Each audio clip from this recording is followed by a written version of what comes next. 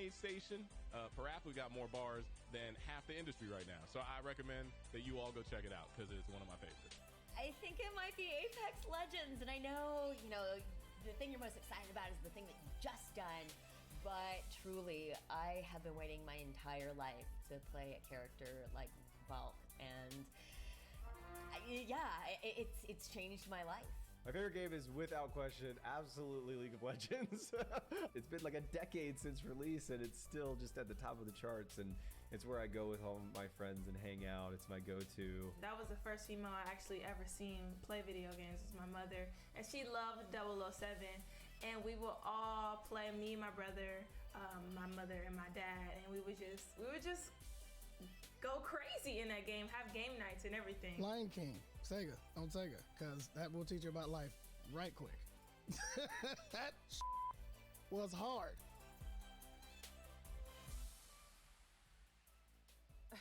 I've said it many times. TV should have his own segment. Every time he's on camera, I'm just cracking up. Love him. Anyway, welcome back to E3 2021. Do not forget to check out e3expo.com/shop for your E3 2021 needs. Look like this. Don't you want to look like this, young man? You want to look just like me? You want to look like a schlub like me? I'm in a bomber jacket. Nobody likes me. Or do you want to be in an E3 bomber jacket and everybody likes him? All the kids want to look just like me anyway. Okay, anyway, we do need to give a big thank you to Razer. Do you see our lovely little Razer Blade laptops here? And then we're in the Razer Isker chair. Oh, sorry, you didn't get one. I got the chair, though. You did, and they're amazing. The lumbar support is on point, y'all. Greg, you and I, we're tall folks, so it's like you need that lumbar support. It makes us stand up straight. And that's the thing is, if you're not a tall person, you don't understand how hard it is to be tall. And that's always embarrassing, right? Go, oh, right. Sorry about that. Okay, be nice, gentlemen. The pain I'm feeling right now. I don't have a laptop. Greg make fun of me. You know what? I quit. No, I'm kidding. No, you know what was low-key the best thing? Yesterday, they were like, Golden Boy, can you put your chair up higher? Can you put your chair up higher? And Greg and I were being so nice. We were not saying anything. We were just like, okay. Anyway, my producer's like, moving along, Jackie. So we did this great segment earlier where we were talking about 90s games and the impact that they had on us. And I kind of went off the rails and started talking about Chrono Trigger and Illusion of Gaia at length. But you both didn't really get a chance to talk about the games that have had a huge effect on you. So I wanted to hear both of y'all just be like, hey, this game changed my life. So you're in the hot seat first because you're right next to me. Hi. Yay. The easy answer for me would have been Halo. I will just give a mention. It was the game that brought me and my brother together. We were always, bickering brothers, right? It's just how it is with siblings. But both of us sitting down playing that campaign, it was great. But for myself personally, one of the games that had a profound impact on me was, funny enough, Final Fantasy VII. It was the first RPG that I had ever played, and it began this infatuation with RPGs. And there was a point in time, folks, where the PlayStation, I swear to God, just had nothing but RPG games. I feel like every other month there was like a new RPG coming out, but that just started this long-lasting love for that genre. And then there was the first game that I played that literally was just, was Batman on the NES.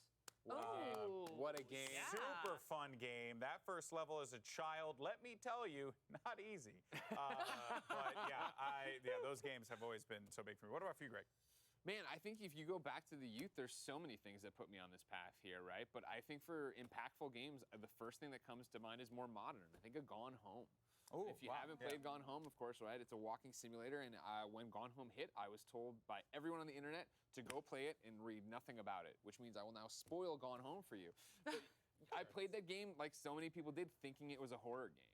And then slowly there's this side story building of, your sister and she's missing and what's going on with it, and you're reading the notes she's left. And slowly over time, it's like, oh my God, like she's falling in love. Oh my God, she's discovering she's gay. Oh my, it's like, wait a second. Is this game a horror game at all, or is it all about that relationship? Hi, how are you? That relationship. And, no video game, no work of fiction, of course, can tell you exactly what it's like to be LGBTQ.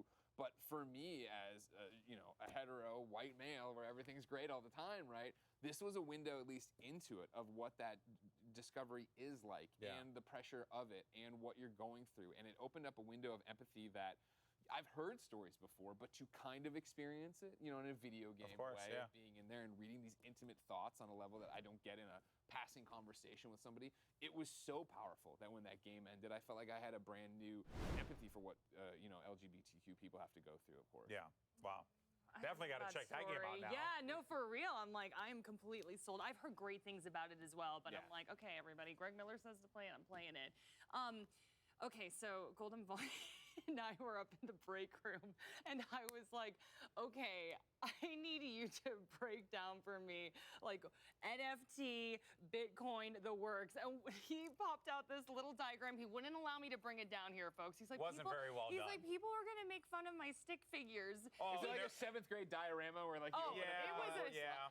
But what was so sweet about it was Golden Boy's like, you can keep it for you, Jackie. This will just be for you. And I was like, oh, he drew a stick figure of me, and it was like tall and lanky. And then he was like, this is me. And he's like, see, it's got a little belly. And he's like, and it's missing hair. And I was like, stop it, Golden Boy. But actually, this kind of brings us to our discussion about mythical games. That's why we even started talking about it. Yeah, first, I do want to give a huge shout out to my boy Justin Kruger. I've known him for years, and he's over at Mythical, so I'm very much looking forward to seeing what they're going to bring to the table. But yeah, Mythical Games is a very interesting company because what they're doing is they're making games on the blockchain. And I know everyone's like, well, you know, sure, NFTs, blockchain, crypto, there's always these conversations around it.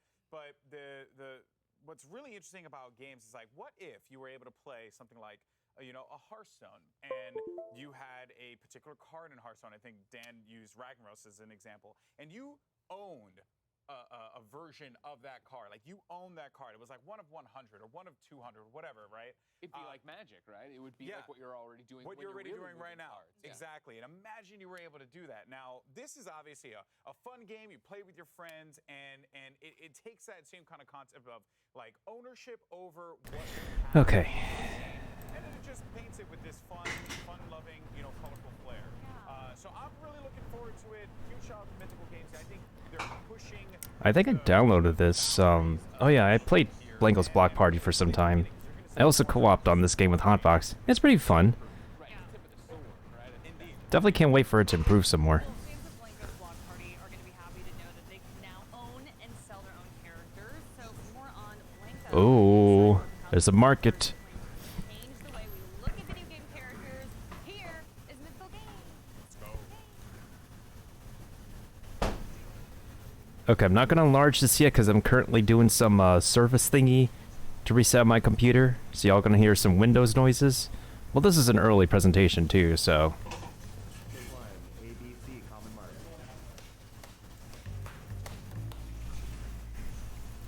In your own words, what is Blanco's Block Party? Oh man. Blanco's Block Party is a lot of things. The game or just the Blanco? I'm looking at you. Perfect. Awesome. So Blancos was originally what we thought a player-owned economy in a video game could be. So it's a cool mixture of art, design, you know, music, entertainment. This is like the evolution of modern art. Seeing how those artists use different mediums again, you know, it's not just about canvases. 50% of my work is digital, and there's been rarely an outlet for that digital aspect of things. What the gaming industry has really become is a lot about microtransactions and getting as much money out of the player as possible. What we're doing at Mythical with NFTs and blockchain really changes that script. By the end of this time next year, I'm going to have a whole row of Blancos. Play, earn, collect, sell. That's it. Sorry, I got lost. Can we start again? Okay, there we go. Let's see what we got.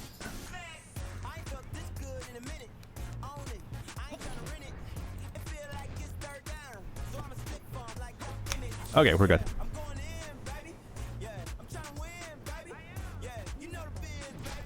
Funky New Worlds, okay. I've yet to create a stage in this game. But I still do have fun with like people on this game.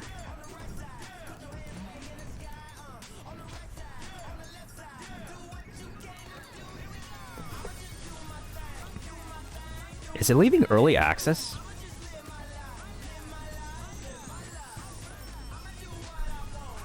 Do you own your items in games? Yes, we do. Also, why am I shifted all the way that way?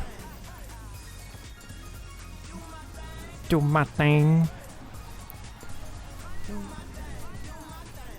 At the end of the day, Blankos is still a hub-based game, but at the same time, I do appreciate the player creativity of the stages in this game, which is really fun. And hey, it's free. Free to download. I just had a quadruple espresso. Is that a problem? Nah, you're good. Hi, my name is John Linden. I'm the CEO of Mythical. So working with Rudy and Jamie have really been a lot of fun because we really have kind of merged 3 different industries into one. So we have kind of obviously deep experience in gaming, but we also have teams from blockchain and we have teams in marketplace technology. And bringing these 3 worlds together, it's been a challenge at times, but also it's really helped us explore how to make this work. And I think that's been the intersection of those 3 industries together has really made Mythical special.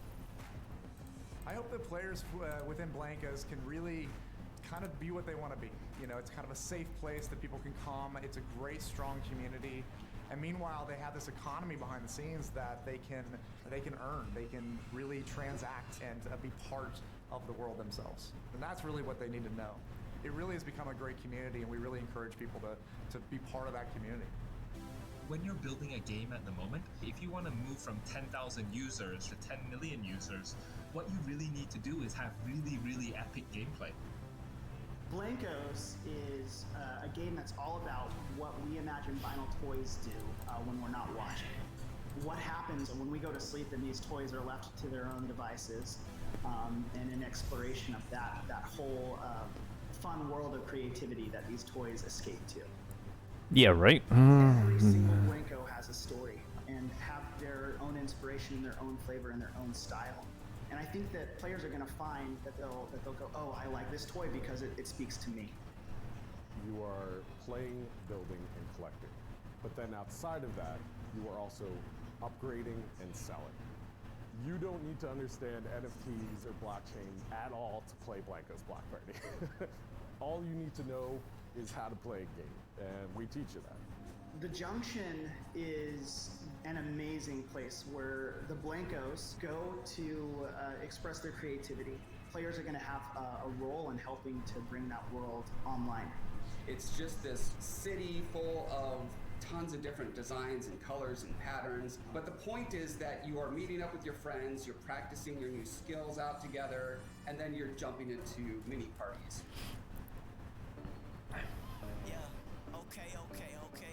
Players can build their levels using our Blanko build tool. They can make whatever level they want. They can set the terrain, and then they can set the... Yo, this guy's name is Winglet. So you can make this level into a shooter, or you can make this level into a race. There are things that we didn't even think was possible with our level editor that they have been able to do. I've seen levels that recreate a... Oh, if my hand is holding something, I think it's because I'm literally on my phone right now, posting an Insta. I wanted things that felt like beautiful pieces of art. We're just continually adding to this huge library of buildings and houses and vehicles and that kind of stuff. Things that you can throw together into to make your own block party. In the open beta, we've seen over 20,000 block parties.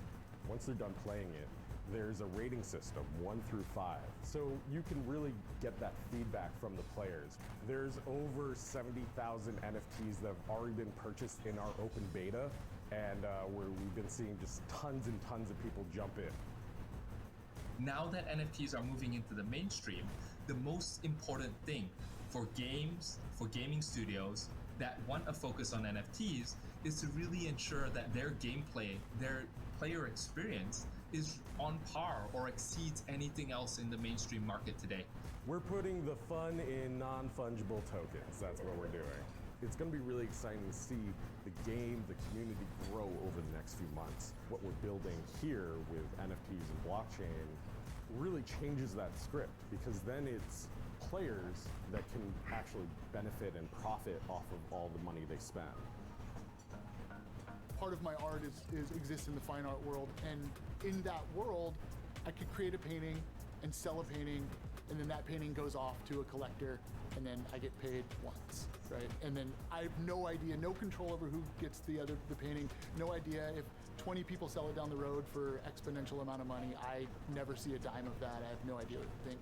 So one of the cool things about NFTs is that smart contract that's locked in, and you're able to just not only track who gets it, but share that profit forever. While one will collect for love, the other side that you want to collect from is also from a perspective of capital appreciation. You know, when we look at the collector world today, vinyl toys are on a tear, right?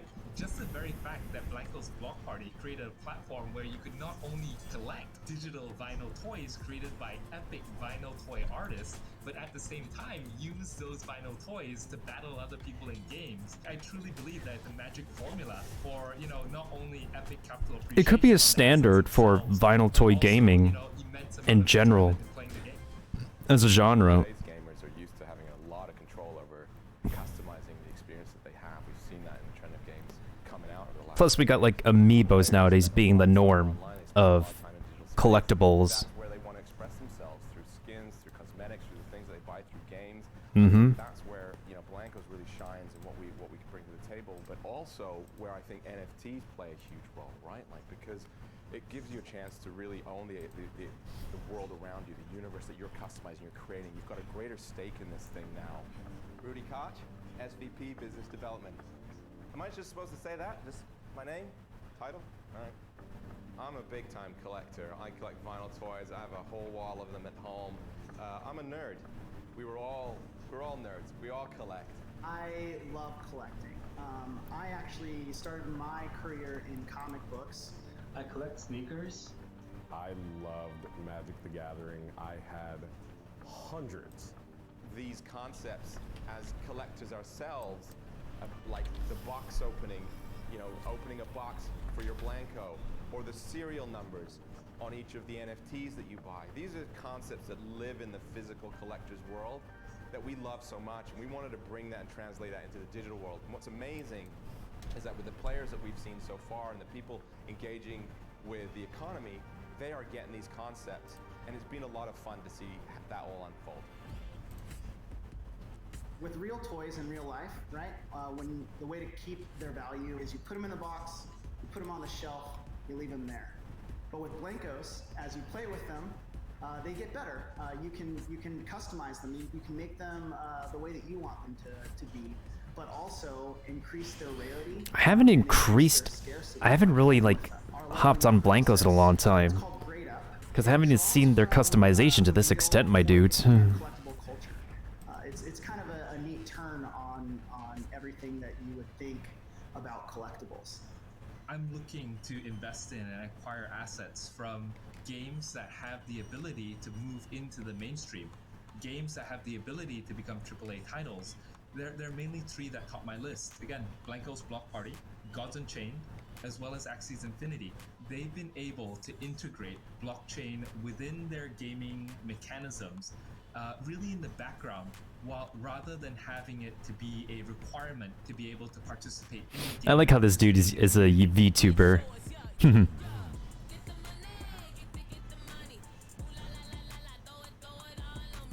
A really key focus for my team has been making sure that our marketplace is very accessible for really all players in the game.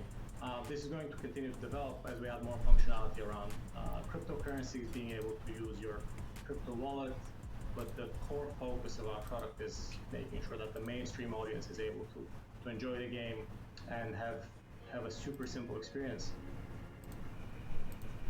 Historically, like if you're playing a game and you're trying to sell your items, the game developer doesn't support that, right? And Mythical Games takes the stance of we enable it and we facilitate it. Mythical's blockchain uses proof of authority for consensus, which basically is a much lower carbon footprint than proof of work. And we're planning to bridge the multiple chains. We're bridging to Ethereum, which is about to go to proof of stake, which is about 99.5% less energy. By using blockchain technology, you own your game assets, and then you can build another marketplace, you can build another interface, you can bring them into another game, different metaverses, and that's a new paradigm, and it's inevitable, and I think gamers are going to demand it. Traditionally, like when you're participating in a marketplace, you're relying on trust in a company to keep the database accurate. Where Mythical Games is using a blockchain where smart contracts are publicly accessible, so you have confidence and trust that you're getting. Okay. I could see that. Have it forever, because traditionally game companies can just say there are 1,000 of them, but who knows? If The thing that that I've seen kind of happening with this is with Neopets, although Neopets is on a very weird, bizarre scale. I think with Blankos, it's a lot more of a positive impact with this kind of player-generated market. Or pencil. My granddad taught me how to do engineer drawing when I was 4. You know, I just fell in love with the idea of drawing and creating. It's just something that gives me a ton of joy. As I started to look around at art, it always really appealed to me, but I was always really appealed by graffiti art and the music that I listened to. Do I have a favorite? That's like asking me what my favorite child is. It's currently my daughter, by the way, if anyone's asking. So for me, it just evolved over time as I started to learn a bit more about street artists and see the evolution of street artists. See an artist go from kind of painting an illegal wall to having a gallery showing or something like that. Seeing how those artists use different mediums again, you know, it's not just about canvases, it's about sculpture. It's about taking these shapes and these 3D canvases and expressing their desires, their needs, whatever it is they're trying to say on a different canvas. We know where we sit now compared to 20 odd years ago when all these artists were still just street artists getting arrested for doing throw-ups on trains, and now, you know, a couple of $1 million at Sotheby's. I'm like, it's pretty cool. Where's our hands? Oh, okay. I'm super excited to talk to you guys about some of the artists that we're bringing into the game, some of the first collaborators, and I think it's appropriate to start with Michael Lau. Michael Lau is a legend in the space. He's definitely known as the godfather of vinyl toys. He has this really awesome quote, which is, all art are toys and all toys are art. And I think like that is perfect for Blankos. And so I think we're really excited to see his style come alive in our realm. 點解想合作？咁其實一路以嚟都好想自己啲 character 可以喐啦，好似可以做一啲 animation 啊或者 game。咁今次真係有機會同一個咁配合到 figure 個 game 合作，所以係好開心。Another artist and designer that we're super excited to talk about is Quix. And what I love about Quix is that one, he's a graffiti artist, but two, he's super hip hop culture. Love his designs, love the samurai. You know, he has this really iconic, like Japanese mech warrior style. So, I think we are all just excited to Ooh, yeah. see the Blankos universe. Liking that design. The style of toys that I do, Like, it's pretty slick. Rooted from the stuff that I've loved since I was a kid. I grew up in the 80s, so I was heavily influenced by a lot of Japanese robot shows. Texas history is like my Mickey Mouse. He represents Japanese robots, hip-hop, and graffiti, all rolled into one character. This brand that we're going to reveal now is near and dear to my heart. I'm actually wearing some sneakers that represent them. I will let my friend Nicole here tee it up. The Marathon Company, from a culture perspective, they've worked with some incredible folks, obviously led by Nipsey Hussle, and we certainly want to honor his memory. Nip was someone before he passed who was already into technology. It's such an honor to be able to carry on his legacy in a sense and bring them into the world of Blankos. One Blanko can be so many different things. A Blanko can be a pattern, it can be a unicorn, it can be so many different characters. I could be a frog. I could be a chibi dude. I've yet to create my own unique Blanko though, because our customizations for free-to-play is rather limited at the moment. A lot of these are mostly paid for designs.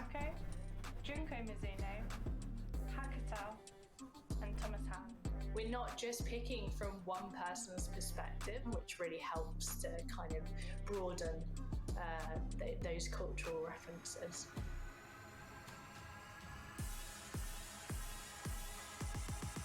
Yo, Deadmau5 in the house? Okay. I am an avid vinyl toy collector. I have just a house, floor to ceiling, vinyl toys. To find a game that did such a really great crossover between... Hey, he's had a face reveal before. Marshmallow hasn't. It's like a VTuber revealing their face. I mean, people know what I look like, so I don't mind going back and forth between like Facecam or VTubing sometimes. It's just I use this main cam for VTubing. That's beside the point, though. Whether it's on geometry or it's sculpted or and stuff like that. I like that. I just like exploring the space. And then you still see this coalescence of cohesion as opposed to a random... I have yet to go to like an actual rave. I do have like favorite EDM musicians. I just haven't listened to EDM music for a while. Street art or stuff like that, and then into the game engine. And that's cool, because I mean, all the elements that are familiar to the Deadmau5 fan were really well executed in these skins. And that's very true, what he's saying, and also because when it comes to EDM music, there's always like an artistic, aesthetic, neon flair that is so retro, that is so completely eye-popping. Completely eye-popping, that grabs your attention. Video is coming to a close. Download Blankos, blankos.com. Bring your vinyl toys to life. Build your own levels. Buy all the designs from your favorite brands, artists, and designers. Share it with all your friends so they download and play it together. And we look forward to seeing you within the world of Blankos. But wait, we're partnering with the fashion industry's most coveted brands to bring you their style, Blanko style. And our first collab is a name you'll recognize. They're known worldwide for their signature plaids and heritage prints. Burberry? They're partnered with Burberry? That Burberry will be partnering with Mythical Games to launch a limited edition Blanko in their game Blanko's Block Party. Wait, what? Pushing boundaries and discovering new ways to innovate with our communities have always been at the heart of what we do as a brand. Being a part of this creative and pioneering community with Mythical Games is an incredible synergy for us. Seriously? It's an evolution of our existing engagement with the gaming communities. This partnership presents Burberry's first exploration into the world of NFTs. This opens up a whole new platform of possibilities, and it empowers digital natives and gamers to own a piece of our brand and actively engage and participate with our house codes. We can't wait to embark on this pioneering journey with Mythical Games as we explore the future of digital ownership in gaming, whilst discovering new environments and a myriad of possibilities within this community. Interesting. How much is this? How much are they putting this Blankos up for sale for? That's a good question. Here, give me 5 seconds here to think about it. Guys, let's cut on cameras. Thank God. If you're ready to start building, playing, and earning, you can download and join Blanko's Block Party now in early access on PC. Like, share, and subscribe. Also, watch your favorite content creators on Twitch this week for a chance to get an exclusive new Blanko, only available through Twitch. Thank you. Only available through Twitch Prime? On behalf of all of us at Mythical, thanks for joining. Alright, I'm tuning in this week. I haven't got a special Blankos yet, so this is a pretty good time. To E3 2021, and we'll get to our thoughts on Mythical Games here in a second, but first we wanted to remind everyone that they can win a $100 gift card from our partners at DoorDash just by tagging them in a tweet and following them on Twitter. It's as simple as that. But Mythical Games, you know, I said before, it's a different kind of experience, right, Jackie? It's did you learn a little bit about the blockchain? I mean, I learned so much, and honestly, the art was breathtaking. Yeah. They were talking about how this is the evolution of modern art. I think Deadmau5 himself said this is a safe haven for street art, and I'm honestly just blown away by the entire concept. You know, you were taking me like 101. It was basically like NFT 101, Bitcoin 101, all of this stuff like kind of went over my head. But when you broke it down for me, I think it was just so intimidating to me before. Like, I was like, I don't even know how to get into this. But then once you broke it all down, I was like, I understand the concept and the proof of authority. Like, this is amazing for us to have that. And then to just bring in art and entertainment and design, like, I'm here for it. I love it. But you're going to have to school me some more. We're going to have to do some private lessons. I got you covered. But the one 15-minute presentation wasn't enough. Exactly. You didn't get to see his. By the way, you need to make one of these, right? I saw your art earlier. It was phenomenal. Stick figure art, amazing. Blankos, hit me up, Mythical, I'm all about it. But Greg, you know, at its core though, let's not forget Blankos. Okay, got it. Party is a game. Right. We yeeted the special Blankos, our first ever special Blankos. To it, where, you know, make your own adventure type of thing. And those are really picking up. Like, I know a lot of people want to knock on Let's see what's next on the agenda for E3, actually. So the indie showcase is going to come up in... This is a great direction for something like this to go where you can express your creativity. Right, 100%. And I think that's... I still got 28 minutes till the indie showcase. That's going to be happening next. Then Freedom Games, Ven... What the heck is Ven? We want you to understand the business side of it. But for me, I was more, okay, we see more of the game. Can we talk Oh, the indie showcase is relatively short. That idea of like, well, you could, but you can make whatever you want, right? And that's what stands out to me, you know, as a little Big Planet fan. Even for Mod Nation Racers, but then more like Mod Nation Racers. right? Right now, like think about how Core is doing this, how Roblox is doing this. Get in and make their own games. The fact there's already been more than 20,000 block parties they're talking about there. They've called it out. You can make shooters, you can make platformers. It's like, it's early access right now. It's free to play on PC. It's one of those like, yeah, jump on in. It doesn't cost you anything. You don't have to buy a guy right away or do exactly that. Yeah, a very, very cool concept. I'm very excited to see where they go from here 100%. 100%. And also, anyone can hit you up on Twitter for private lessons, correct? Yeah, totally. Just make the YouTube video of it, Golden Boy. That's all you need to do. I'm just trying to get out of frame, guys. Okay. I'll get you out of here. What do you do when you get one of the hottest DJs on the planet collaborates with one of the sick indie titles we're talking about? Well, I caught up with Deadmau5 and Jamie Jackson of Mythical Games to explain how they plan to keep the party going for Blankos and the crew. He talked to Deadmau5. What?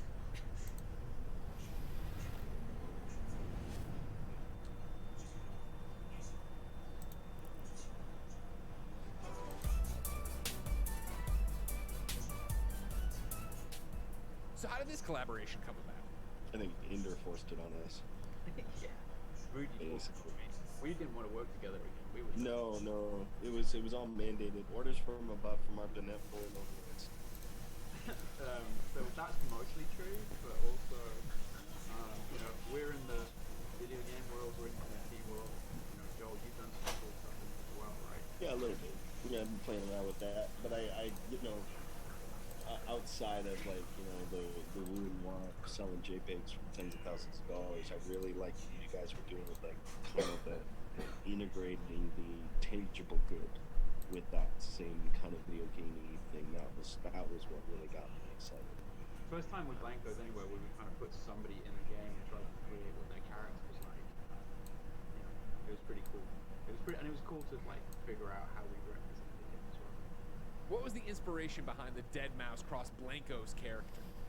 I mean, from my point of view, I knew like how like Joel's cat, me Harrington, was a big part of his life, and it felt like, you know, we wanted to represent the head, the mouse head, is such an iconic part of who he is and what he does, but we kind of didn't want to just do a modification to the Blanko. We wanted to make it a bit bigger than that, so it's actually the first time we've got a full.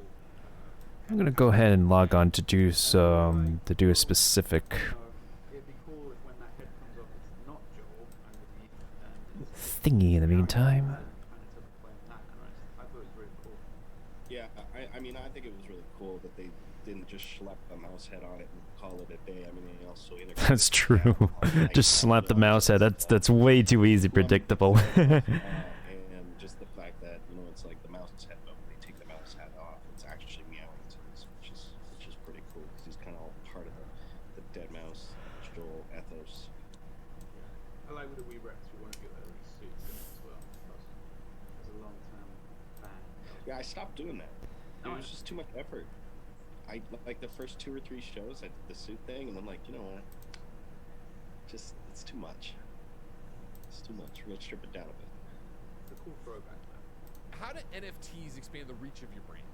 It's a new technology and all that stuff too, so we're just going through the trials and tribulations of what is it. Because I think the general consensus right now, if you were to ask a man on the street, oh, what's an NFT? Oh, isn't that like a $10,000 JPEG? You know, is kind of the answer you're going to get. But it's really a lot more than that. It's the underlying framework and technology that allows for, you know, the blockchain provenance, you know, that unique identifier that can be used from platform to platform to platform. So think of it as like what Steam's is to video games is, you know, is like the world's Steam, you know, like, so it's every time you log into Steam or something like that, they're gonna use Steamworks to, like, you know, grab achievements and stuff like that. It's all stored on that centralized system. Blockchain being the similar concept, but decentralized across all computers and stuff like that. And because the way that the infrastructure works with blockchain is that's all very easily swappable. The metadata, not the actual assets, but that metadata that ties to the assets can be interchangeable between a multitude of systems. So now I think that people are just now starting to kind of take in that standard protocol of fetching and receiving wallet data and stuff like that, tying assets to individuals through game platforms is a big win. But then what are the benefits of NFTs for players? So from a Blanco's point of view, it's about trust, really. If you boil it down, it's about trust and proof of ownership. No gamer has truly owned any asset they've ever bought in a game before. It's all just a license, right? And you kind of just trusting them. There's no way to prove it. Whereas with NFTs, you can kind of, it's proof. You can see it. It's open. If we say there's this many, there's this many. If you own it, you own it. And with Blancos in our marketplace, that means you can also go and sell it as well. So really, it's just about trust and truly owning the assets that you pay money for. When's the first Deadmau5 Blanco drop? This summer. This summer? Like this summer or next summer? This summer. Oh, nice. Thanks for joining us, guys. Now, let's get back to the show. One of the things I liked, obviously, in the Deadmau5 presentation here was him being very much like, why are you doing this with your brand? He's like, because nobody knows what it is. It's groundbreaking, it's cutting edge, and I like the idea of embracing something that, is this going to work? Is it going to translate to video games? Who knows? The other thing I liked that I didn't call it in the original presentation, because I didn't get the presentation about NFTs from Golden Boy, so I didn't. You didn't get the special one-on-one. But I really appreciate the idea that the original artist gets money on this. I didn't realize that. You make it, and I buy it from the marketplace, but then I sell it. Well, times over. you heard what he said, right? He makes one of the artists said, I make a piece, and then that piece gets sold, and then that piece gets resold, and then resold and resold, and that artist doesn't see the value from it. I think that's something that a lot of people can relate to. Like content creators can relate to that. Content gets reused all the time, and they don't see anything from that. And this is like a way. That's true. I can't speak personally from experience, but I've seen this happening. For the creator, which without the creators, we don't get a lot of these cool things, right? Yeah, 100%. Proof of authority in the blockchain. Girl, there you go. I'm proud of myself. It doesn't work. I don't know what that is. If you don't say, you know what, get out of here. Well, I hope you folks at home like indie games, because we've got you covered. We are going to take a quick break, and then our Voices of E3 will discuss the indie gaming industry right before we reveal some of the hottest new indie yes. titles releasing 20-minute break. Perfect. So stay with us. If indie is the future is now. I did not go far. My craziest E3 story is that I lost my wallet at the beginning of the day. I had this Pokeball wallet, and it dropped out of my bag, and I thought, well, that's it. My life is ruined. Well, I still got to get all this footage in. So I still did E3, and then I got a call from Lost and Found, and they'd actually found my wallet, and I felt like that was the biggest W of my life, because I had an amazing E3. I got to go to the Cyberpunk Lounge. I got incredible footage, and I got my wallet back.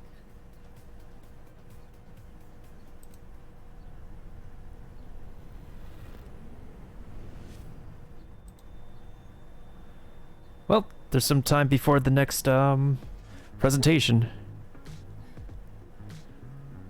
E3 was like so big before the pandemic. I think honestly, moving forward, like even after the pandemic is over, people love game, of course, Pog. I think like even after the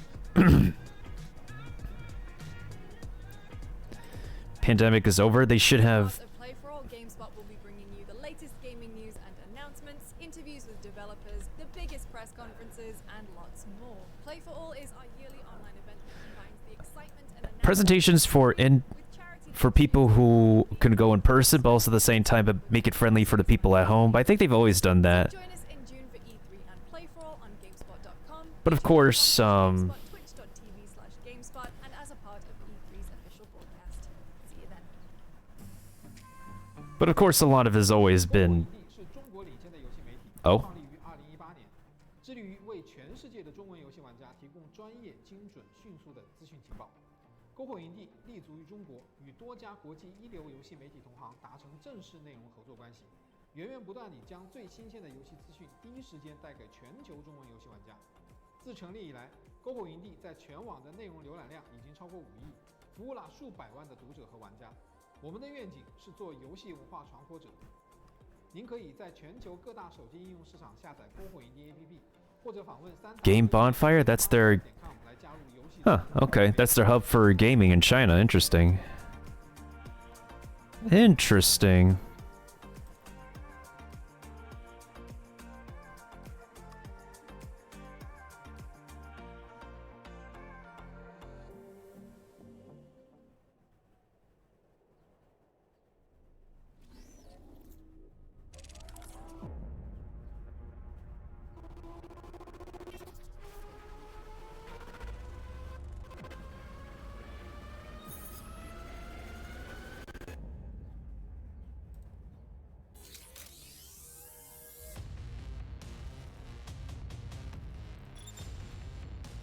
Wait, is this a new gaming service?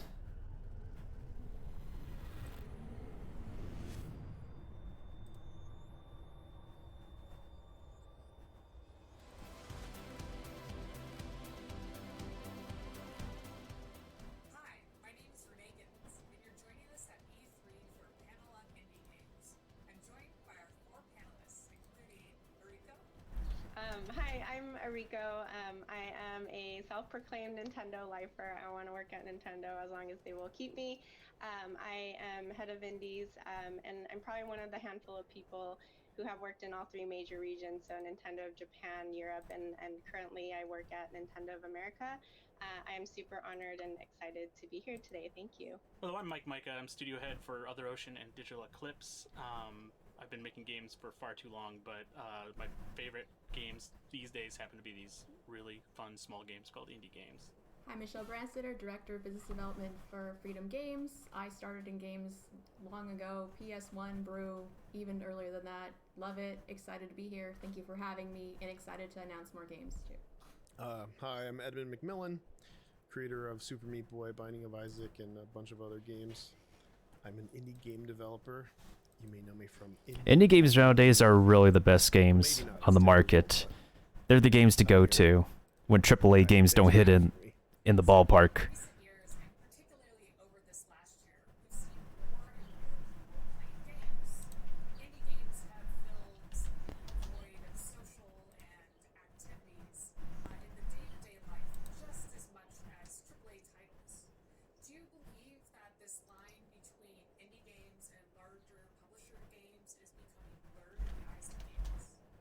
It's becoming more of a drastic thing. Like there are super indies, and then there's this like marketable indie, which is I think a more acceptable thing that a lot of publishers are picking up. But it's kind of surprising.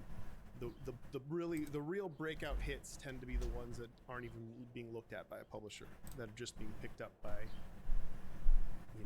going viral. That's true. It's right to say that, like, if it's memeable, it goes viral. Like, indie games go here, it's like a category. Go to the indie games category. But I do like the idea of blurring the lines, because when I was a kid buying software or downloading software, whatever you were doing back then, I would not disassociate what Jeff Minter was doing from, say, an Activision game at the time. And right now, when I'm sitting there like going through a storefront, I'm not looking for like specific things. Things catch my eye, and I see all these smaller games. There's so many of them now, but like I'm actually looking for something that appeals to me. It's like when I used to go to the music store and go to different sections in the store. I wasn't really looking for specific artists. I was trying to find that artist that spoke to me and take a gamble on it. I love that part of this right now. I love that somebody can still in their garage with all the engines we have now and all the help that you can get online and create a vision and then put it out there for people to either come en masse and enjoy, or just just come to take a look, and maybe you don't sell that many games, or maybe you don't like get that many downloads. But to me, that is what Edmund's saying is the quintessential indie in my mind. I want to add to that, because at Nintendo we're definitely seeing that. I think there's such a ease to access. There's more accessibility to tools and technology now, and so a lot of the smaller developers are able to self-express and really create unique experiences that they want to do. And at Nintendo, we definitely discussed about, okay, how do we define indies? Like, what does that mean? And ultimately, we decided, let the indies, like, let our partners decide if they identify as indies, and how do they want to represent indies? And we're just here to really support and amplify their message. And if you look at our Indie World showcases, it's really intentional where we let the developers talk. They're like the superstars of our showcases. And they're the ones who are on camera and they're the stars of the show, and they get to tell their stories with their own voices.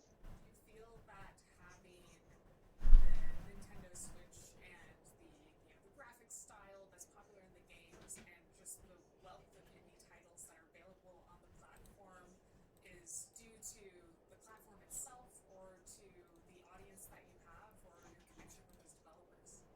Yeah, I think we want our content to reflect our audience, and our audience is all genders, all ages. They have all the different tastes in games, and they're from all over the world. And so at Nintendo, we always talk about diversity and innovation, like those two words come out all the time. And we have indie teams based in Europe and Japan and the US and elsewhere, and we all have an equal voice. It's truly global when we think about, okay, what do we want to showcase through our campaigns? And so we want to make sure that that our global teams have equal voices and the content reflects our audience. Michelle, I know that Freedom Games publishes many games from small developers. Do you see those developers that are publishing them as indies, and do they identify as indies themselves? Yeah, most of our developers really do identify as indie. And then I want to say the indie space has evolved a lot over the years. There's a lot of competition in that space now too. But yeah, we have our developers all over the world. They're in Europe, they're in Southeast Asia, a little bit all over the place, and they're very passionate about their games. And we find them kind of everywhere. They're not really, you can't find them in a specific place anymore. They're just the kid you met at the grocery store that has this amazing game you never heard about until now, or whichever. It's everywhere now. And like Eriko said, it's so easy to make games now. Great games. So there's a lot more competition. There's a lot more great games coming out, and it's interesting to see. For people who have the experience, it is pretty easy to make a great game. If it's a story-driven game that's going to draw people to it, it takes a lot of time, dedication, and effort. Life is Strange is a pretty great example.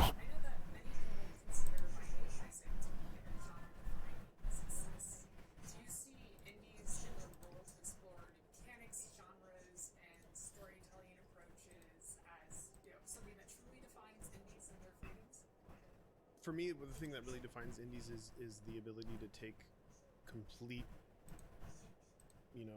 financial risk when it comes to themes and topics and gameplay and everything.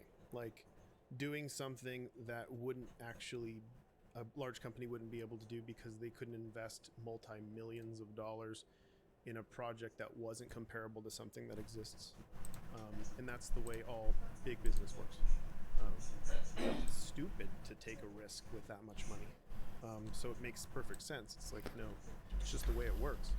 But if you're a small team of a handful of people and your budget's basically your rent, you can do whatever you'd like to do. And you could make a new genre, like Among Us. It's like That's true. You can take big risks and you can do what you want. And that's the beauty of complete independence. You can try to avoid the urge to appeal to a majority. Ed Catmull speaks of the concept of baby in the holidays. The holidays being a large company that needs to be concerning and making money in order to employ all of the people that is working at it. Whereas the Ugly Baby is a brand new idea that's strange and unpolished, and it needs to be protected to see if it can grow into a beautiful swan or a beautiful indie game. Do you feel like indie studios are particularly good at taking care of ugly babies? And do you have any advice for someone who might have this idea of their own and how to initially vet that idea to see if it's worth bringing into production? I think one thing that indie games do really well, again, we let our partners identify, but they put their heart and soul into it, right? They have a vision, they have a story they want to tell. They don't really care. It's about what they want to create. They have a vision, and that's what creates a magic. The vision? And for Nintendo, as long as that They got the power to cast the elements? Okay, I've been playing way too much Genshin Impact to say that. for me recently it was a short hike. I am a mom of 2 and I'm super busy all the time and exhausted at the end of the day. And so when I get to put that on and relax and, fly around the islands, cute, adorable characters, and I even shed a tear. I won't spoil it for people, but that's a great indie game for me. And so I think that's the magic of indie games. Michelle, how does Freedom Games evaluate these initially unproven mechanics and ideas? The developers are extremely passionate about the game. That kind of weighs a lot into it as well. I came from an indie background too. If you didn't live, eat, and sleep what you were selling, it wasn't going to work. So a lot of our indies are kind of the same, but more in a more healthy scenario now. That's something that we consider too. But basically, Triple I is all about passion. It really is, and that's what kind of differentiates it from some other titles or genres is passion, I would say. Right now, what I love about a lot of really good, talented game developers that I meet is that their motivation isn't driven by money. It's driven by a singular vision they really have had for a long time usually. They just want to make it happen. And it gets so infectious when you hear it that you suddenly get caught up in it and you want to make it happen. And the reality is, if people could really hear it all the time, if people could really predict what a hit's going to be, we'd have a lot more hits. We don't. Like, that's just stupid. There's always people in the room that you're not in, you're never at the table, they're saying, well, this isn't going to do X because they're doing some math on it, they're over, under, or whatever they call it, and all these different methods they use. But they're rarely ever right. But the person who has that singular vision for so long, who's thought about it forever, like, how can you pit those people against somebody who's been thinking about this their whole life and just wanting to do it? You really can't. Absolutely. I think storytelling itself is something that indie games do very well, and particularly when it comes to telling human stories. That's true. I agree.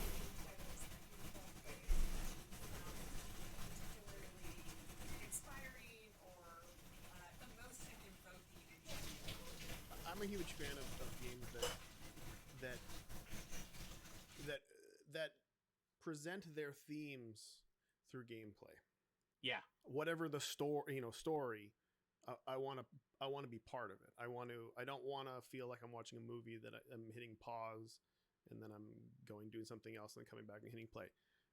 I want to feel like it's a dynamic living world that someone has presented to me, and what I do has some say in what this story is. Or it's a visceral experience. They're painting a world with bits and pieces, and you get to fill in the blanks. I think that's more complementary to video games because you're already in that puzzle solving creative mindset, so it lets people be more immersed in than simply just telling somebody a story. Eriko, do you think that there are more social games that are being developed in the indie space with the lack of social activity in person for the last year, and also the success of games like Among Us? There's just so many people who love different games. So Among Us has been explosively successful on our platform, and Nintendo was super excited to have it on our platform. Our audience loved it. But look at Hades, for example, which is also on Nintendo Switch. It won Game of the Year recently. Oh yeah, people be popping off on Hades. There's just all sorts of games.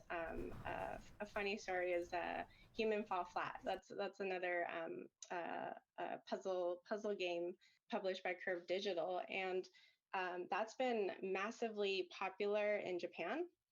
And elementary school kids who probably don't have the concept of indies, they just loved it. They thought it was super fun, and it's been really popular in Japan. So I think there's just all sorts of games that are fun and out there. Do any of you have other thoughts about the future of indie games, or what we can expect from the genre or art form moving forward? The thing I love most about, I guess, how we're referring to indie games here is I love the not knowing what's coming, because ultimately it's anticipating that I'm not capable of anticipating what's going to be the next thing coming out. Like, I love finding something I never thought I would like, or I've never thought would be a game or even fun. Like when Job Simulator, for instance, came out, I'm like, who wants to, like, that goes against Ron Gilbert's thing about like getting off a job and then going home and relaxing. I loved it. Or, you know, like all these sorts of things, or like even some weird things that would come out of mobile and all this stuff. Like I would just never anticipate that stuff and things like that. And it's the, I guess what I look forward to is the things I cannot anticipate. Well, this has been a wonderful conversation. It's so great to hear the different perspectives about. All right, and the show is about to start too. Just on time. It's pretty glad to hear from these professional perspectives. Thank you very much. Because if I do get into game development, I would really like to work with like an indie game studio dev. Especially like if I would love to help with their marketing. If anything. And of course, Golden Boy, just like us, use the Razer stuff, use the Razer blade, Use the Razer stuff. use the Razer chair, have a good time. You know what I mean? I have actually been wanting a Razer blade for a very long time. When I used to work at Twitch, Put it in your bag. yes, I should. When I used to work at Twitch, you had an option. You can either get a Razer for like Windows users or a Mac. Yeah. And I don't mess with Macs at all because I'm terrible. Like, you know, my brain just doesn't work that way for some reason.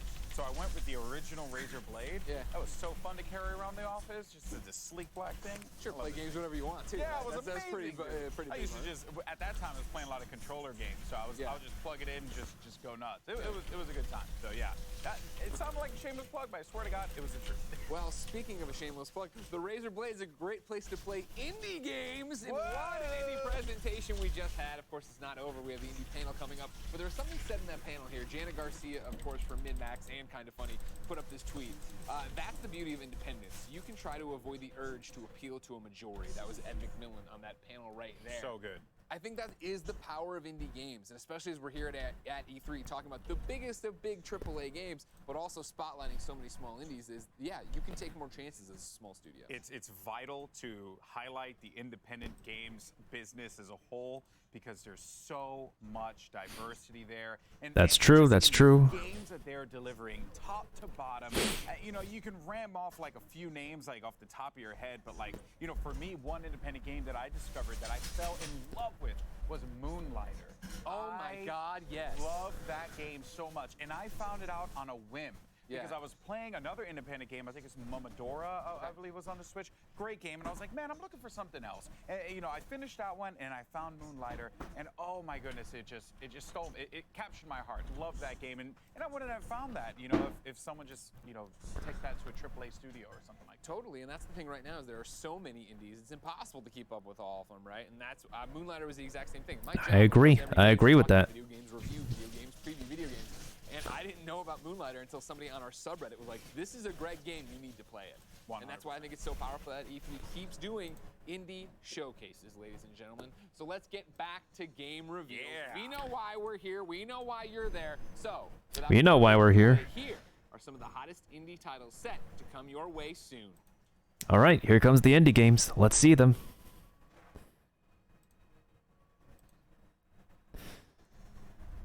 Kind of on the lookout for some new indie games too, whether it be for PC or Nintendo Switch. Although, kind of not a fan of Nintendo having more third parties than first parties. This summer. What are we looking at? Prepare for takeoff.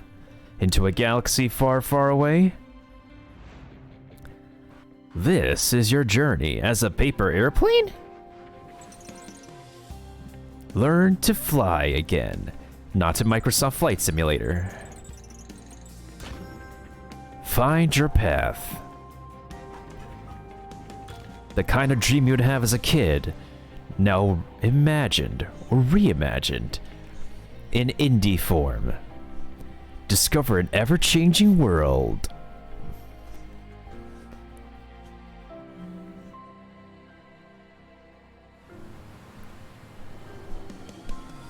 Improve to reach further beyond, or far beyond.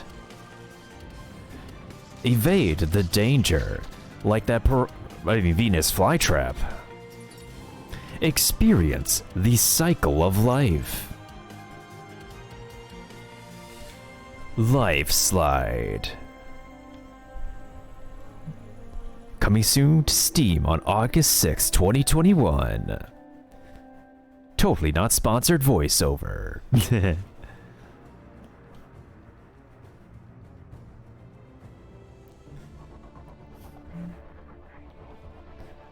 Ooh, a space game. Oh, it's a strategy though. Wait, I think I saw Markiplier play this game. I remember he was like playing some kind of space game.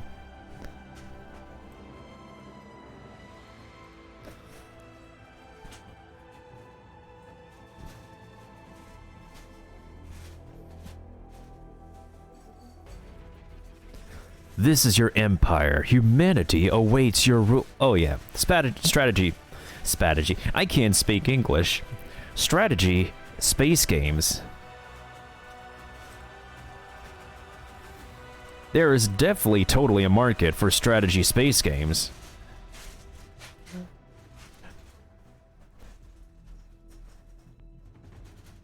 I'm very picky when it comes to space games. I don't know. There isn't like I don't think there's like been like a major appeal for me for like space games when it comes to the sci-fi game genre. So far, Phantasy Star Online 2 has been able to like grab my attention really well, and I had a Star Wars game on the DS. I still have it, in which you play through the what is it? Revenge of the Sith. And you get to have a mix of both lightsaber combat and dogfights. Been a long time, Michael. Okay, I don't need to voice over this one. But I don't remember sending you an invitation. I'd kill you myself. But where's the fun in that? No, Michael. I'm gonna roll out the red carpet for you. New Blood presents. Oh yeah, I saw some gameplay for this. A crime noir FP. Okay, I'm digging the art style of this. They animated this really well. This is really well done, dedicated animations.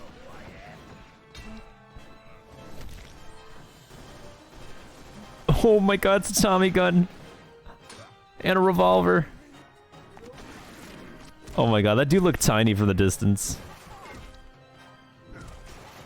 Yo! I'll be watching you, Michael. Good luck, old friend. Fallen Aces. Alright, this is on my watch list. This and Solstice. DoomNoir.com.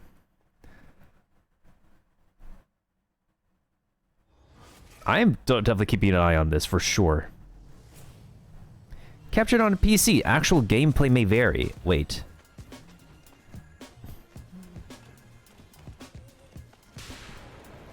Is this an update to a game, or is this... Oh, it's a battle royale.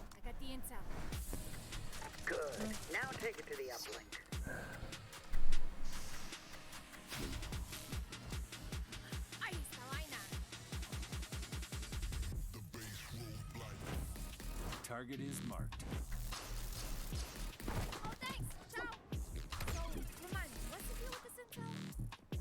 I guess I'll kill you now. The drone is down. The drone is mine.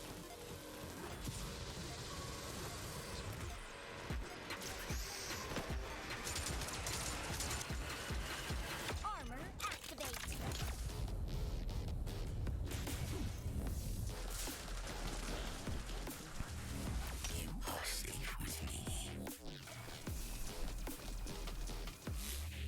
Connection established. Execute protection mode. All right, I'll download the data. Now, you know what to do. Toretta! Solters, we need you here. Keep your wig on tech. I'm all over it. Oh my god, they stole that outfit from Team Fortress.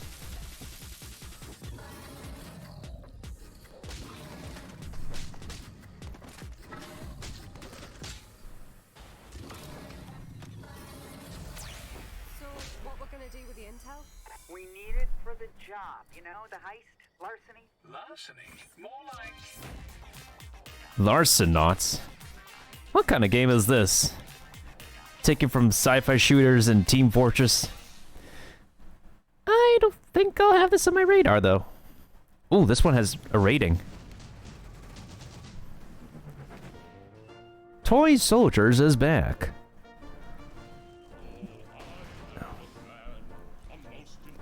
Fully remastered in HD for Nintendo Switch, Xbox One, PS4, and PC. I wonder if Hotbox actually played this. Strategize from on high, then take control of the battlefield. Because I think this would be a type of game he would play. Play authentic World War I battles in single player. I like the song downloaded. Battle your friends in head-to-head PvP mayhem.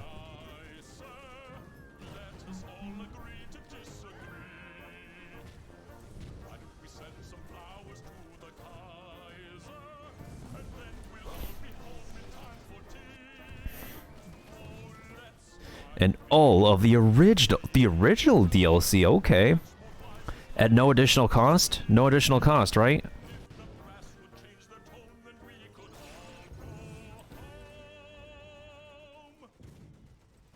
Coming August 2021.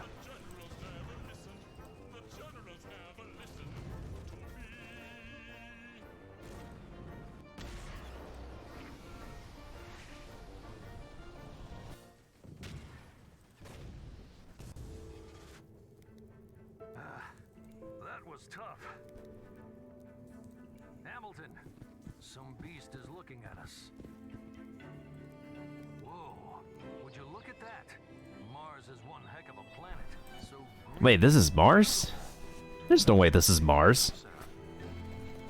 Regardless, it is a real... The art style is really amazing. Like, it's giving me those Ori vibes. Yeah, Ori. I think a lot of indie games, they're going for the side-scroller route. They go this kind of route. Like Ori, what else? What kind of... Oh, Celeste. Celeste is also another indie game that's, like, in this kind of style. Side-scrolling navigation, shooter, puzzle shooter.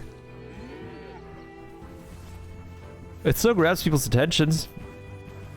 It's pretty great game genre for speedrunning. Kudos to that.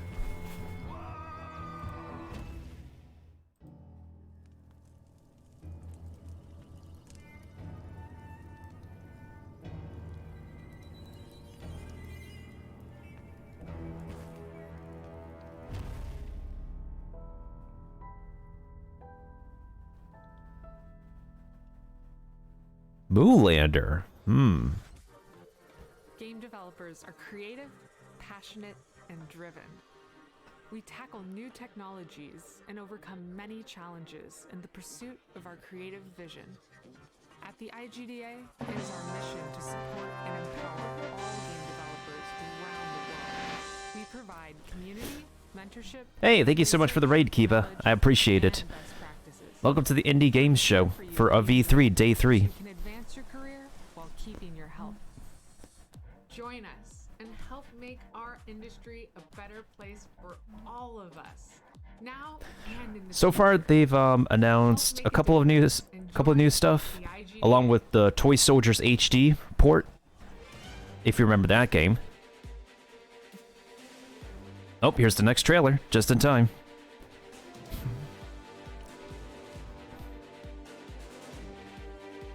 TikTok Games presents... Okay, at least it's not the social media app. Oh, it's another side-scroller shooter. Like, Silver Surfer way back in the day. I think, one of the things that will prompt indie studios to make this kind of game is, I guess, the simplicity of its design. It looks like a major co-op, a side-scrolling shooter, though. I actually love this animation, though. This animation's really good. It's pretty top-notch. How was your stream, Kiva? Hope everything was well. Bio-Interstellar Arc Bark. Oh. I got it. Good one. Wait, is this a game we've seen before? Oh, there's like there was like a noir first-person beat-em-up game that got my attention as well. I forgot what it's called. But we saw like a preview of it before. So this is a bird's eye view tactical hunting shooter? Hi, how are you? This looks tactical. And I've seen, what is it, Shenanigans play these kind of games before.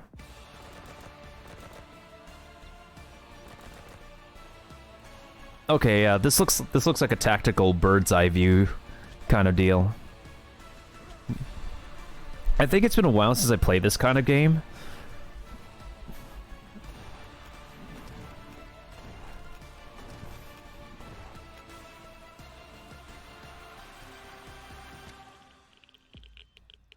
Tunguska, the Visitation. Whoa, whoa, whoa, whoa! What is this?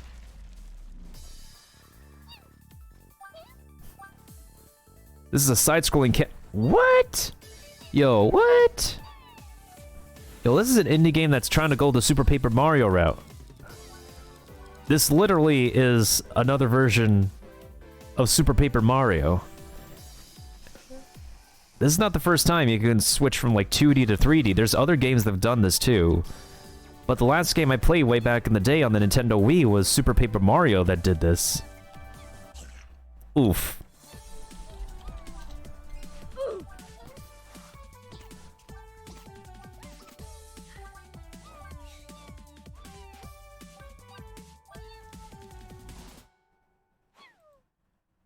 Neko Ghost Jump. I'll take a look into that. Extra Galactica.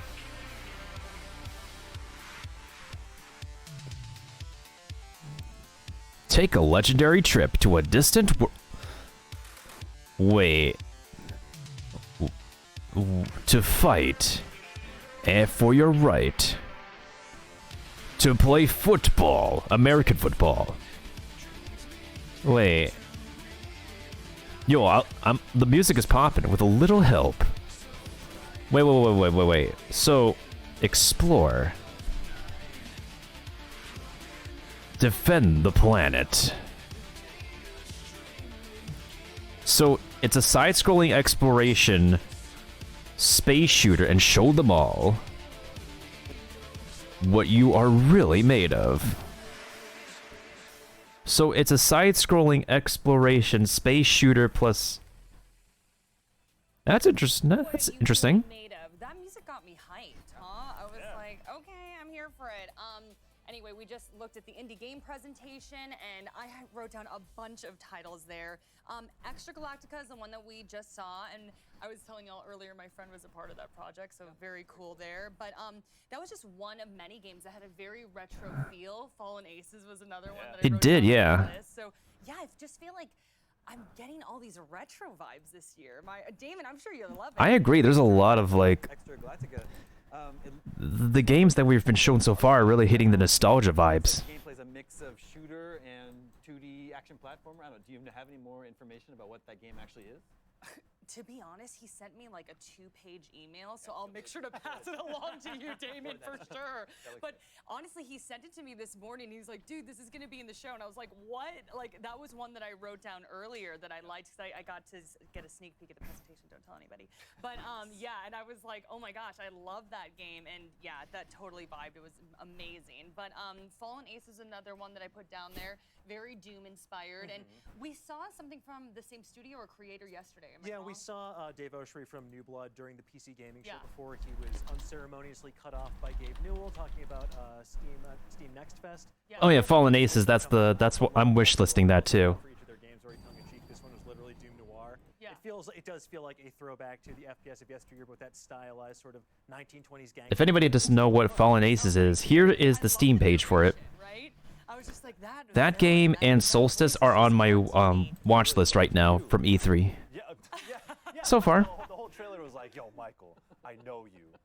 I'm watching you. I'm like, oh, you're watching me. Oh, I appreciate that, because I'm on the E3 stage. You know. I think Neko. Okay. Wait, do they have the voting right now? Vote using the hashtag. Sacred Sons. I can't read my own handwriting here, guys. And then Terran Victa. Yeah. And you and Dan were kind of having some crosstalk about how these indie games, they're keeping dead genres alive. Yeah, the genres that have been of yesteryear, especially for that aren't really popular. You can't really get a AAA RTS anymore. You can't really get, I mean, other than we have Humankind and we have Civilization, but if you want a different 4X strategy game, that's what Alliance of the Sacred Sons is kind of covering. And Terra Invicta, a grand strategy game. Of course, we have Total War. But Neko Ghost Jump is definitely not one that's new in the genre to go from 2D to 3D. those genres of the past. And you can be experimental. And I think this is a But it's been something that's been featured before in other games, primarily from Nintendo Super Paper Mario. Neko Ghost Jump, which I love so very much, like you can play with perspective and put a spin on platforming, and yeah, but the triple threat of strategy games. I know that I used to play a lot of them when I had time back in the day. I used to play a lot of StarCraft and Warcraft, and I miss like the early days of Civilization 4 when I was in high school and I had time to pour into matches. And so if you're craving that sort of thing, you can definitely pay attention to these sorts of games and maybe get your fill.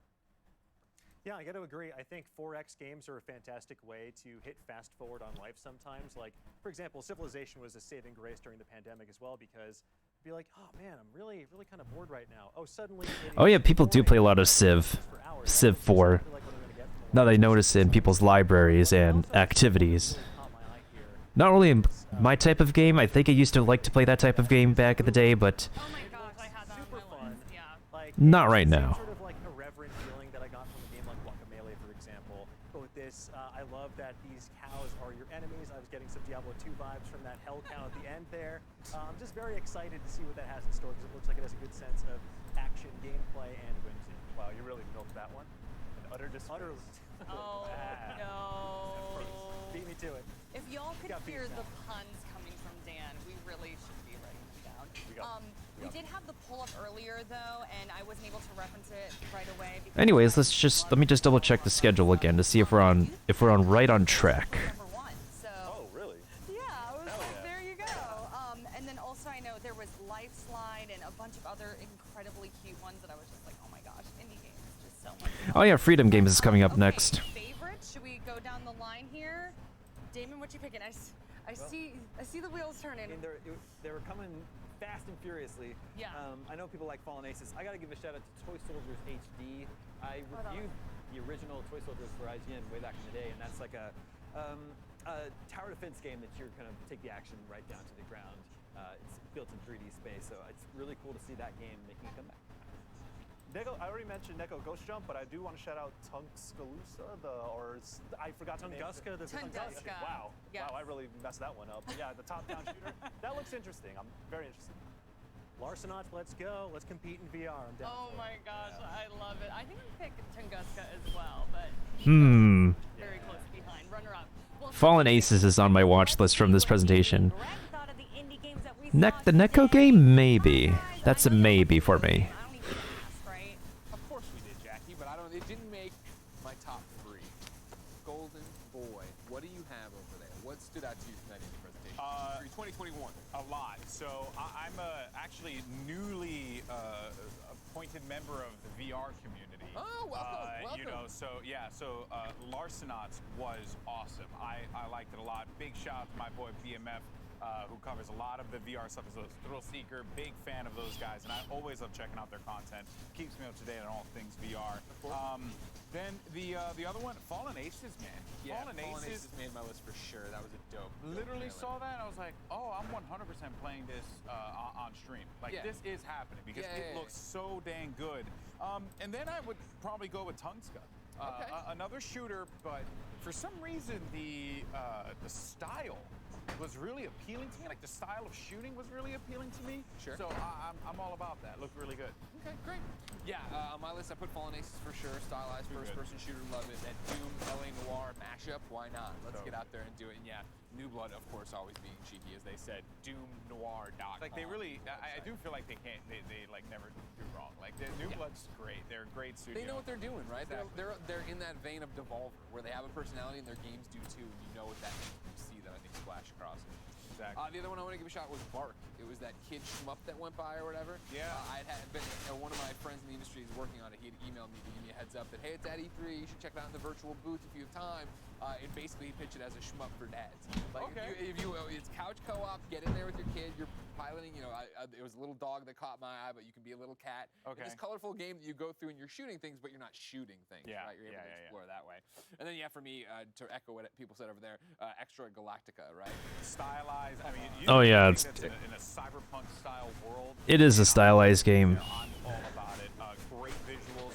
I feel like that is, again, and everyone's going to look at me like, oh, there's a lot of like pixel art game stuff, but you think about what people have been able to create, Greg, in these universes, in this style of artwork. It is gorgeous. And, because Fallen Ace is also bringing back the stylized cel-shaded approach, which was something that I fell in love with. Oh yeah, cell shading is really popular nowadays.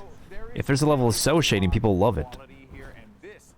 Well, not everybody loves it. There's some people who don't love cell shading. Me too, ladies and gentlemen. What were your favorites? Let us know. Hashtag E3 2021 so you can get up on the big screen. But when E3 2021 returns, we'll have the latest from Freedom Games, Capcom, and more. Take a breath and hold on. We'll be back after this. We're here for the Capcom presentation, but I'm down to watch some more in the meantime. We could always take some great breaks in between. IGN Summer of Gaming has officially partnered with the ESA for E3 2021. IGN Summer of Gaming is now all summer long. From major press conferences and announcements at E3 2021 to the IGN Expo with exclusive... Oh, don't tease us with that thing from Nintendo. First looks at the hottest new games and in-depth developer interviews. IGN Summer of Gaming has it all. IGN Summer of Gaming begins right now. So Ubisoft Forward already happened, blah blah blah blah blah blah. Capcom is tonight. Well, later today, this afternoon.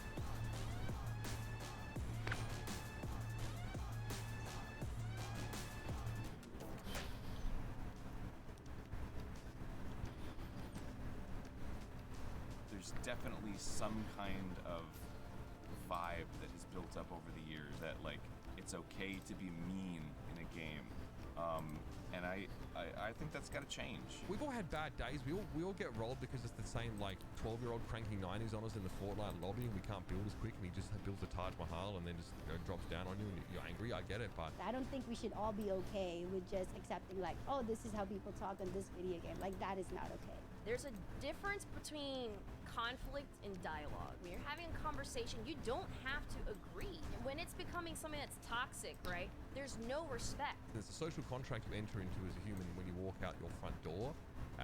That is that you will act with decency. And it follows that this would also be imposed online. And it's easy. Yeah, I agree with this. Oh, mute your mic or don't say anything, but no, do better. We just shouldn't foster an environment where saying something bad is okay. It should never be okay. It should never be on the receiver to grow thicker skin. Having other people in the community that have gone through that and that you can connect with is probably the most therapeutic, helpful part. Find those people that you connect with and have that support group. I think just pushing a positive environment is a good place to start. If you see something, say She censored a Snorlax. Oh my god. standing up. I don't know. It just feels like the right thing to do, to speak loudly about things that really matter. I think over the years, the space has become a lot more welcoming, a lot more open. There's such an overwhelming presence of positivity and acceptance and diversity, and great strides are being made, but I also think that more can be done from us as the people that like to play them to make sure that happens. Keep playing because you love the game, and no one should be able to take you from what you love. What's up, everyone? I'm Stella Chung, and in today's fix, Starfield makes a splash at the Xbox and Bethesda showcase. Halo Infinite gets a release window, and we finally know when you can go on ball runs again in Diablo 2 Resurrection. Oh yeah, she's a spokesperson for IGN.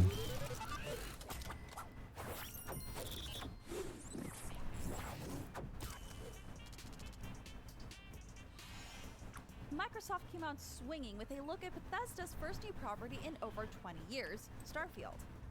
The in-engine trailer begins on an alien planet aboard a vessel called Constellation.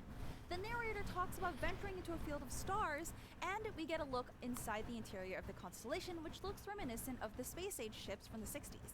Beyond the cinematic trailer, we still don't know much about the gameplay itself.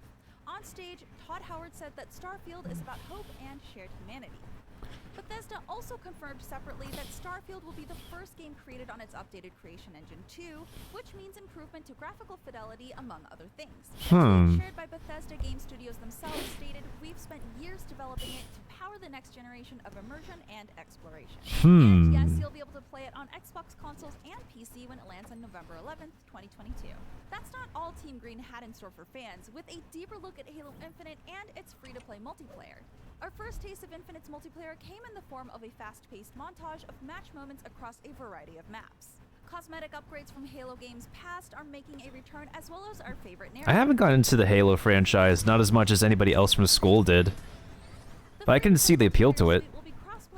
There's a great amount of passion and enjoyment for the Halo franchise. They do love to watch people exude whenever they play the Halo games. With Master Chief using his grappling hook to pull himself through some zero-gravity wreckage. There seems to be a new AI construct working with the Master Chief, but judging by its dialogue, Cortana may still play a pivotal role in the story. Halo Infinite will be launching on Game Halo as the next Smash Master Chief as the next Smash character, maybe. Who knows? Microsoft is heavily partnered with Nintendo. They're very approving of Nintendo's, well, Sakurai's inclusion. Fans have been wondering just when they can take on the forces of hell again, and we finally have an answer. Diablo 2 Resurrected is hitting consoles and PC on September 23rd. This HD remaster of the classic ARPG will be available on PC via Blizzard's Battle.net and Xbox Series X and S, Xbox One, PS4, PS5, and Nintendo I couldn't really get into this kind of gameplay with Diablo, but I definitely can, as I said with other games that I don't play, I can see the appeal that people would have in this. Blizzard is trying to stay true to Diablo 2's roots. If that isn't enough fire and brimstone for you, the remaster will be available standalone or as a part of a bundle, the Diablo Prime Evil Collection. This comprehensive collection contains the Diablo 3 Eternal Collection, which includes Diablo 3, the Reaper of Souls expansion, the Rise of the Necromancer content pack, and a few cosmetic goodies. Pre-orders are available now, and don't forget to pick up Word's Leg so you can open that portal to the Chaos secret level. With E3 now in full swing, are there some games you're still looking for?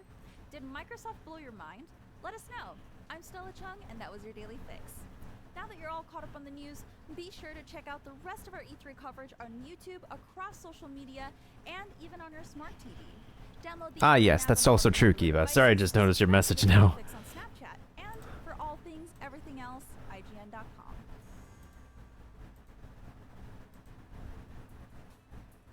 Welcome back, folks. Freedom Games is our next developer coming up. And, you know, when you have games that are like called Cat Cafe Manager or Dog Shelter, I think we can assume that things are going to be pretty fun. So, folks, here's Freedom Games. All right, let's take a look at them. Let's take a look at what they got.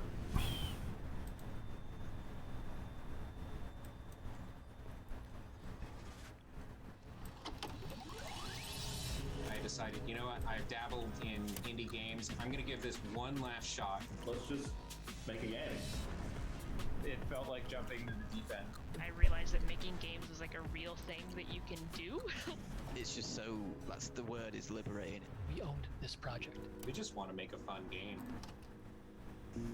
You have an idea of what the vision of it looks like, but then it actually coming out the other side looking like that, it's pretty rare.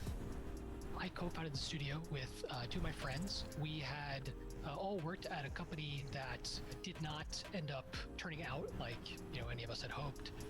So coming out of that experience, the three of us, we wanted to do something that felt a little bit more authentic to who we were and what we liked. Going into it, we knew that we had complementary skill sets. Having the kind of the core pillars of game design already there and having experience, we were able to cover a lot of bases. This is really the first time we've been able to pour so much of ourselves into the development of a game. I think I'm most proud of us being able to look at this game and know that we're hitting our own quality bar, especially for our first game. Dreamscaper, let's take a look.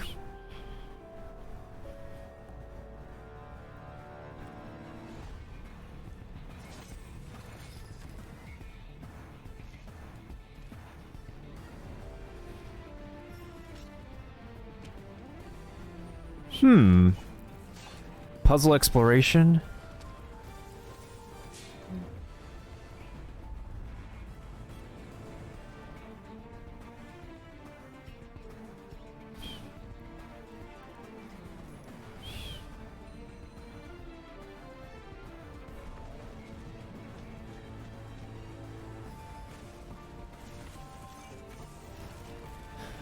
So you have to keep on falling asleep, keep on dying, until you can get to the end of the dream, and then you'll be done with the game.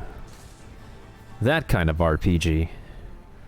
Huh, interesting. It's also coming to Nintendo Switch. You think you know everything, and then at some Interesting. point, oh wait, we didn't know how to do that part. Well, I guess we gotta figure it out. The 4 of us who started the studio worked in AAA. I left to go start making indie games. So we took that opportunity to kind of use our old friend group and our old expertise to start up the Wandering Band. And it was the first time that all of us felt complete creative control. That was fun, it was a challenge, it was also scary at the beginning. On a AAA team, you have technical artists and a dozen animators. I think the biggest challenge for us was trying to learn new skills and new parts of the game development process without ever doing it before. But I wouldn't trade it away. I think it's the creativity and the creative freedom is totally worth it.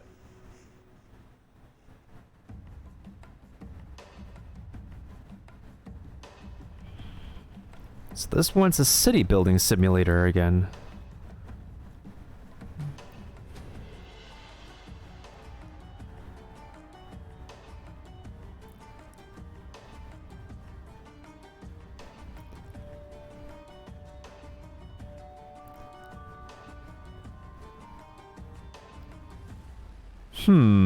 Interesting.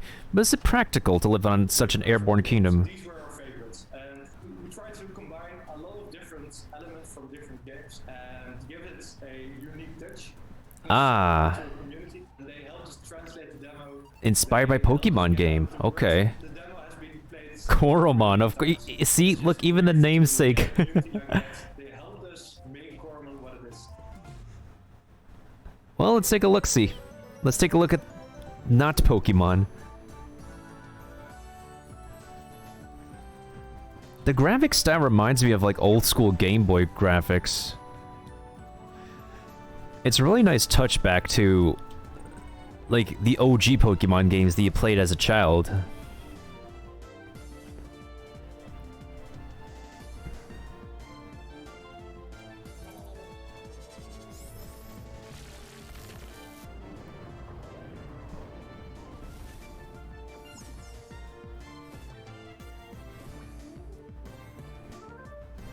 Built-in difficulty randomizer character creation. Titanic boss encounters.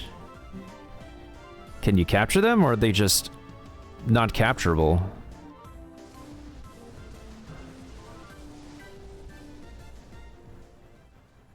Am I in the weird part of the App Store, right? It's an indie game inspired by Pokemon.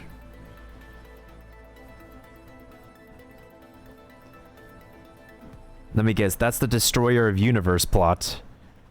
Available in the first quarter of 2022. I had lived in Kyoto for a while. I'd gone to a cat cafe, and it was such a surreal experience for me at the time. So we sat down and we prototyped Cat Cafe Manager. When you're petting a cat, I don't know what it is, like endorphins that are being released, like the good feeling that you get from that. We kind of wanted to put in. Ooh, maybe Mailbox is interested. Stressful and out of control in a lot of ways. So for us, it's very important that you sort of get a cozy feeling when you get introduced to the game. Just making the Cat Cafe. Ooh, this is a. I think this is a game Mailbox would be interested in. Let's check the gameplay. Open your own cat cafe. Start with quaint beginnings. Adopt unique cats and give them a new home.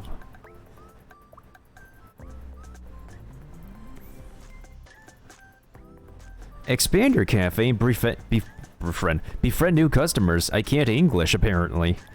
Hire and train your staff.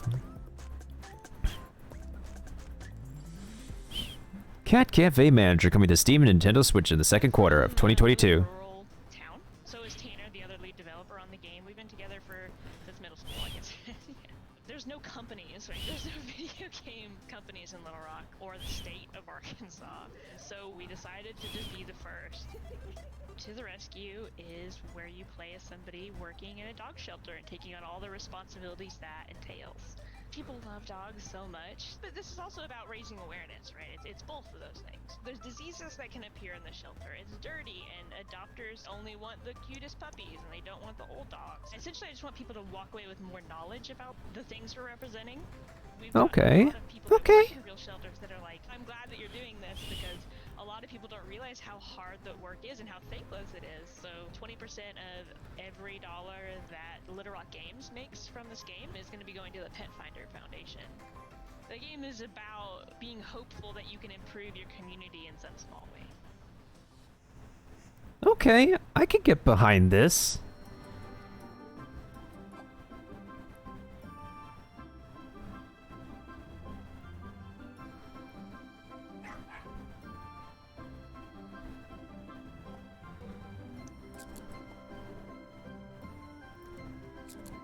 Oh, this is adorable. The graphics are super amazing. Yo. I could get behind this idea. I could get behind this concept. Tinkering around with game engines. I started putting games on the web, Flash games and things like that. I always liked the idea of really silly deaths, characters getting blown to bits in like a cartoony way. Yeah, no problem, Maffy, no problem. Do what you gotta do, fam. Hope to see you around the Capcom show later. You just got nothing but humor there.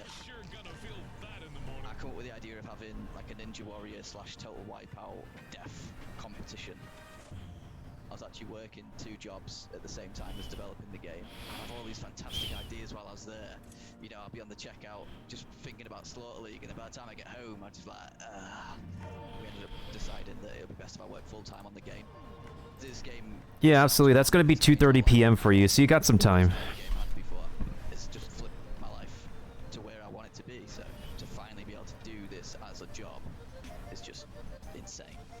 I love it. Let's take a look at Slaughter League. This is definitely like a good, just relax, chill in the evening, play with buds, laugh. Oh my goodness sakes, that's just... This just reminds me of what's that one game? Oh, Happy Wheels. This literally reminds me of Happy Wheels.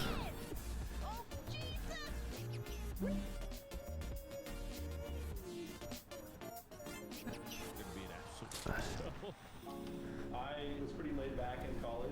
I did just fine, but I worked on Dark Deity. I didn't work on my own work. Ooh, this looks pretty good. The art style looks amazing. Games that also, for the majority of development, I worked on it in the dorm. Yeah, we would sort of just sit in the dorm room, just like, you know, typing, working away. I learned how to code for like a whole week. I just didn't leave my room, didn't eat, didn't. Oh, that looks like Fire Emblem. You know where we're at. Keto.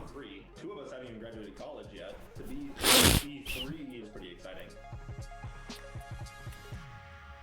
All right, Dark Deity. Let's see it in action. An ambitious new SRPG inspired by genre classics. Explore 54 playable classes.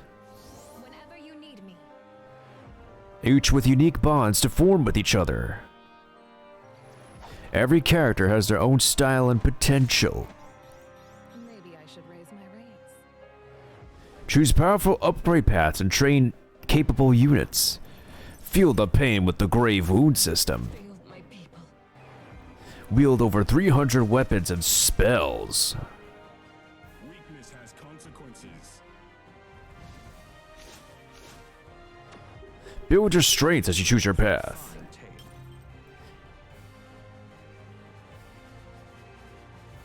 I like the music here, as well as this artwork design. Bring peace to a shattered kingdom. Oh shoot, there's a extended trailer.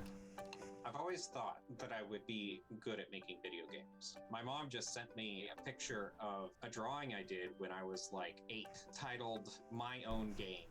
I was diagnosed with Asperger's autism as a child, and I basically kind of just told myself, nah, there's no way I could be in management. but through therapy as a child and then continuing my own efforts, I overcame it. Now I'm doing my dream, doing something I thought I couldn't do.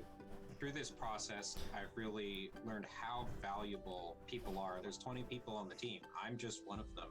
And I'm hoping to convey some of that through the game's narrative. You have to have growth and you have to have progress. So for us, with One Lonely Outpost, loneliness helps highlight the value of connection.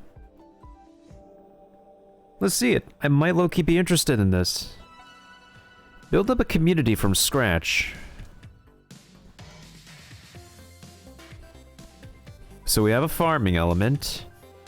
We have a community building. We have mini games. We have synthesized crafting. Oh, we have a cookie mini game. Okay.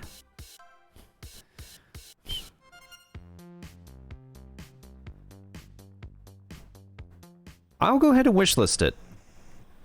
I'm low-key interested. Whoa, there's 3 games here. A world buried beneath a sea of sand by a tormented god. Track down the emergent evil and destroy it. Souls-like action RPG combat. Wait, I do have it on my wish list. When did I add it on my wish list?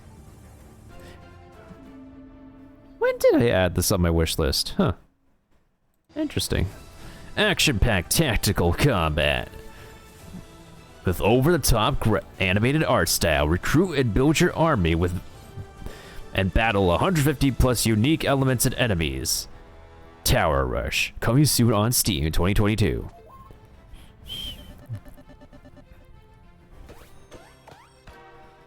Pong.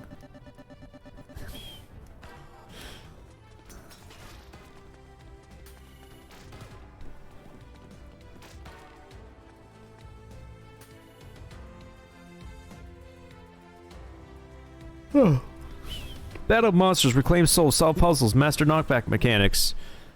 Anucard. It took us a long time to get here. We put a lot of hard work into it. Shipping games brings tough times, but we've also seen like success together. Success for us is defined as being able to continue to do this because we really love it. We want to be what we know and be the best at that. Making something that people enjoy. So overall E3, 3 games on my radar. 3 games so far. It's pretty good. Pretty good so far. Thank you, Freedom Games, for that showcase. Passionate, diverse, different, unexpected, Damon. That's what I would call it. If you weren't paying attention, Freedom Games is providing 20% of the profits of To the Rescue to the Pet Finder Foundation. And now, gentlemen, it's time to react. I will start with, I don't know, maybe I won't speak for everybody. For Greg Miller, I wasn't that familiar with Freedom Games before leading this E3 2021. I am now a Freedom Games fan. Like, I liked what I saw there. Hell yeah. You're a freedom fighter. Let's not go that far. I'm a lover, not a fighter. All right? I'm a freedom lover. All right. Okay, while we're at it, while they're commentating. Manager, To the Rescue, and then Slaughter League all jump out at me. But you guys are the experts. Dan, what did you like? Well, first I have to give it up for To the Rescue. Not only is it a great way to support the Pet Finder Foundation, but I really like that kind of simulation game. You saw a great pairing there. Whether you're a cat fan or a dog fan, you can come together to celebrate these awesome pets with a fun, like, sort of management sim. It looks really up my alley. But I dropped my notes, so I'm just going to stick with those for the time being. I'll get them. Oh, thank you so much. You dropped this, King. Oh, thank you. Thank you. The one I really want to talk about, because Michael and I were geeking out about it, was Dark Deity. Yes. A strategy RPG that looks like very up the alley of anyone who likes Fire Emblem or things like that. Sure. I also like they have an XCOM-esque wound system, which I Although Keepa said, Shining Force. I thought it was cool. It was cool pixel art also, but also anime-style hand-drawn art that's going on with it. Don't get away from me, Damon. Listen, if y'all want to get my attention with your video game, if you have anime-style artwork for your characters, I'll at least give you my time of day. I'll say that much. That was the one. I mean, for Dark Deity, you went, ooh. I wrote my only note on Dark Deity is Mikey likes. And Cat Cafe Manager. Yo, Freedom Games really hit me with my brand. Yeah, for sure. I love Cat, dude. It's so cute. You know, Cat Cafe Manager. I've been to a cat cafe before. You know, you get a little coffee, you go pet the cats. If you're allergic, R.I.P. But yeah, that was really cute. obviously like a tycoon simulator management thing, and cute cats. Say less. Say less. Damon, you love cats. Did Cat Cafe Manager work for you? For sure. I've been to many a cat cafe, Greg. I have some ideas about how they might be run better. Well, here we go. See if you can put proof in the pudding and you get out there, you manage your own cafe. This fool's lying. No, it's true. Oh, okay. True. Yeah. Anything else stand out to you? I mean, their games are coming so quickly. You see, like, well, this game looks interesting, and then they're on to the next one. There was I think it's fair to say it's a Pokemon-like in there. Mon's even in the title. Koromon. Koromon, yep. I think there's more to it than that. There's definitely like animal battling. Well, when it started, I was watching and he started like moving puzzles. Like, oh, I wrote very Zelda-like, and then it became Pokemon. I was like, oh, very Pokemon-like. Actually, I'm sorry, I got this one wrong. If it's obviously inspired by Pokemon, it's inspired by Pokemon, my dudes. So no matter which platform you're watching, E3 2021 on, you can vote right now. Cat Cafe Manager is winning narrowly with 32%. Ooh, 4 Vampire Scrolls, nice. 6%, and then Dreamscaper with 19%. Remember, no matter where you are watching, you can put it into your chat of choice. And if you want to just roll down your window and yell, somebody else will jot it down, and we'll figure out how to tally it up there, right?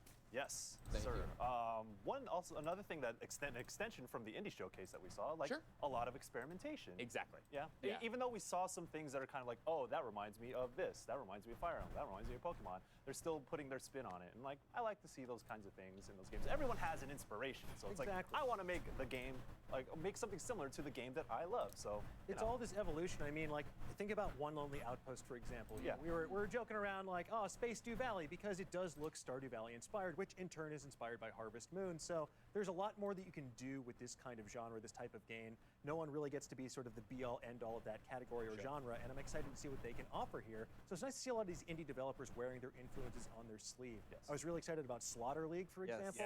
It looks like that kind of competitive madcap fun of a game like Fall Guys, for example, but with the kind of murdery chaos you'd expect from like a Smash TV or like a, I'm blanking on the name right now, Meat Boy. Oh, yes. And it's funny you mentioned Meat Boy, right? In the panel before, right? In the panel before, where they were doing the indie games conversation. Ed McMillan talked about the fact that the power of indies is that you don't have to appeal to the mainstream. And I think that's why this one stands out in terms of a conference so far, and we can all find something else to hone in on, right? Where it's like, I don't know if To the Rescue, a realistic, sim about running a rescue operation for dogs and cats would stand out or make sense for a big publisher who has to get a big return on their investment. But for this team here that wants to do dog shelter and wants to have the stuff and wants to, get profits out there to people and help, it's great. It's smart of Freedom Games to, in addition to showing trailers or gameplays for the games, to actually put the creators in front of the 100%. camera as well. Indie games can be so much more personal. It's so much more one person's vision or a very small team's vision. Totally. Yeah, one of the things I loved about it when you were watching their To the Rescue, they showed them at PAX, right? And if you've never had the chance to go to a PAX, I urge you to do it and then go to the Indie Mega Booth when you can go to things again.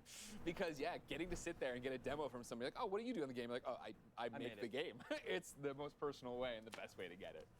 Ladies and gentlemen, when we return, our friends at Venn will give us a special edition of their series Origin Stories featuring 100 Thieves founder and CEO Nadeshot. That and more after this.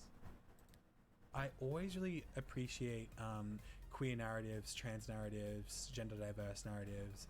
Tell Me Why by Don't Nod, with a trans character as one of the main characters, is huge. I can't recall many, if any, main characters that are trans that are playable. Being someone who identifies as non-binary, seeing someone that is proudly trans represented in a game is just so incredible to me, because it shows that not only game developers but the world is seeing these narratives as important things and stories to tell, because games are just another way of telling stories.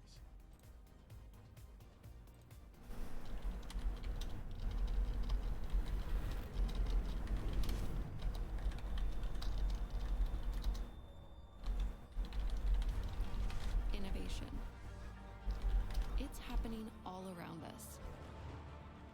We don't know what tomorrow will bring, but we know our broadband network will be ready. Because we're building it right now. It's more reliable, more secure, and 10 times faster than today. 10G will power America's digital future. We're ready for what's next. Are you?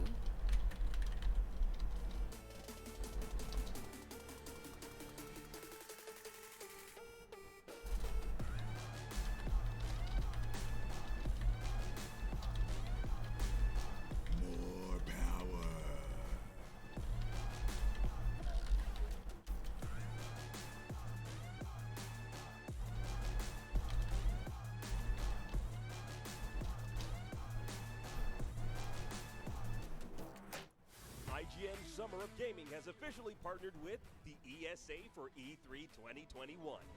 IGN Summer of Gaming is now all summer long. From major press conferences and announcements at E3 2021 to the IGN Expo with exclusive gameplay and reveals to exciting first looks at the hottest new games and in-depth developer interviews, IGN Summer of Gaming has it all. IGN Summer of Gaming begins right now. Welcome back, everybody. Hello, hello. Now, we know a little bit about this topic, don't you think? Thing or two. In esports, the scene is becoming more than the teams, though. Esports orgs are making content, making apparel, and building... Oh yeah, I think we have like an esports presentation coming up. The next level is 100 Thieves, led by their CEO, Nadeshot. And Alex, you have covered all sorts of events with 100 Thieves. So Yeah. what do you think is so special about this org and Nadeshot? Yeah, well, you know, I've known Nade for years at this point. You know, all the way back to when he was a competitor. I used to make the joke, he hates it when I say it, that he's America's favorite gamer. But you guys, he was, you know, at one point, he was like the biggest name in Call of Duty. He was one of the biggest names in esports, right? And he still continues to do that to this day. You know, and I'm so proud to be able to talk about a friend like this, because to see his success has truly been incredible. I could not be more proud of him. And 100 Thieves as an organization, you know, they had such a history, right? From an initial reveal that didn't go the way they wanted to this complete transformation of this brand. Well, with every presentation, we're getting closer and closer to Capcom. And Capcom's going to be happening in 1 hour, 37 minutes, so... has been able to accomplish with their drops. Like, they themselves, I feel like there have been a lot of great collaborations over time, but few have been able to make independent products, right? Without collaborations that are just, they're huge. The drops are massive, and their hoodies, their shirts, all the lines that they have, the talent that they sign, everything is done meticulously, and I give him a lot of credit for. Recently, Courage, another friend of mine, is alongside Valkyrie, who is an amazing figure in esports, becoming, you know, co-CEOs in the company as well. 100 Thieves have just done incredible work in esports, and I give them a lot of credit for what they've done. No. I mean, honestly, I feel like they've paved the way for so many orgs. I feel like a lot of orgs modeled their formula of how to approach all these different things, like you were saying, merch and the content creators. But anyway, it's absolutely fascinating, and I'd love to hear more about it. So for more on the Nadeshot 100 Thieves and what's next, here's a special E3 edition and the origin story series from our friends at Ben.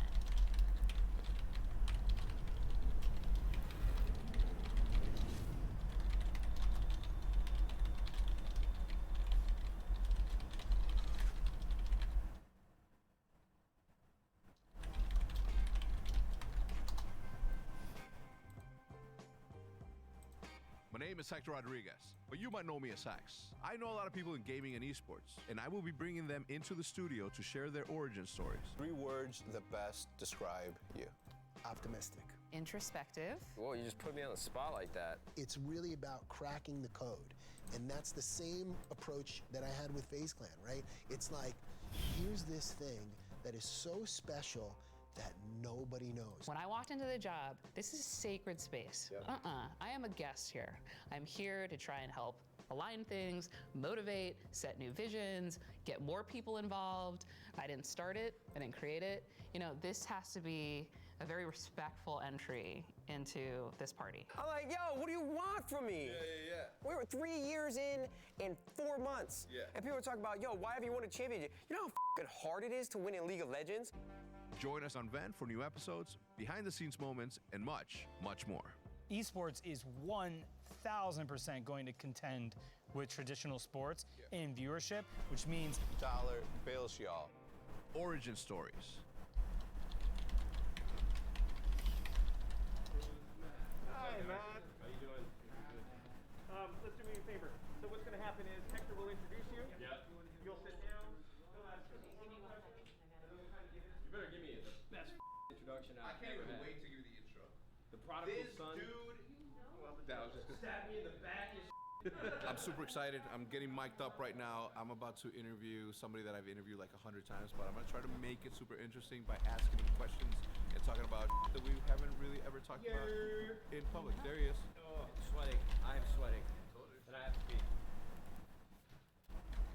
Welcome back to another episode of Origin Stories here on VENN. My name is Hector Rodriguez. I am your host. Today I have the honor, the pleasure, the true pleasure actually, to introduce my little brother, someone who's near and dear to my heart, Mr. Nadeshot, Matt Haig, CEO of 100 Thieves. I mean, you do it all, baby. Why don't you come in and sit down? You're about to say Optic Nadeshot. You got really close to saying Optic Nadeshot. I almost did say Optic Nadeshot. Nadeshot. Yeah, I did. Did you catch that? I did catch it. Usually, I like to start out this show by asking you 3 questions and then another question, but the main one is 3 words that best describe you. 3 words that describe me? Whoa, you just put me on the spot like that. All right, 3 words that describe 100 Thieves. That one's tough, too. Let me think. Can you describe anything in 3 words? No, Okay. no, I'm not good at descriptive adjectives. Oh. Let me see. Give me 2 seconds. Let me spitball something that's... Well, because I don't like using 3 words because I'm confident in myself and I don't want to sound pompous. You know what I mean? No, you're in good company, babe. I would say goofy, impatient, yes, and squirrely. Squirrely's good. That's what you always called me. So. Yeah, but it wasn't because you were like your brain was elsewhere. It's just because at the I look time, like a squirrel. At the time, you did. Chubby cheeks. Yeah, at the time, but now you've grown into a handsome man. Thank you. Who knows you better than anyone else? I would say, if you asked me that question like 8 years ago, I'd say you, when we were living in the Optic House. But now I have to give it to my girlfriend, Haley. Yeah. I mean, Haley can read all my emotions really well. Yeah. She's very patient and she tolerates me. Yeah. Because she knows that sometimes I get angry and sometimes I get sad and sometimes I have a range of emotions where she is always just like that even keeled, you know what to expect, and I know how she's gonna react when I am reacting to something. So I'd say Haley knows me best. We've been together for 2 years. So obviously, I've known you for over 15 years, I think now. Oh my God! How old were you when we met? 2008, Call of Duty 4. Call of Duty 4, that's right. You weren't in Gears of War. My first event was MLG Chicago 2007. St. Charles. St. Charles, yeah. What the hell? How'd you know that? I know everything. Were you there? I was not. Do you know I got my ass beat? I almost made it to championship bracket, top 16. Would have been considered a pro player. Yeah. I lost to Gringo Jr., who was like an 8-year-old kid. Oh, dude, he was like during Call of Duty 2. I heard about that dude. Yeah, kid was nasty. Yeah, he was. Pieced us up on Mansion, execution. Last round was tied 3-3, first to 4. I'll never forget the round. Yeah. Made a call, did not pan out. How many times a day do you say 100 Thieves or 100 Thieves or 100T? I guess I say 100 Thieves a lot. 100 Thieves, 100 Thieves, 100 Thieves. Yeah. I was doing like a PR tour for Excedrin. We had a partnership to make people aware of mindfulness routine that can help you reduce headaches. And everybody on that call kept saying 100 Thieves, and it was driving me nuts. Yeah. We talked to like 30 different outlets in 4 hours this morning. They all said 100 Thieves. I didn't correct enough. Yeah. I didn't want to be that guy. Just 100 Thieves? 100 Thieves, 100 Thieves, 100 Thieves. Yeah. Let's go back to the earliest memory that you have. Born in Chicago, Illinois. Lived in Palos Hills. Palos Hills. Does your dad still live at the same crib? He built the house that we grew up in Palos Hills, and then after my mom passed, I think there were just Sorry, I'm typing on Discord at the moment, guys. and moved to a nice part of town, which was like 20 minutes away. So in the intermission that's happening right now, Again, to a city called Lyle. So it's tough, man. I wish I could go back to that house to kind of like face some of the fears that I had from stuff that I saw with my mom, but I'm glad that I can still go back to Chicago. I'm bummed that you guys went to Texas, because that was always like my saving grace. All right, I go see my pops, go hang out with Optic. That was great. But my earliest memory, that's kind of tough. I think one of my earliest memories was probably my dad. He would have to reside the house every couple years because of the material that he used to build it. And he had scaffolding built up the side of this 2-story home. And I was playing on like a jungle gym, but little did I know that a wasp was started nesting inside the scaffolding itself. Yeah. And so like 4 or 5 of them came out and stung me all at one time in my hand, and I've been terrified of flying bugs ever since. How old were you? I don't know. I was young. Like, were you a teenager or were you like a toddler? No, I was younger than that. Like 7, 8? I was probably like 8, 9, 10. Were you crying? Yeah, bawling my eyes out. I cried a lot as a kid. Did you? Yeah. I was a very emotional young man. I think I cried a lot up until like I was 4 years old, and that's what my parents told me. It's like it wasn't until I was able to hit someone that I cried, because I didn't know how to release that anger. But once I learned how to punch walls and things, I started doing that in the bed. Yeah, I didn't get angry. I got sad. I was telling Lee Trink the story about me being in Mexico as a for my school, it's a Catholic school. Juarez. Yeah, and how the nuns would grab me from the hair here, and then they would just like seriously jerk it. Like, so I was like, oh my God, that hurt. Yeah. Yeah, because they were just disciplinaries, and both my parents were actually disciplinaries. My dad was super strict, I'm a very quiet dude, but that's because of that. And my mom was just like, super like, yeah. And I still became like what I became. Just like I didn't give a shit. Like they hurt. Oh no, you're good, Kiva. You're good. Take your time. We'll be back after. We'll be back in. See, I love that. But I think that's what I appreciated actually a lot, getting to hang out with you. You're like 10 years older than me when we first started hanging out. And I always loved The event is supposed to be happening right now, so. tough exterior. And that was something I could appreciate because my dad was a great dad. I love my dad to death. He's my hero. But there was a lot of things that, I don't want to say because we're Yeah, not event is happening right now. of Illinois, but just like seeing how you interact with individuals. If somebody doesn't talk to you right, you kind of let them know that they weren't talking to you the right way. Yeah. And that was, I don't like confrontation, and that was stuff that I wouldn't do. But now that I'm older and a lot more confident in myself, like I feel like I picked up some tendencies from you. Do you wish that you could go back to a certain situation and be like, yo, my man? All the time, brother. All the time, man. Do you have one that you can recall right now? Man, I mean, well, what's the situation? Like, do I have the knowledge that I do of where I'm gonna be in life? No, you're just you. I was just me? Yeah.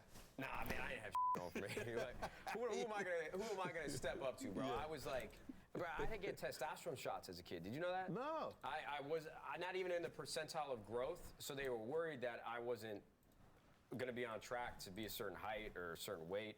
So freshman year, bro, I weighed like 85 pounds, and I was like 4'8". So were you like a good kid, bad kid? Did you get in trouble? Were you the class clown? What kind of kid were you? No, I wasn't the class clown. Dude, I've told people this before, but I was a super timid kid. I mean, I was really bad in social situations. I didn't know how to make friends. I mean, I had friends in grade school and like going into high school, but my first job at McDonald's is like what really helped me come out of my shell and start learning how to talk to people. Mickey D's. I wasn't the class clown. I kind of just like stayed to the side, and I wanted attention. I know that for a fact. Like, I just took this narcissism test. I'm like right in the middle. I'm like a 18 out of 40. Are you? I thought I'd be way more narcissistic than that. Yeah. What do you think mine would be? My score? I think you'd probably be like a 28. Is that bad? 40 is the highest. 40 is the highest? You know Jackson 400 Thieves? You got a 30. Yeah, look at the chat going on. This has become like resident sleeper material right now. I was like just a quiet kid. Play sports? Yeah, baseball, basketball, B team. I was terrible at that. I was too short, man. I didn't have any athletic ability. Yeah? I mean, so was Muggsy Bogues, I think. Second baseman, 4th through 8th grade, to All-Stars every year. Really? Yeah. If you can hang your hat. I can. Yeah.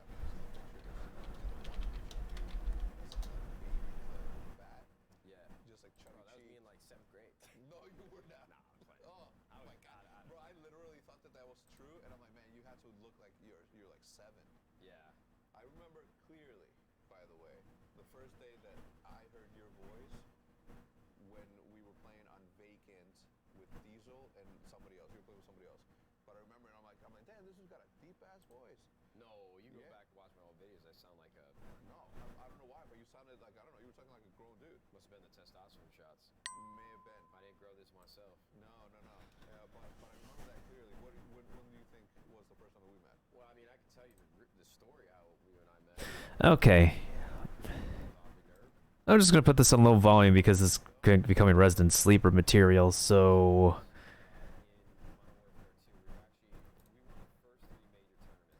Let me open up some Marvel Strike Force for a little bit. Got like maybe an hour or so-ish before.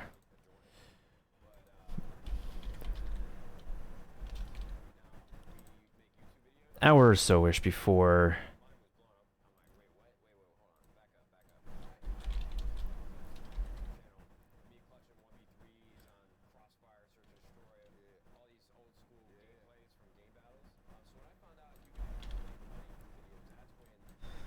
Marvel Strike Force.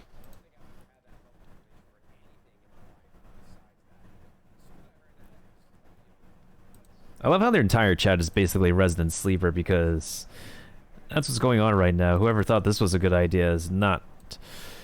They really should reconsider.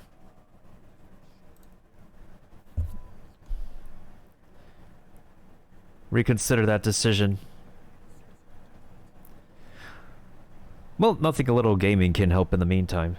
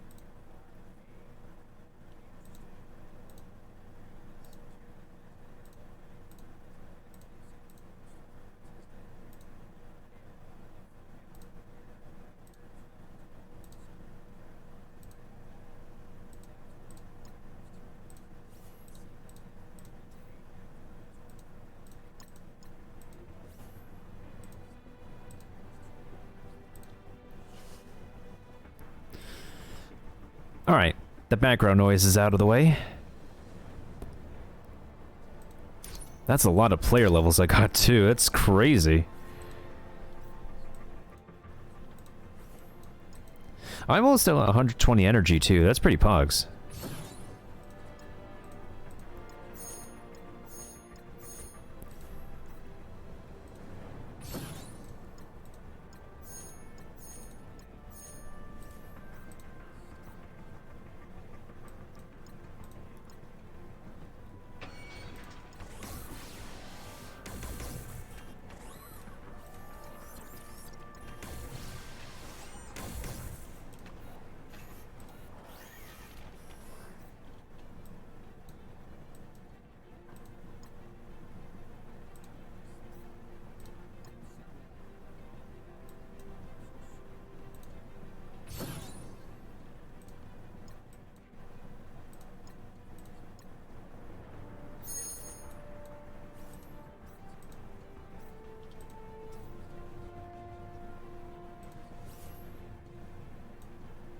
Three hours, 49 minutes. Okay, that's fine.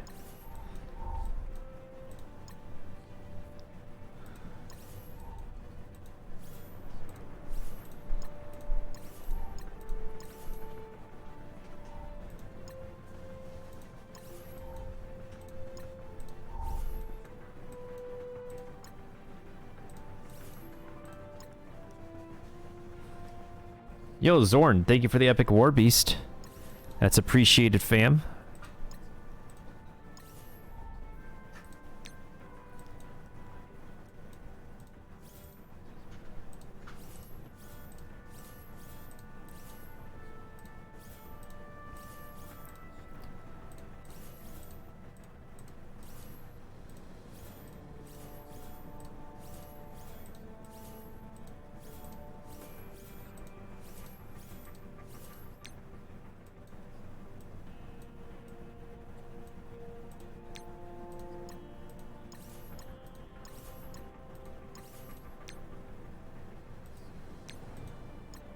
Actually, we should open up these red star orbs first so we can redeem the orb supplies. I don't have Namor yet. Namor, however you pronounce it. Oh, I do have America Chavez, though.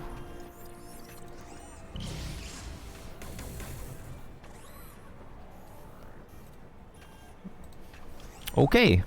I did not boost Red Mantis. I did not boost Mantis, okay.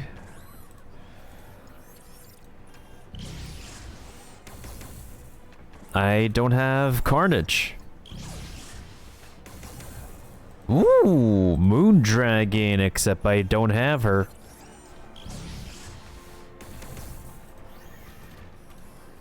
Aim Assault are interesting. I got a whole lot of people I need to promote. Oh yeah, and I can now finally recruit X-23.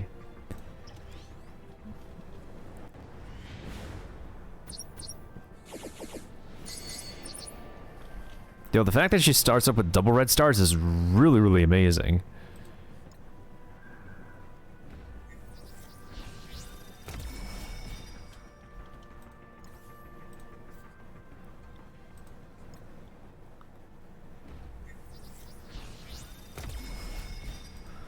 Yo, these power levels completely pop. Oh, okay. Mantis is now level tier 10. Okay. She became a heck of a lot better.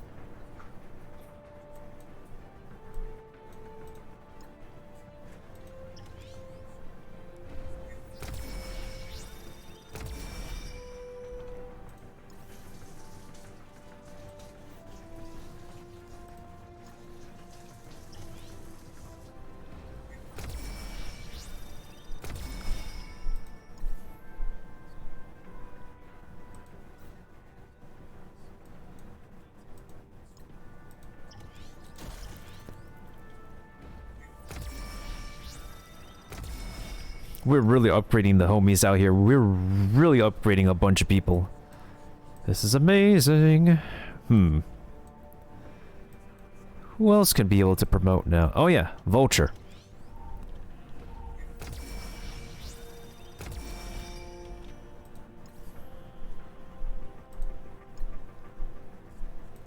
And we can always use more unstable molecules because a lot of characters need them.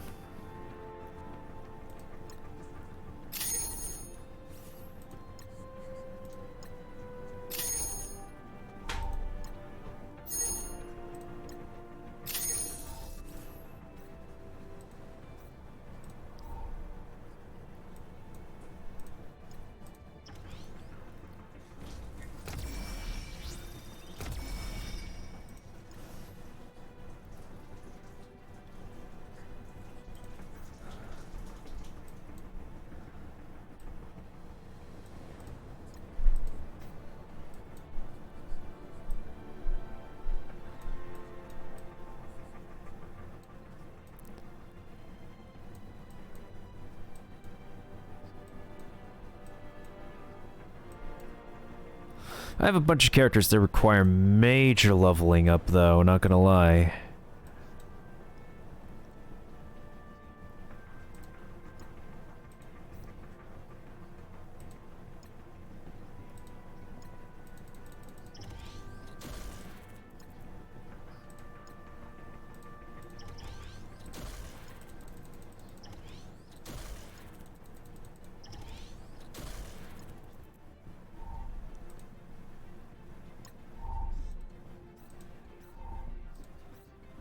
What else do I need to do? Somebody needs to level up real soon. That's gonna be... Mantis got leveled up, which is pretty good, which is pretty Gucci.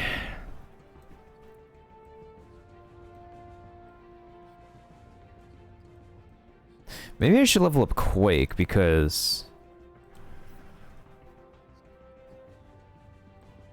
Well, who's a red starred unit that's actually pretty good right now?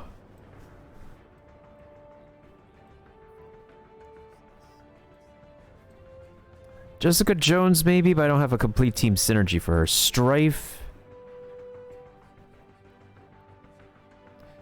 Strive is a protector. He might actually do a better job than as a protector than.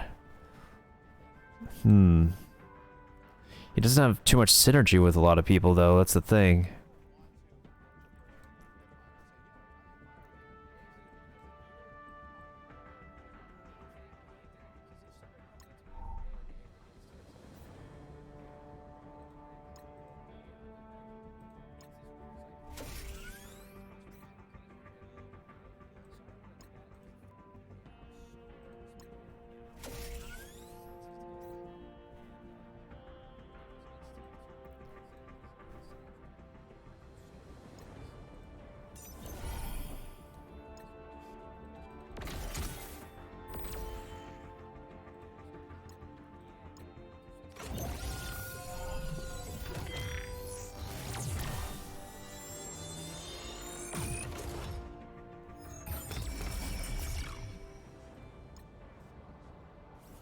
Well, they're now fortified. It's pretty good. That's pretty good, especially for the role I want him to play.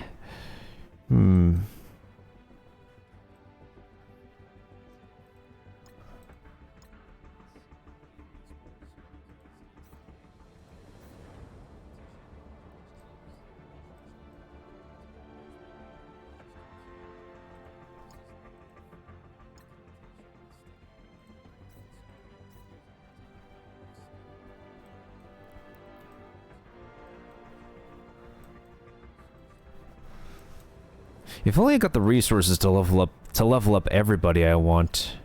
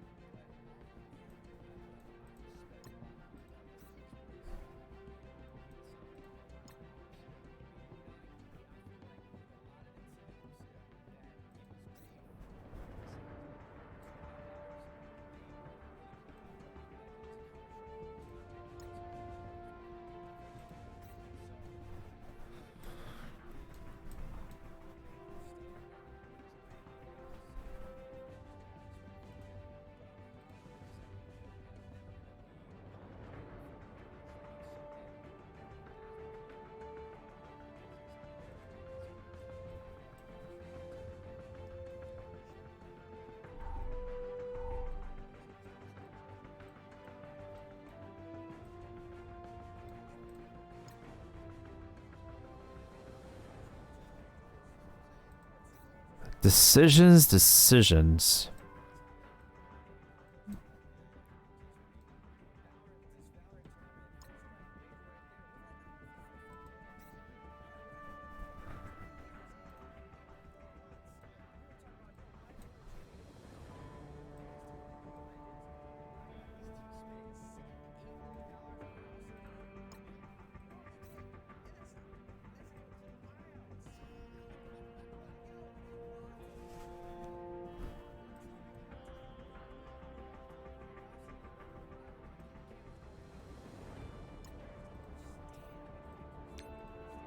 I guess I'll go ahead and level up Deadpool for the sake of the dailies that we need to do today.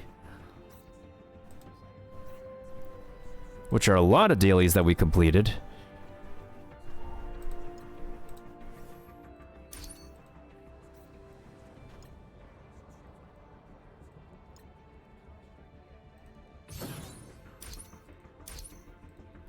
In addition, we got a crap ton of milestones. Liking that, I'm liking that.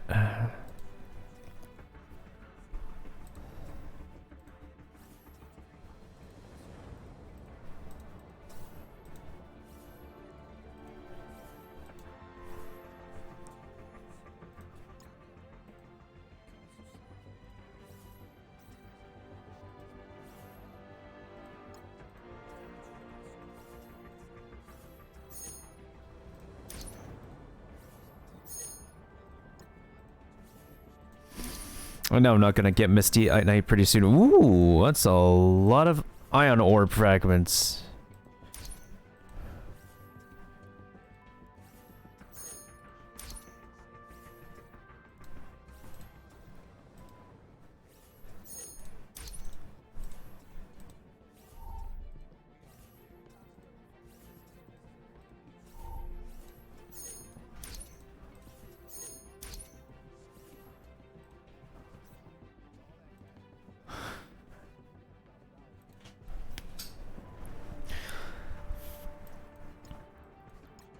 Whew, okay. I think all that mail is finally cleared up.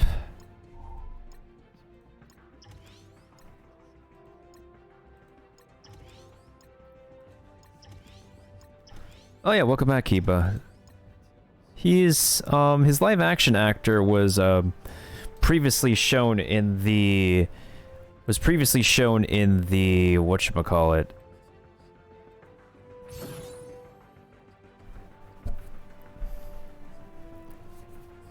Yeah, the live action actor was previously shown at the end of Spider-Man, Homecoming.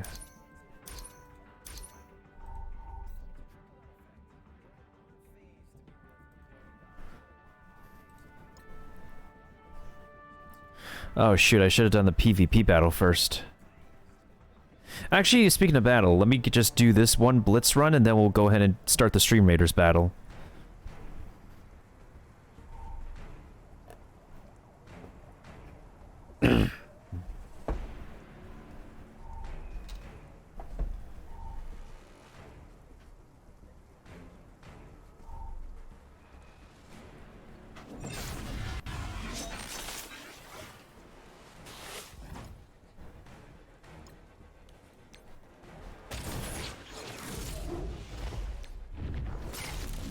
Okay, the sound effects are back.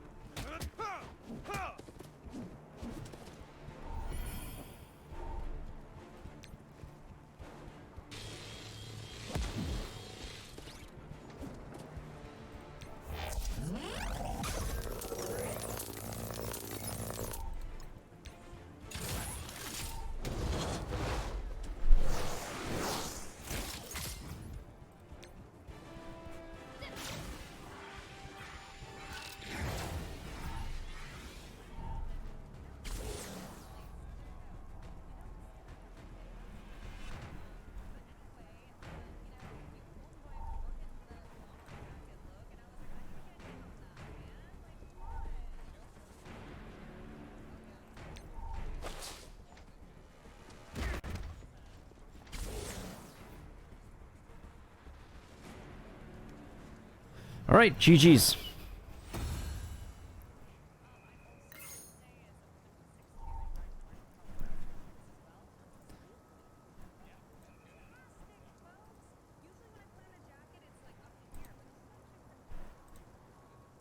It's made for tall people as well. And sorry, Golden Boy. They'll make a kid's version one day. Oh, be nice to him. But at least he can wear the dad's hat. Yeah, He does like the dad hat. He can wear just the dad like hat. throw that on the ground over there. But we do have some great merch. So again, e3expo.com/shop. I was like, oh my god, help me out if I don't say it right. Anyway, again, that was a really great inside look at Nadeshot and 100%. Hex. Yeah. Like, you know, as somebody who interviews people all the time, and I know you do too, Yeah. in a longer form podcast interview, I was surprised at how candid that was, how insightful it was. Like, I know about 100 Thieves because so many of our ex-IGN colleagues have called it 100 Thieves, but I don't know much about Nadeshot. So to hear that, first off, I didn't realize he's a suburb of the Chicago kid, just like myself. DuPage County, Glen Ellen represent. But on top of that, you know, his journey, right? I mean, talking about having to take testosterone shots. I being know, so super open, candid. Talking about being depressed, right? Leaving his team before he started 100 Thieves. Like, that's all a fascinating journey. And it's, you know, as you continue to see 100 Thieves blow up, that's awesome. Yeah, I absolutely just loved how candid they were with each other. They're obviously like very close friends. Yeah. And I think Hex said at the beginning, like, I've interviewed you so many times I don't even know what to say to you right now. And then he's like, what are 3 ways that you would describe yourself? Oh, What are cool. There's a lot of people describe here. Under Thieves? They were just having a good time, so super fun. But anyways, so games have changed so much over the years by becoming more inclusive and representative of their player bases, but there's still more work to be done in this space. Let's discuss how we can make games more inclusive. Okay.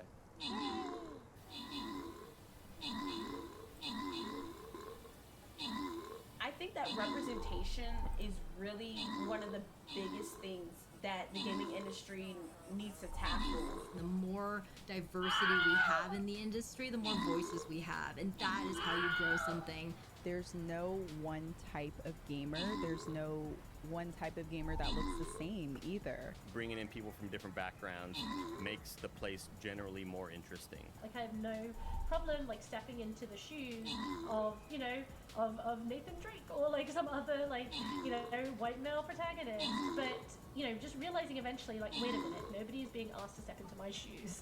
What's up with that? I want you to be able, when you pick up Moose games, that you see yourself in some way. Oh, Kiba, which scroll is it this time? Because I know you need both of these. Black people are working. Like, I think advocating for We'll give the other one to Gold Temptations for the assist. very key as well. Barbarian? Okay. Game, they're like, okay, we can start adding this black representation, this, you know, brown representation into the game from the ground up, and then I mean that alleviates the problem. This is where we need to have programs in place to allow more women, more people of color to have a transition into this space and an opportunity to work their way up the ladder like everyone else. It's gonna make a huge difference on how your games are created. The diversity in this space helps everyone, I promise, I promise, I promise. And I also think that some of it falls on consumers as well, and us and gamers, in supporting these games, and supporting games that are positively showing diversity in our community and representing the gaming community. Female gamers make up 48%, and you wouldn't even know it by looking from the outside in. So that's what I would want to change. The next era of gaming is just going to be so sweet, and I am super excited about it. We are definitely heading in that direction, but I can't wait until everyone is part of it and everyone has great ideas and everyone just feels like they belong in the community, and it's just going to be a great time when that happens. I don't know what to do with that stage.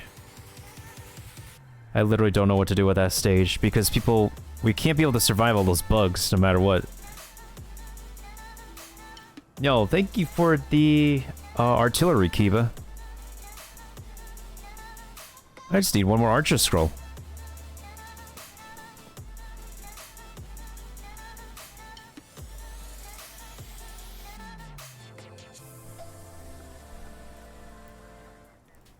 Next up, we're going to be talking about Freedom Games. Before I get into the whole production bit, I just want to say, one, follow Freedom Games on Twitter. Just did that. Also, this next game, follow them on Twitter too. They seem like incredible people. Because here's the deal: they want you to believe, Freedom Games, that in 2021, farming is fun, especially when the livestock are robot chickens and cows, and the crops are gene spliced with alien freaking material. So the question is, do you have what it takes to build a thriving farm on an alien planet? Here's one lonely outpost so you can see for yourself.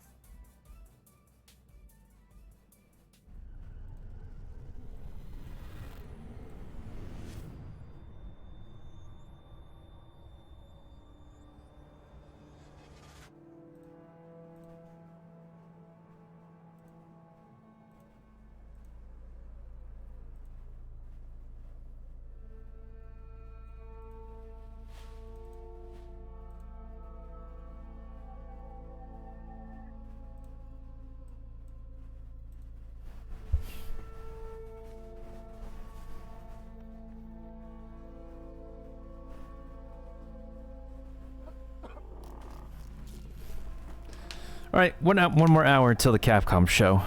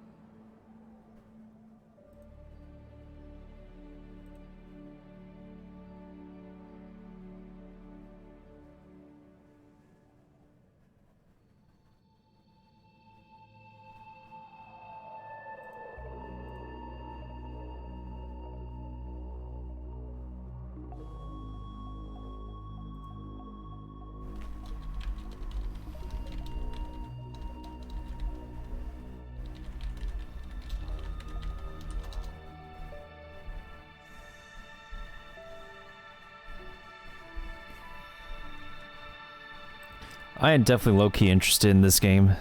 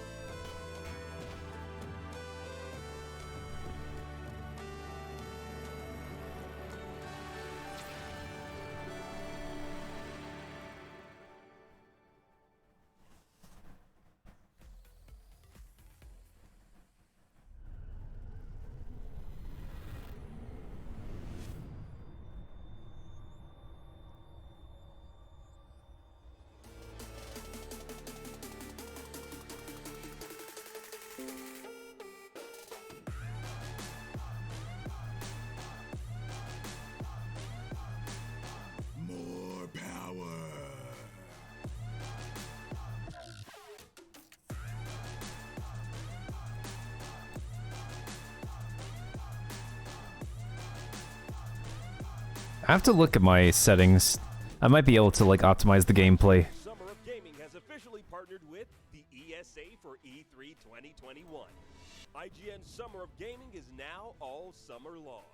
From major press conferences and announcements at E3 2021 to the IGN Expo with exclusive gameplay and reveals to exciting first looks at the hottest new games and in-depth developer interviews, IGN Summer of Gaming has it all. IGN Summer of Gaming begins right now.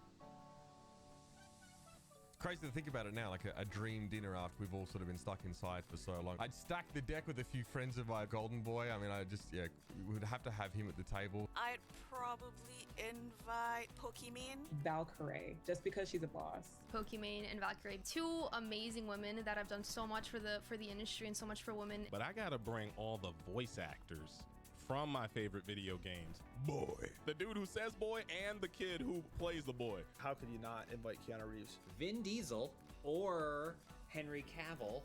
Little Richard, if we could get him back. Megan Thee Stallion, T-Pain. You know, some celebrity gamers on there too, you know, to just spice it up a little bit. Yeah, I say Michael Jordan. Bring him in. You know, I don't know if he likes this kind of stuff, but we'll get him there. I'd have to stack it with a few of our most out there visionaries, right? Todd Howard, Jade Raymond, Cory Barlog, Major Nelson, Amy Hennig, Ed Boon, Neil Druckmann. Kojima would be at the table. Have to invite Hideo Kojima. He's always posting really awesome meals on social media. Does he use his fork in the left hand or the right hand, or actually does he use his telekinesis to just magic the food into his mouth? You know what I mean? My ideal dinner at E3 would just be a one-on-one sit down with Ken Levine. Bioshock Infinite is one of my favorite games of all time, so I would love to talk to him about it. And I just want to know what he's doing now. I would bring the entirety of Nintendo. Oh man, Miyamoto-san, I would say. Miyamoto's there. He's eating a lot of popcorn chicken. I think Reggie. You don't even work at Nintendo anymore, and I gotta bring Reggie. I think his Oh, yeah. entire story is phenomenal. You know when you see I miss Reggie. you look a little stiff, right? No, He's an like, OG I feel like Nintendo he'd be a meme. good person to have a beer with. Of course, there are so many luminaries in the game. He's the OG face of Nintendo. But like, I want to party with QA. I'd actually extend that to everyone. No, I would bring everybody. This is for us. We're all eating from the gaming entree that is E3. So yeah, you're all invited to my dinner. An E3 dinner, that's like a goal far off for me. It's hard for me to like think, because that's a very ambitious goal. And I'm a person who likes to try hard at ambitious goals. Miyamoto and pick his brain about video games. How incredible would that be? But folks, you know, in the games that we love, our favorite characters are brought to life by real people using real motivation to give us a realistic look at the story. And while some of the faces of gaming voiceover are relatively unknown, their resumes and body of work over time speak for themselves. So our Voices of E3 panel will discuss the life of a real-life voice actor in a virtual world. Okay, okay. Which voice actor or actors are we going to tap into?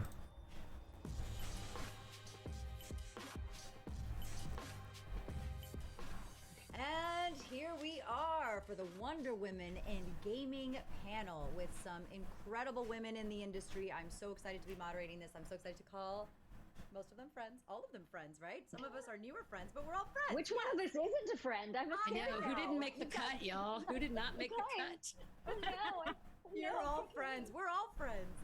All right, let me jump in because we have a lot to talk about, and I'm so excited to pick all your brains and get us flowing and get us moving. So let me introduce the wonderful women of this panel. Oh, I guess I should say what my name is. I'm Kritzia Bajos. I'm also a voice actress, on-camera actress. Yes, part of What the Vox with these wonderful women. But enough about me. Let's get to the women here in the panel. We've got Courtney Taylor Callie Bourne, most famous for Jack in Mass Effect, Ada Wong in Resident Evil, Soul Survivor for Fallout 4. Passionate about activism, she co-founded the online community of Nerds Vote. Amazing, badass all around. We love you, Courtney Taylor. Thank you for being here. Thank you for having me. Anjali Bhamani, I have to say specifically, she is known as the international superstar Anjali. Goodness. Well, you know, that's what was requested. It's a super spy. Sorry, super spy. So even better. But I'll take superstar. I mean, either way. Superstar, super spy. Why It's can't kind we of have both. both? Why can't we have both? Sure. She's graced the stages of Broadway, has illuminated your televisions in shows like Modern Family, Marvel's Runaways, Grace and Frankie, and one of my favorite shows of all time, probably the best show, arguably for me, is The Sopranos, among many, many, many others. In gaming, she's most known as Symmetra in Overwatch and Rampart in Apex Legends. Anjali, hello, hello. Hello, hello. And we're moving over to multilingual, 5 languages, y'all. Carolina Rabasa, Colombiana. 4. I saw 5. A little bit of French. Don't humble yourself. Oh, I make it up. I make it up. Yeah, sure. Okay. All right. Colombiana, dancer, actor for screen and games, most known for her roles in Overwatch as Sombra, Raze in Valorant, and many recurring characters for Victor and Valentino. I feel like a lot of the voice actors just carry on their voices in multiplayer shooters a lot. Spicy tidbits here, but Carolina Rabasa, thank you for being here. Thank you for having us. And Jennifer Hale, actor, singer, Matrix revealer, podcast host. Ah, yes, can't forget Jennifer. Guinness World Record holder for her incredible resume of video games, including Femme Chef in Mass Effect. It gives me goosebumps even just saying Femme Chef. I still, and I'll talk to you about that Twitter post that I love so much. And Ash from Overwatch, among a ridiculous amount of others, y'all. Jennifer Hale. Woot! That was really well. I know, we were all ready for that. I just closed right at the perfect time. I feel like Right? a maestro. Okay, Wonder Woman in voice gaming. Here we go. Let's talk about the stuff that we've been seeing. It's 2021, y'all. Lots of changes have been happening. Obviously, we've had a bit of a Paramount year last year with a lot of stuff happening and changed a lot of the landscape, just a tiny tad bit. So, you know, our industry especially has been at the forefront of, you know, we've gotten a lot of stuff done. Gaming has not stopped. In fact, it's sped through these years and become bigger than it already was. So with that being said, I want to ask you all, what recent changes in this industry are you happy about? so far? And what would you like to see about what happens in the future? What are you pleased about the changes that you've seen most recently, and what would you like to see more of moving forward? Representation. Yeah. Yep. Super happy with the levels of representation I'm seeing out there, and I want more of it. And more access, you know, just a wider playing field. I mean, I think it's been so important to see all people represented.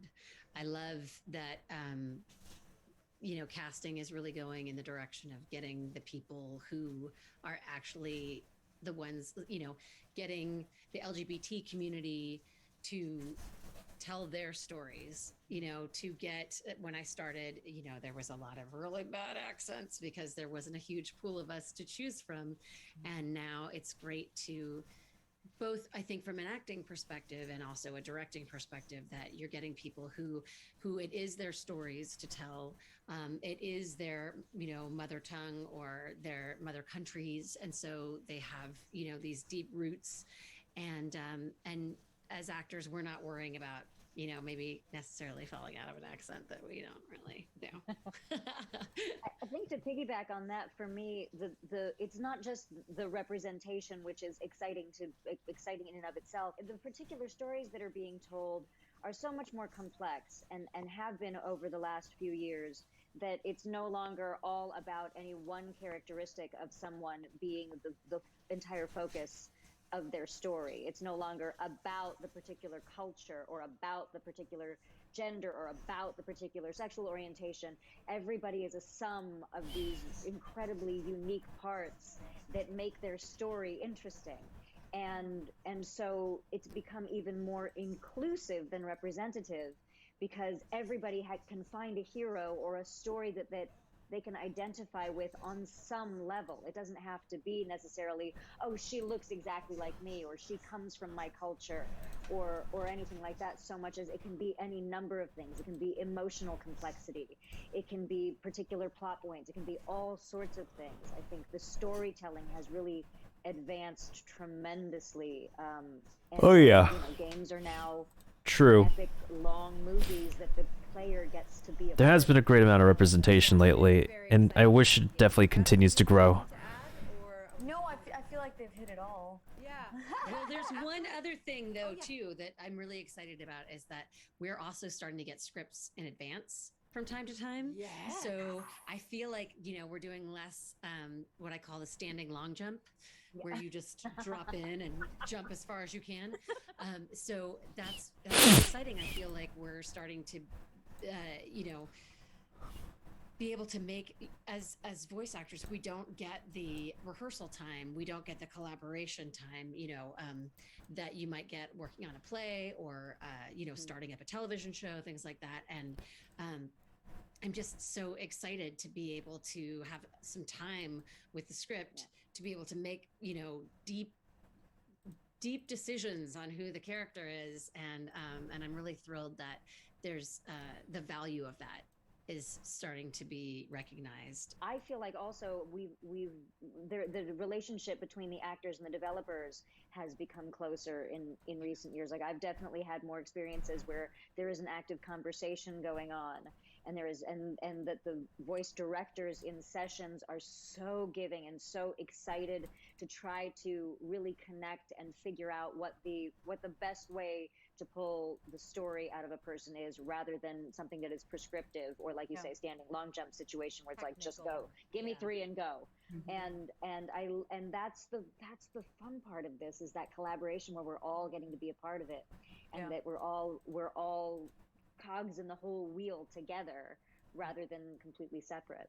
Yeah. And sometimes they even let us go to the companies and we get to see people in their natural habitat doing the work, which is so incredible, because the more that I feel like I can talk about the process that goes on behind it, you know, and give the love to the developers, the, you know, the painters, the people who are like, not just the writers that we come into contact with, but the people who are doing all of the beautiful visuals and the music, the composing, I mean, the sound design, all that kind of stuff. They are in a well-established position for this kind of work. It has enriched my whole understanding of the process for everyone, as well as being able to speak more knowledgeably about it and talk about how great these things are that everybody's putting all this blood, sweat, and tears. Yeah. All these Well, blood, sweat, and tears. Connected to what Andra was saying about like getting to talk to the developers or them caring to represent us properly, I think that sure there were a lot of Latinos in video games, but they were always the drug dealers and the illegal immigrants. And you know, we auditioned for the prostitutes and the wives or the mobster wives, and you know that I think that now it's not that there is more representation and that we are being they are casting appropriately, but that they care to really do their research and do a positive portrayal of it. And I'm working on a video game now where I play a character of Hispanic descent, and they've cared to ask questions about my personal experience so that it is more specific and it isn't just like, well, they kind of are all the same when we're like 26 different countries in Central and South America. So you know. Or also, you know, if there was a time, and it still happens occasionally, I'm sad to say, but there was a time when they would just assume, oh, you're Indian, you know all the Indian things and all the Indian languages. And I'm like, let's have a moment about that, because that's not true. I speak Spanish better than any of those. So so now they're actually bringing people, bringing in experts to be the experts so that we can do the job that we were asked to do. You know what? I have a question for Jennifer. There was, in the beginning of, was it this year or this past or 2020, but you had the reaction on Twitter to the trailer, right? And I heard in another interview that you were unsure if to record your very real and authentic reaction and post it on Twitter. It's been a very long road, and I think it was absolutely valid. But why do you feel that you were hesitant in that space? In that moment? Oh my God! Well, it was a super personal thing, and I was ugly crying like a baby, so that gave me a little hesitation. But you know, I mean, what happened? I didn't expect it. It completely took me by surprise, and I didn't even really understand why I had the reaction I had until somebody on Twitter pointed out. They were like, "This is what representation looks like," and I went, "Oh my God, oh my God!" Like I've been in this business for a while, and I've conditioned myself to accept a certain status quo and not to expect much outside of that, because to do so is to create an enormous amount of frustration and discontent, and those aren't productive states for me. So I've just put a cap on all that, and it's like when all the things I really wanted to see happened that I never expected to happen. Just number one, being seen, being represented, because all the marketing materials, almost all of them, early on in the life of Mass Effect were brochette. You know, there was a little bit of femshep, but not much, until like when Mass Effect 3 came out and femshep was on the box. That was just like a huge moment. I was just over the moon with that. I, in fact, stood on a table at a GameStop at midnight and called out Casey Hudson, thanking him, and he was mortified. But it was so when I saw that, yeah, something in my gut went, share this, and I was like, what? But I listened to my gut. I don't argue with it, but I was like, oh my God. And I took my phone. I was like, okay, I'm going to share this as my response. And this thing happened. And I think I'm glad I did, because, you know, it certainly gave permission for other people to ugly cry if they need to. But, Okay. Also, We're almost there, guys. We're in the home stretch. I'm happy about. That's cool. Yeah. I feel like that was a good Wonder Woman moment for you. The Wonder Woman moment. I feel like don't show too emotion. I mean, I know we're getting a little bit more open with all of that stuff, but I thought that was a beautiful moment of like, hey, if I were a guy, would I hesitate on saying exactly how I feel or the moments that are coming up with this? I don't know. Maybe depends on the person. But you know, and also I think it yeah, and it opened up like I have to live in a certain amount of denial as a woman in the industry, who's been in the industry for a long time. I've been in this business since I was a teenager. And there's all kinds of conduct that I have just shoved under the table, just smiled through, and because you do, you know, if you want to keep working, you're good to work with. End of conversation. And you know, nothing too crazy. You can smart enough to get yourself out of those situations. But to now be living in a time where it's different, oh, it's amazing. I feel like that was a great moment of that. Everything you're saying, it did feel like a capping, like just your cup runneth over. Like everything I've been holding onto, all the drops of water for over 2 decades, it's like, and I'm done. Oh no, they're still here. There's more. There's more. But wait, there's more. Maybe we've lowered the cup a little bit. We've got a little bit more to fill. Oh, it was substantial. You know, just because here's what I know.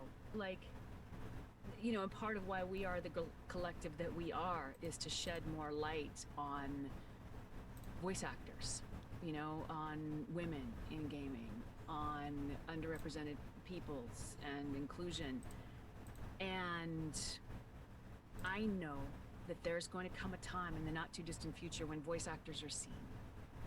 And voice actors are respected not just by fans, but by corporations as well. I know it's gonna come. I may or may not be here to see it. But I will always own my piece of getting there. Always. Yeah. Yep. And we see it. I'm not a gamer, but I see the response female gamers have when they come up to us and thank us and tell them they tell us how those characters have affected them. And so you've seen it from the inside gen, and I'm seeing it from the ones who play and go, I've tried to play for years, and all I have are male characters that I can play that I don't resonate with, and now they get it. And they thank us for it. And I didn't create these characters, but we infuse them with life, and we see it with the gamers. I know I have to tie this up, so I'm going to do a really quick lightning round. You all have given some gems, and I so appreciate Yeah, it's a very sentimental moment when everybody can recognize with and resonate with a character that's been brought to life by amazing voice talent. Wonder Women in voice acting or in gaming mean to you? Wonder Women in gaming. What does that mean to you? One sentence. How do we culminate that? Courtney. Me first. No, I'm ready. I'm ready. Here I go. It means being the pillar of support that everyone needs in the community. It means a rising tide, lifting all boats, helping other women in this business, but also just helping everyone and being an example of what collaboration can look like. What she said. Can I just say that? In your own way? Very similarly. Climbing up the ladder, there is no ceiling. And reaching back down and pulling people up along with you to tell new and exciting stories and collaborate as much as possible. You know, bringing the collaboration together more and more and more. I think is the big. That wasn't a really good grammatical sentence. No, but you know what? The feeling is all there, and that's what matters. I feel it here. Gato?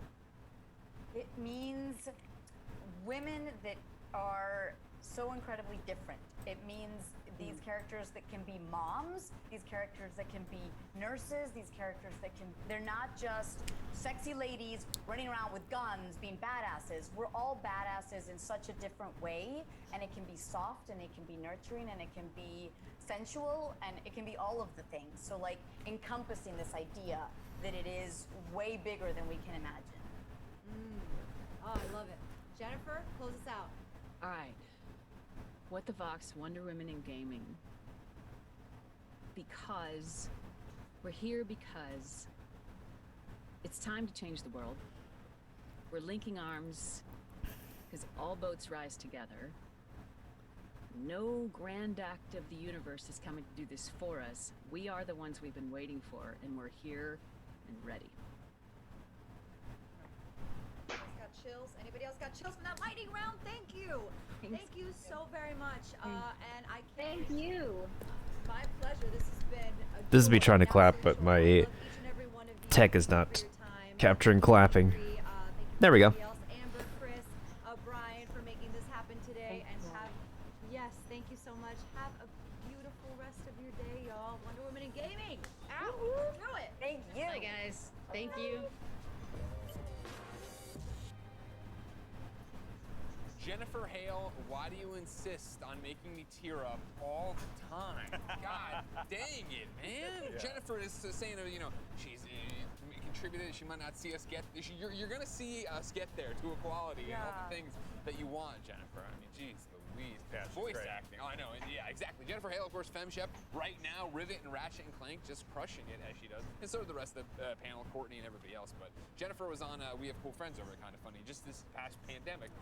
Whenever the year was, I can't keep track. I know, and of course, like I've interviewed her so many times throughout my career, and she never fails to be such a source of inspiration. Her story, what she does. I think part of that, of course, is tied to how much the characters, these voice actors, play, and how much those characters mean to us, Jackie. Yeah. That's true, Kiba. That's also true. Really moving panel. You're not wrong. Earlier we were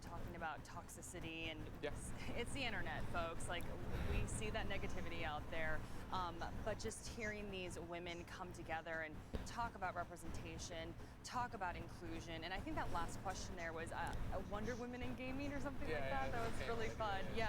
And I think Courtney said something about, you know, being a pillar of support and uplifting each other. And I think that you were kind of touching on this earlier, but it's not just not being mean and not being bad. It's about being good and being loving as well. Actually, like calling out negativity and being like, hey, can we be more positive here? Can we be more loving here? And being supportive of each other. Yeah. I think like all of us can say that when you are hosting something, like you feed on energy right away, right? And immediately I met both of you, and you were just both so loving and kind, and you know we were a team. It's a good way to You could explain feel what that we're saying. support. Aw. A little bit of animosity here. No, I'm kidding. Not at all. Really, really great vibes. But for me, it was. We need all the great vibes in the world to come together and make the world a better place. And they were like, hey, like let's support each other. Let's be good to each other. Let's be loving to each other. So no more fighting, you two. Oh no, that's definitely gonna happen. We fight in the WWE way. In the WWE way. In the WWE way, we put each other over. You know, bury sometime. It's okay.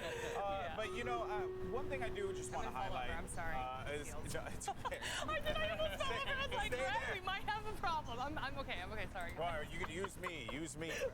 Well, we still have some time before the Capcom show, the Capcom presentation in 30 minutes. Voice acting has taken such a role, like a center stage role, as it should have. You know, because there was like a point. Pretty good time for me to use the restroom as well, and also hydrate and stuff, so hopefully we got this battle, guys. I hope we got this. We only have one lone tank over here, but You know, yeah, it's just top to bottom, man. Hey, Jennifer Hale, you took the Jennifer Hale gush session, so I do appreciate that. She's incredible. But yeah, it's wild to see how much 3, this has 4, 5, 1, 2, 3, 4. We might need to redo this level, though. 100%. Yeah. Not gonna lie. With game developers being able to take their craft seriously, be able to make compelling stories, then be able to cast compelling actors to be compelling characters. I think you look back to everything Naughty Dog's done, the original version of Telltale with Walking Dead, and the way you saw Dave Fennoy flock to that, right? And you've seen people like Ashley Johnson become stars as voiceover artists, and now artists, actors, right? And don't even get me started on Troy Baker.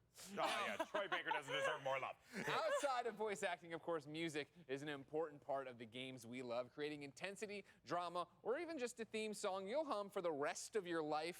Thank you, Metal Gear Solid Peace Walker. So, who better to talk about music and gaming than the hosts of Rolling Stone on Twitch, Tia and John?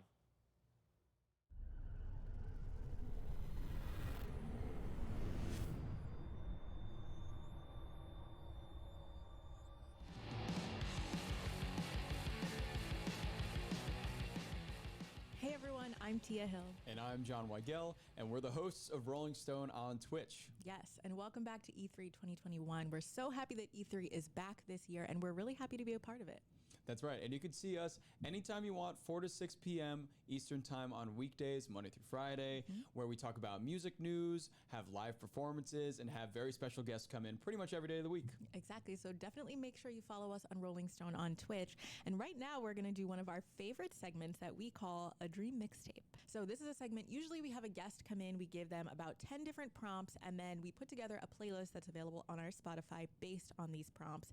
But this is a very special Dream Mixtape in honor of E3 coming back, and we're doing a Dream video game mixtape. That's right. If our channel was a video game, these are the songs that we feel would be the soundtrack to our video game. Yes. That we're currently in. Exactly. And this would be the cover of the video game. If our channel were a video game, it is a drawing of John and I that we had on the channel. It's a beautiful drawing. It is done by Ross Tran from Ross Draws on YouTube. He did a great job. He made us our different characters. He made Tia kind of this hacker kind of persona, and me this big old meathead with an axe or a guitar axe. So it's looking great, and that would be the cover of our video game. Exactly. If we had one, which we do now, theoretically. Exactly. Well, we have the soundtrack for one at the very least. So starting off for the first track in the video game, probably the most important thing, because it's the first thing you hear, the title screen. Right. Right. This is like, you know, of course, when you start the game, like, you know, the Halo starting screen where you see all those ships flying everywhere and you hear the, Exactly. That is kind of like what we're going for here. Maybe not the exact same song. Yes. But Tia, what song did you select for our title screen / press start screen? So I picked Miss the Rage by Trippie Redd and Playboi Carti. Not only am I a huge Playboi Carti fan, but also this song, if you listen to it, the instrumental on this is really, really wild in terms of it's very electronic sounding. It feels like you're kind of in outer space or you're being transported through something. And I feel like that's the vibe that I wanted to bring to whatever this video game that we're making is. So I feel like this really captured something that would feel like you're being jetted into a video game universe. So I had to pick Miss the Rage. Yeah, I think it's a great selection. It's very gamey, and you know, Tia, you've been going on for months to me about how you really, really like the instrumental for this track and have even just been bumping the regular instrumental.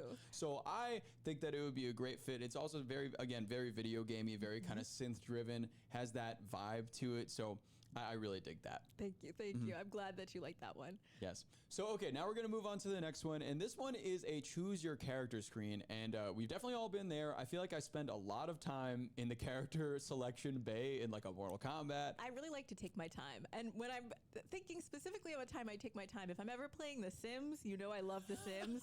I will spend a good hour making my character. That's like me in Super Smash Brothers. First of all, I can never pick the character because there are just too many now. There's just so many. And then when I'm going through to pick every one of them, I finally pick like freaking Captain Falcon like always. But then I'm like, okay, like let me like make him pink. So that takes an extra few minutes. Exactly. Then when you're playing with other people, they're like, come on. But anyways, what song, Tia, did you select for a choose your character screen? I picked Tierra Whack Cable Guy because, like you were saying, it's you take your time when you're picking your character, and so this is a song that the song itself is only a minute long, but it's something that if you were to loop it over and over again, it's very unobtrusive. It's really smooth, it's really nice, and it calms you down enough so while you're making that, you know, important choice of which character you're trying to get, you're calm with the music in the background. So I thought this was a nice choice. This the title of the song really makes me believe that Larry the Cable Guy would be a selectable character in whatever game that we're having. Exactly. Which would be very interesting. Exactly. So what do we have next? The starting town. Yes. This is important. Where you begin your journey. Exactly. And this makes me think of Link again, my favorite. Yes. Or you know, when you're playing Zelda and he's just like running around the town and you're just like getting your bearings in any video game. Just you're meeting up with the Koroks, you're having a good time. Talking to the NPCs. Figuring out what's going on. Trying to break some barrels for some rupees, for some sweet green rupees. Exactly. This is the song that you want to hear in your starting town. This was my selection. Yes. So what did you pick here? So I selected, this is Old Town Road by Lil Nas X. I feel like some people know this song out there, maybe a few. It's not that big though. But specifically, when you take this song for a starting town, what I want it to do is loop. So you know that part in the song where it's just the chorus. It's like, take my horse and the whole time I want to ride when I can no more. I want no verses. I want just a loop of that single chorus over and over and over again until the user gets super like annoyed. And is it not as popular as it used to be anymore? Oh yeah, my 2D avatar. I'm 2D for now because I'm getting some munchies on before the Capcom presentation, folks. Just 24 minutes. Almost there. I still kind of dig this song, not gonna lie. Even parodies of it. Especially the Wakanda one.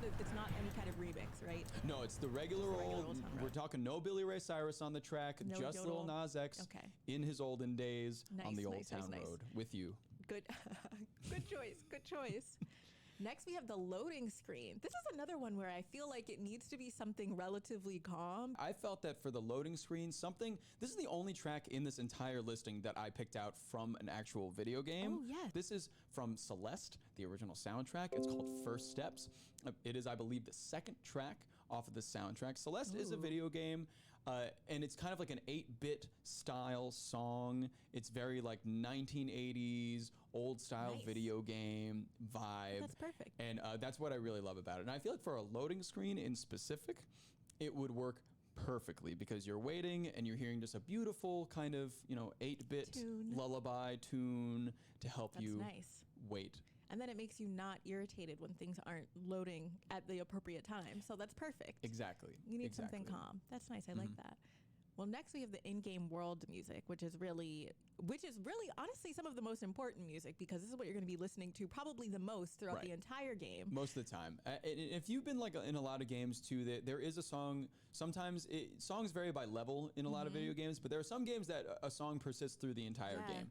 And if it's going to be that way, like we're going to have it right now, it's got to be good. It's It's gotta got to be be something something good. that I'm going to want to listen to and not mute my TV and turn on something else in the background. Very, very real. That is Mhm. very, very real, which is why I chose a Glass Animals track, Tangerine. I feel like this song is so, well, first off, we had Dave Bailey from Glass Animals come on the show a few weeks back, but also this song is super immersive. This is from their album Dreamland, and a big thing that they wanted to do was make it feel like you're in a dream. So all of the songs really sound like you're being dropped into this world that they've created. And if you listen to Tangerine specifically, there are all these little sounds. There's like laughter in the background and all these different sound effects, which kind of remind me of when you're playing a video game and you just hear like, you know, the pitter patter of Like the footsteps. indistinct chatter in the background and things like that. And just Yeah, nice yeah, yeah. things that really builds the world and bring it to life and make you want to kind of live in that video game. So I felt like this was a good choice for something like And that. I feel like the Dreamland idea really fits with the kind of aesthetic that we're building out for this game. Very like spacey 1980s Dreamland-esque. Like I remember I used to play on my Game Boy Advance Kirby Nightmare in Dreamland. Oh my goodness. Which is probably one of my favorite mobile games that I've ever had in my entire life. And that is like a perfect fit for this. Oh, that very would be dreamy, perfect. very all of Yes. those wonderful stars That and is a clouds. great one. Mhm. Well, getting more intense after you've explored the whole world and you get to the final boss battle. That is right. The What- final battle of the game. Exactly. Um, Here is our boss for our channel's video game, our super producer and moderator, Chris. He is our final boss battle every day. Exactly. Look at him spin. Exactly. Look at him. Look at that. Look at him rotate. And I believe this was your choice, John. What did you pick? That's right. So I figured for a final boss battle, you need a big epic feel. You need there to be a lot of different instrumentation. You need there to be an orchestra. You need guitars, distorted guitars. So I picked a band that I really love called Born of Osiris. The song is called The Machine. It is a great track, very epic feeling at the end of a game when you're about to win the game, about to finish it up. And this track starts out with a huge orchestra beginning to play, and it is lovely. It has strings throughout, it has distorted guitars throughout, sick breakdowns, sick solos. You're gonna love this That's when you're perfect. fighting the last boss. I feel like a big orchestral track is exactly what you need for something like this. You need Yes. something intense. You need something big that's going to make you feel like, oh my gosh, this is a moment in the game that I'm playing. Exactly. Perfect Make it choice. feel huge. You're about to Exactly. finish this game. Make it feel huge. Final boss. Mhm. Speaking of finishing Oh. games and things being over. Yes, if you fail to defeat Chris, our boss in combat, you will then fail the game and you will die, as most people in video games do. And when this happens, you kind of want and you have a title card at your game. I like how they put the producer as the final boss. Also at the same time, this is a really good idea, actually. For Nintendo, when there's just a sword jammed into the ground and it looks like everybody's dead around you. It's horrific, terrible. So I figured I'd pick a song for this that fit that idea. So let's go to it. So, Oh. if anybody Of knows, course. in essence, this is "Bring Me to Life." I feel like it's good in both lyric and concept, with death and being dead in a game. And again, the more you hear it, the more you die in the game, the less you'll want to be at the game over screen, and the more you'll want to restart the game and be brought back to life. And that's Isn't perfect that right? because lyrically it fits exactly with what's going on. So I feel like, lyrically the song also matches. This is a perfect choice, John. Thank you very much. This is a perfect choice. Thank you. A1 with this one. Mhm.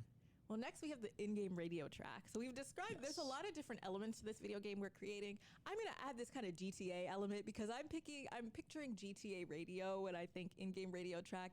And for GTA radio, I would pick Future March Madness, if that's the vibe we're going for. It just seems like we have a car in this game all of a sudden. And so we're driving around doing our thing. And this is a great song to just kind of drive to. I'm also a big Future fan because it adds to this world that we're creating that Yeah. is in space, but also has cars, but also we're fighting bosses. Right, a lot going on. we're fighting our boss. Yeah, if you were to get into this car, right, Mhm. and you were to you're tinkering around, you're like while driving this like fictional car, you were Mhm. like, oh, let me see what's on the radio, and you just accidentally hit the X button or something, and then just Future comes on. It'd be a nice surprise. It'd be a really fun surprise. Exactly. It's like a nice little moment. So I thought Mhm. I had to throw that in there. The entirety of the game takes place in the month of March. There we go. There we go. That's how it's relevant. That's a good one. That's how it is.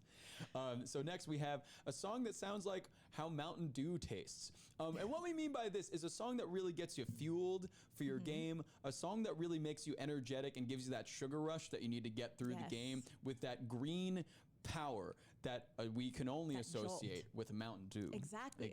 So what song did you pick for it? So the song that I picked for this is a song by the band called Magic Sword. It's called In the Face of Evil, and Magic Sword is kind of a Daft Punk-esque band. They are all dressed up like Daft Punk. There are 3 of them, but they have a neon stripe that goes right around their eyes. Basically, they're kind of an 80s Tron-style synthwave, vaporwave group, and they make these songs that really inject, I feel like, a sugar rush into me every time I hear them, so that's why I picked them for this. Specifically, This song has a lot of arpeggiators, really harkens back to that 1980s old video game sound. Love that. Not exactly an 8-bit song, but it is a track that gets me really riled up and really excited to continue playing. So That's perfect. That's a perfect choice. And then now we move into minigame music, which is Yes. probably one of my favorite prompts that we selected because there are just so many possibilities. There are so many possibilities. I think this is our last prompt as well. But when I think of minigame music and I think of minigames, I think of something that could be chaotic. There's a lot going on in the minigame, and clearly the game that we have created has many elements, so we don't even know what this minigame is going to be. You finish this ridiculous game that we've created There's for you. cars You're in it, done. there's horses, It's there's all over. bosses. Right. You've ridden your horse down the old town car. And the whole game has happened, and then you get back and you're like, all right, what's the replay value? I'm gonna play some mini games.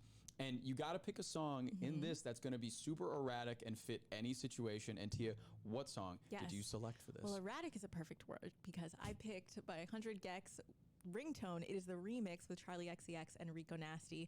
This song just has a lot going on in it. It has a lot going on. There's a lot of different sounds. It is a hyperpop song, and it gets really intense. There's this break in the middle when Rico is kind of yelling and doing her thing, and there's so many different sonic elements to it, and I feel like whatever mini game we're playing, this matches it perfectly, no matter what the game. So had to pick a 100 Gex song for this. I love the selection of 100 Gex because I feel like that also just fits a video game realm so well, that kind of hyper pop edge to it. And also, like, when you're in a minigame, you could be doing anything. We could I would gather that we have at least 5 mini games in our game. Oh, absolutely. All of them are each you're doing something completely ridiculous and completely different than the last one, I'm sure. Yeah. Thank you so much for the epic unit, guys, for Stream Raiders. Always appreciated. Yeah. One of the mini games got to be like you got to host the whole 2-hour stream. You just got to do the whole thing. In front of your console and just talk for 2 hours straight. No, Yeah, you're right, Keepa. You're right. Whoops. Exactly. You gotta like dodge things. So that's great. I love it. So everybody, that was our mixtape. We had a really great time putting it together, and we have put a link for that mixtape and our other mixtapes in our link below on Spotify. If you also want to make any of your own custom mixtapes on Spotify, you can send us the link to the email address below. Yes, we definitely want to hear from you all. And if you enjoyed this, you can follow us and check us out every day, Monday through Friday from 4 to 6 p.m. Eastern on twitch.tv/rollingstone. And you can catch us anytime, 24/7 on our Discord. We would like to just thank everybody for coming out, watching the show today, and enjoy your E3 2021 experience. All right, thank you. That's actually a pretty fun little activity to play with people. Always appreciated. I appreciate really good character development. You're following a character and you really get to see how they grow, the adventures they go through, the turmoils that they have to go through as well, the obstacles, and how much they just grow as a character, the relationships, and it really made me appreciate good character writing and character development, so which I definitely use in my other projects all the time.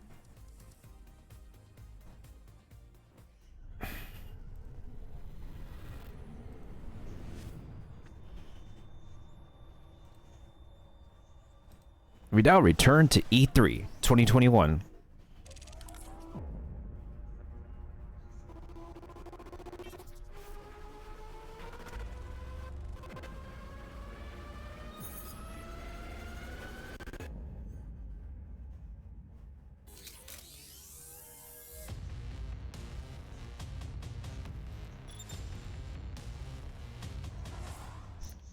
What the heck is Binge? They keep on advertising it.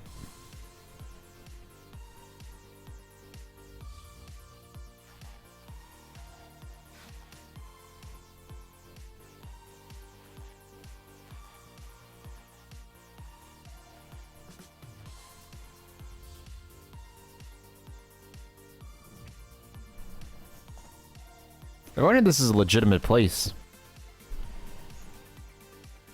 I wonder if that really is a legitimate place, a resource to get into the business. 篝火营地是中国领先的创立于2018年，致力于为全世界的中文游戏玩家提供专业、精准、迅速的资讯情报。立足于中国，与多家国际一流游戏媒体同行达成正式内容合作关系，源源不断地将最新鲜的游戏资讯第一时间带给全球中文游戏玩家。自成立以来，Gogo营地在全网的内容浏览量已经超过5亿，服务了数百万的读者和玩家。我们的愿景是做游戏文化传播者。您可以在全球各大手机应用市场下载Gogo营地 APP， 或者访问3w.gamebonfire.com 来加入游戏传播者的行列。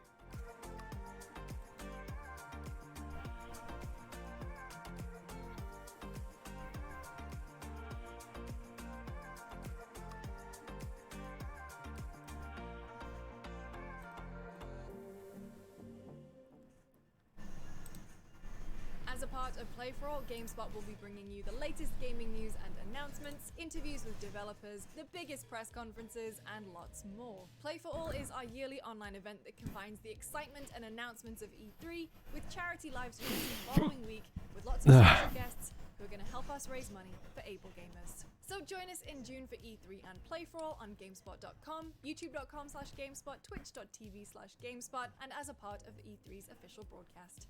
See you then.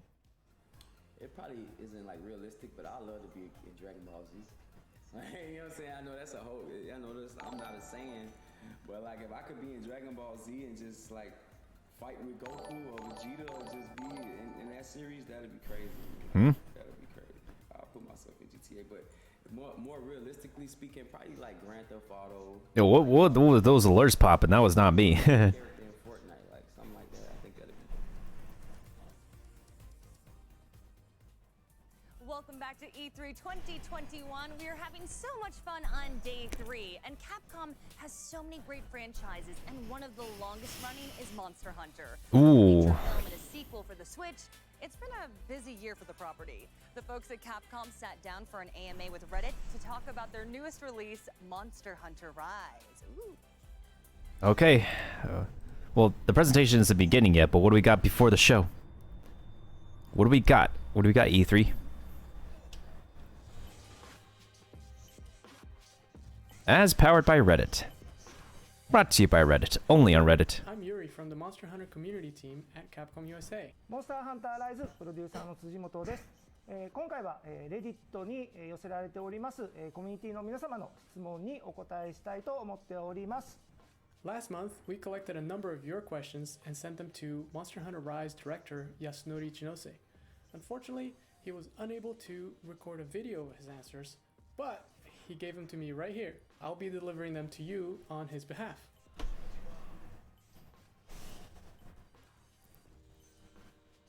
All the newly added monsters are my favorite. If I were to choose one that I like the most, it would be Magna Malo. Ah, yes. I've been working on Magna Malo for so long, and it took me a long time to complete it, so I have strong feelings about this. Magna Malo is a really amazing I design. wanted to create a tiger-shaped monster.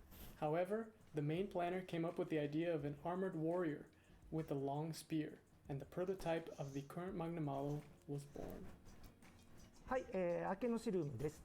理由はですね、僕すごく雨男といいますか、すごくいろんなところ行ったら雨が降る、キャラでして、とても傘っていうのが重要な僕の中でもアイテムになってますので、ぜひ雨降った時は明けのシルームに傘代わりになっていただきたいと思っておりますので、好きなモンスターにさせてもらいました。 Huh, interesting.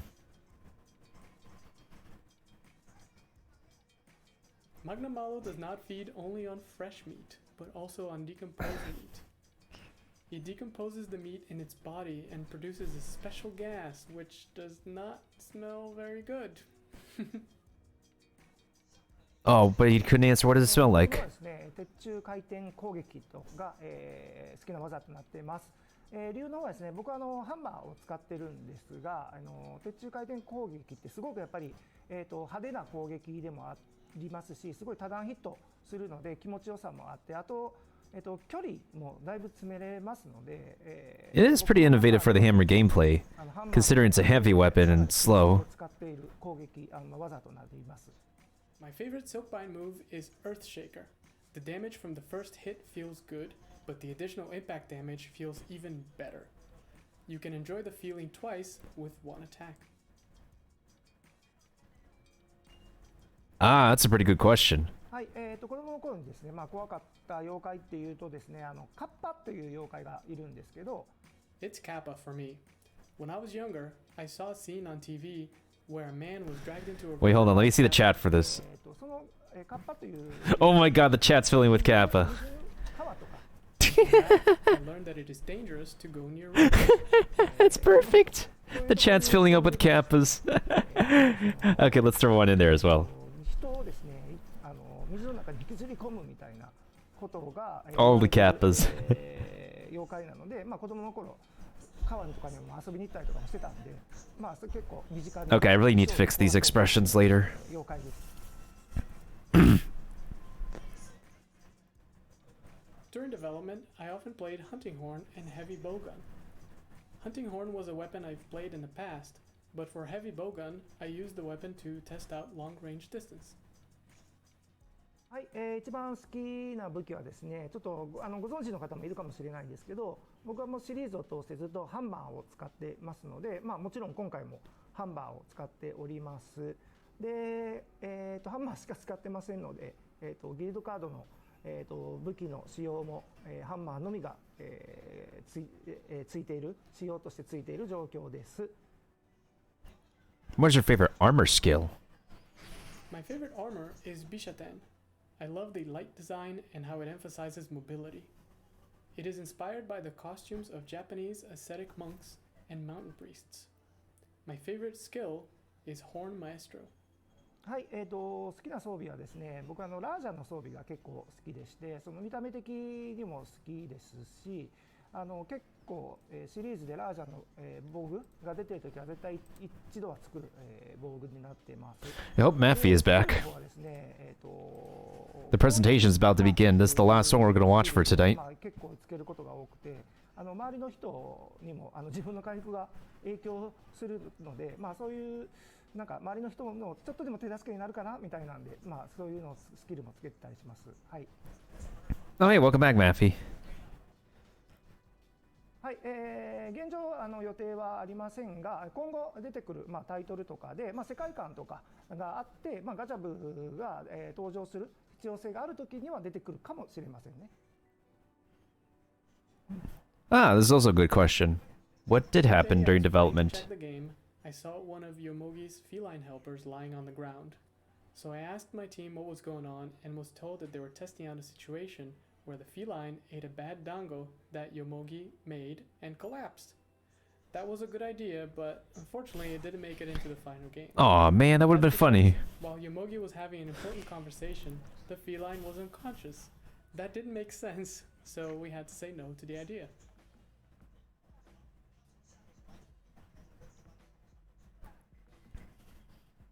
I wanted an iconic scene that would be recognized as Monster Hunter Rise just by looking at the food scenes. I decided to use elements that were different from those used in the past, such as meat and fish. I personally love sweets, and since the theme for this game is Japanese, I decided to use Japanese sweets as motif. And who doesn't like sweets, right? True.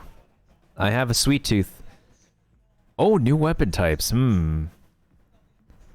武器種の方はですね、やっぱり新しい武器を加えるとしてもですね、今まである14武器種とはやっぱり違う遊びっていうのをしっかり、提供できるような武器種である必要がありますので、今後については、そういうアイデアがもし出てきたら入れるかもわからないですし、ちょっとまだこの後のことなので。They might need some time to conceptualize new weapons too. はい。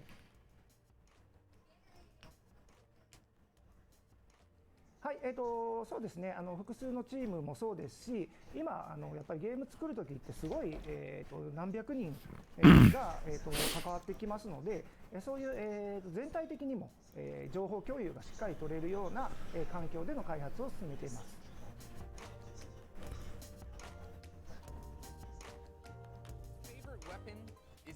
I wrote that down too. I was like, I love it. The wind up. I did 135 hours Monster Hunter World Dual Blades. That's where you get it. You get in there. No, dual blades. Like that. Dual blades for defend that. speed. Dual blades, God of War style. But nothing feels so satisfying though when you get that hit with the hammer and it's so heavy. And it's just My arm is like this because I have it on my leg like Uncle Roger right now. too It's not slow. fun. I You understand. gotta get in, you gotta get out. That's not, But you know, there's a certain. I agree with you, Jackie. There's like a certain kind of satisfaction when you finally get the wind up Right in the feels. and the hit, right out of the park. It's a good one. Especially against a T-Rex. okay, well, it's not actually, it's not officially a T-Rex, Jackie. Okay, But I'm you know what? sorry, I'll I'm let the sorry. internet and your YouTube comments correct you on that. Oh one. no! That was a great one. Thank you so much for that, Monster Hunter AMA, of course. And remember, ladies and gentlemen, if you have questions you want answered at E3, hashtag E32021, you can get your comments on the little ticker that goes by. And of course, we're running polls throughout this. We've been running polls all day long about the old Capcom, because of course we are coming up pretty dang quick on the Capcom presentation. As a rundown again of what we know officially for Capcom, of course, to be hosted by our friend Seltzer.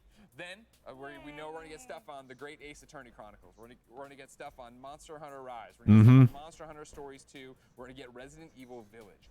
That is what they have officially said. Of course, I still hold out hope for more on Resident Evil 4 VR. I hope more on that Resident Evil multiplayer game. Yeah. And then if you really want to start dreaming, I know earlier you want to talk. They should be announcing more stuff here in a quick minute. I don't want to get anyone's hopes up here. Although it would be fantastic to have it, but let's focus on what we already know. I'm looking forward to seeing what Resident Evil Village. But let's focus. Yeah, let's see if we get any new stuff in this presentation.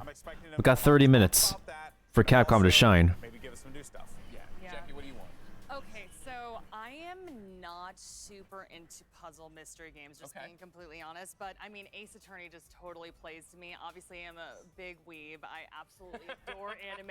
So just seeing the protagonist being like, objection, like I'm just like, I am absolutely 100% here for it. Also, there's a character in there named Herlock Sholmes. Of course. I mean, That's that how you get alone, our I'm just like, I'm exactly. I was like, I love this, so I'm You don't have to definitely pay here for anybody. it. You don't have to pay anybody on It's so that. smart, right? That's the Lupin version of Sherlock. And of course, Ace Attorney, the Chronicles here, the Great Ace Attorney Chronicles, 2 games that were released in Japan, finally coming here on July 27th, and it's about time, ladies and gentlemen.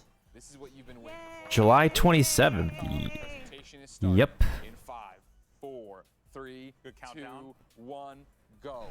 All right, here we go. Let's check it. It's officially time. Let's do this, Capcom. We'll do the Stream Raiders battle after this is over. Oh boy.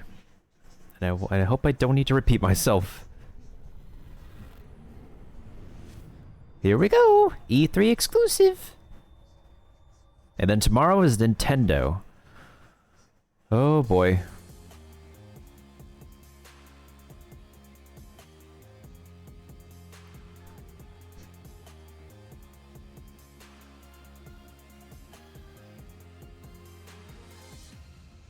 Imagine them actually releasing a new Captain Commando game, though. That character is literally named after Capcom E3 Showcase. the company. I'm your host, Rachel Querico, aka Seltzer, and I'll be your guide as we walk through the latest releases, news, and updates from Capcom.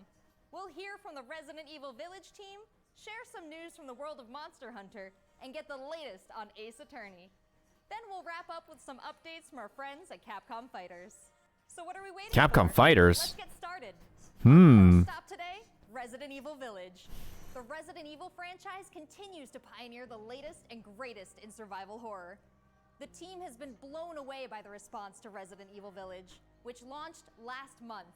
It brought the world another chapter in this decades-long story as the franchise celebrates its 25th anniversary this year. I'm honored to be able to introduce Tsuyoshi Kanda, producer on Resident Evil Village, with a special message for the fans. Another time. Bye-bye.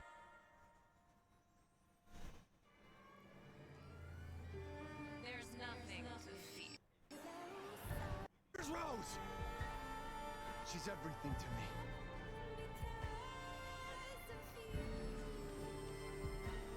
I think it's time you left things in my hands. Go on, rest now.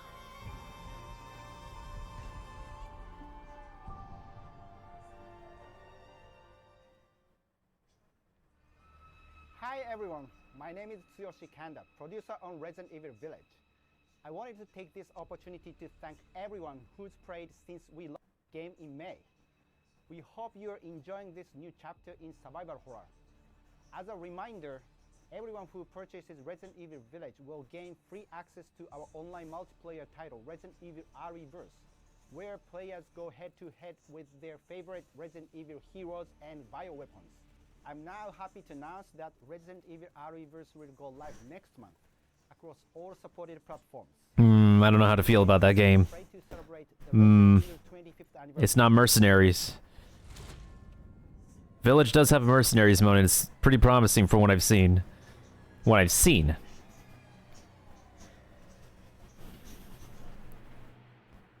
Oh, DLC. Interesting, okay. Thank you, Kanda-san, for that wonderful update. Hope one of them is free. Some long-awaited news from the world of Monster Hunter.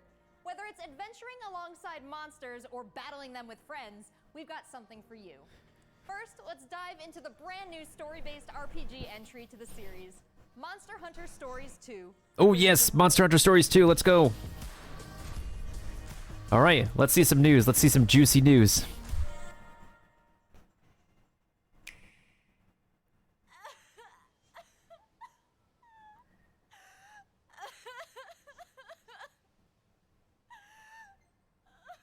This was his fate.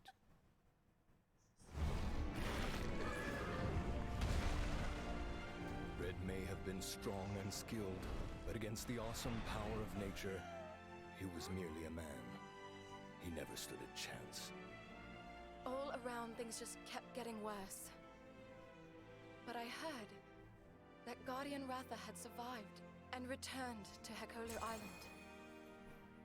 I went there to see Red's old Monstie again. Then, of course, that's when I met you. You were given Red's kinship stone, and now a Rathalos egg. This is destiny.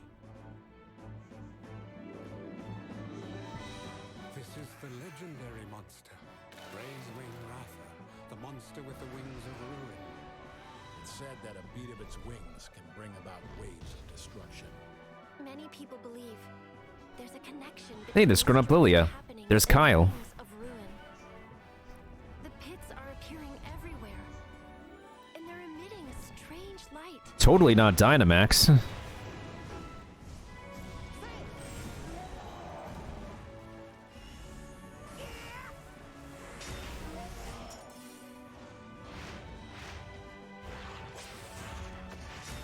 What's this whole idea of forming kinship with monsters? How do you control them? It's not about control. Monsters help riders. Oh, there's a Tigrex. And the bonds between monsters and riders. Oh, that's the one that appeared in Rise lately.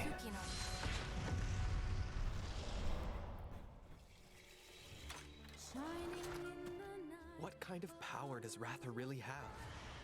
Why are all of these pits appearing? And who are those people who want to take Ratha for themselves? All I have are questions. If there's worry or doubt in your voice, Ratha will become anxious too. He needs to know that you will protect him no matter what. I can sense the flames of his life force weakening. The burden of such great power is too much for his body to bear.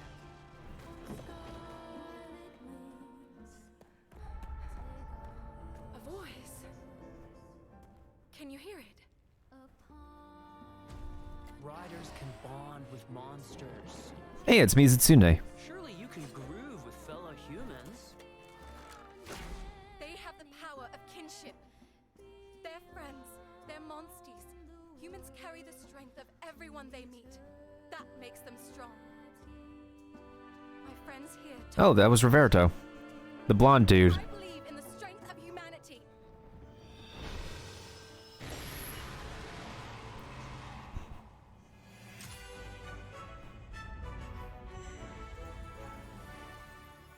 This is just around the corner. I cannot wait to fight. I cannot wait to play this sequel. Featuring free title updates. Oh. Palamute! Holy frick! Perfect! Yo! What? Dual attacks with Palamutes? Hello?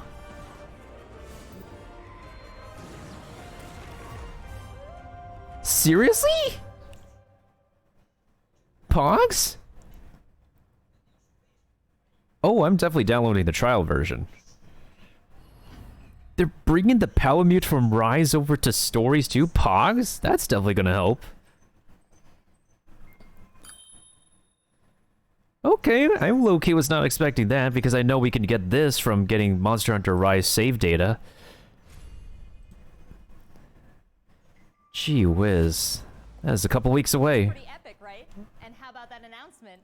The canine companion Palamute from Monster Hunter Rise will be joining Few weeks away. Stories 2 as one of the new Monsties in the first free title update coming soon after the game's release. Thank you, it's free. Early peek at the game with the Monster Hunter Stories 2 Wings of Ruin trial version starting on June 25th, which also carries your progress over to the full game release just a few weeks later on July 9th. That's not the only way to join the hunt. Millions of you made Monster Hunter Rise a huge success earlier this year, and we have even more content coming, including a new collaboration on the Rise. Let's find out more. I see what you did there. On the Rise.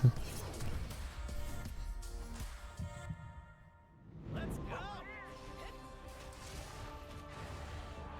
This is for my fellow hunters!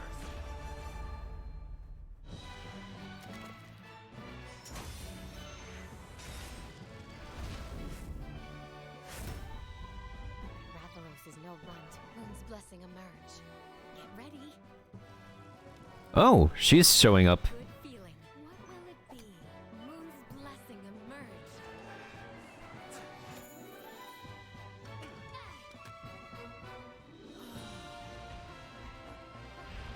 Oh, Diablos, watch out. Wait, what? Y'all got a mission? You can steal eggs now?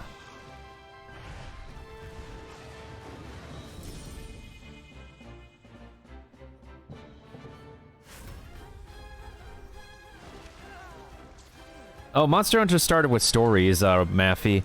We got the Palamute in Stories as a free title update. You just missed us learning that we get the Palamute in Monster Hunter Stories too.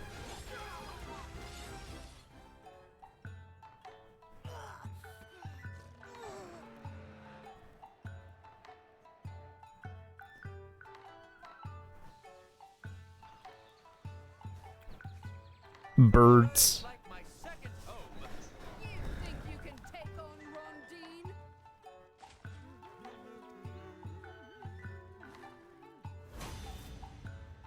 Of course, it's all about the paid DLC.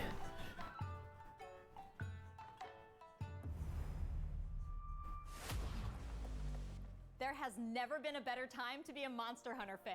With all the new updates to Monster Hunter Rise and the launch of Monster Hunter Stories 2 this summer. We can't wait to hear about your own stories of adventure. Well, that's not the only thing Capcom has in store for us this July. Fans of Phoenix Wright will have new chapters to explore with the release of the Great Ace Attorney Chronicles. North American and European future attorneys will finally be able to get their hands on the Great Ace Attorney Adventures and the Great Ace Attorney 2 Resolve, which were previously only available in Japan. You'll travel back in time to the late 19th century Japan and London to play as Ryunosuke Naruhodo, Phoenix Wright's ancestor, in this action-packed prequel. Now let's hear more about the story. About dang time we got this. And it's English dub too, that you could choose for English dub. Welcome to the center of the world. Great Britain's mighty capital, London. This country is incredible. I will become a lawyer. I have to. So then, let us unravel this mystery and discover what events led to this curious murder. Who are you? Herlock Sholmes. You must have heard of me. We must solve this case, Naruhodo-san. Let us engage in the art of deduction, Mr. Naruhodo. Well, what have we here?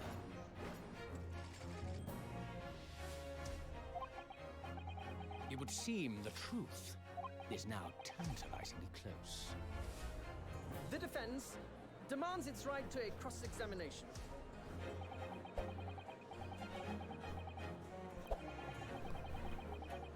Objection!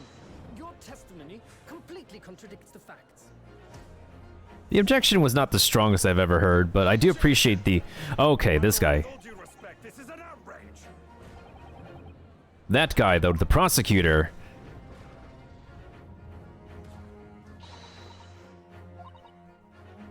Yeah, Herlock is the Lupin version.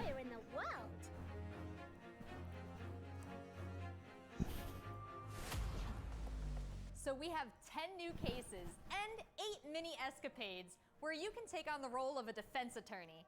Now, we all want to see some gameplay, right? Let's take a closer first look at 2 gameplay features new to the franchise in the Great Ace Attorney Chronicles: Dance of Deduction and Summation Examination. Minor spoilers may be included. Capcom's marketing brand manager for the Great Ace Attorney Chronicles.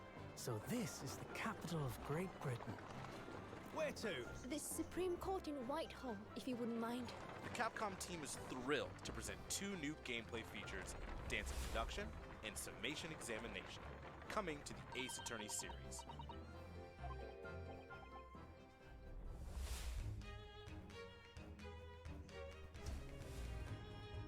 While investigating to prove your client's innocence, players will come across conspicuous situations that require further examination with the help of Ryunosuke's legal aid Susato and the brilliance of deduction from Detective Herlock.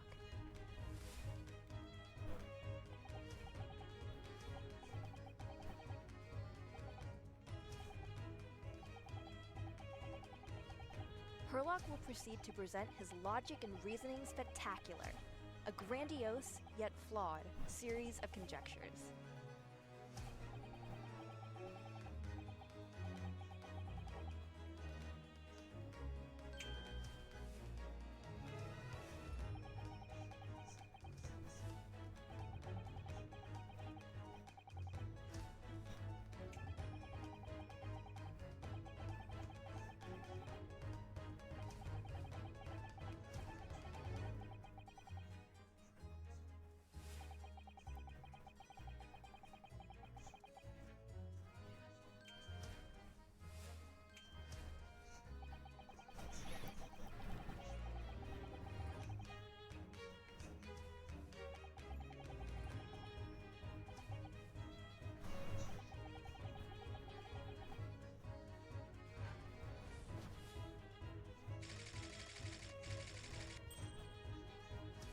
Ryunosuke and Susato will then discuss to correct the flaws in Herlock's deductions. Because that's not how Sherlock's would solve it.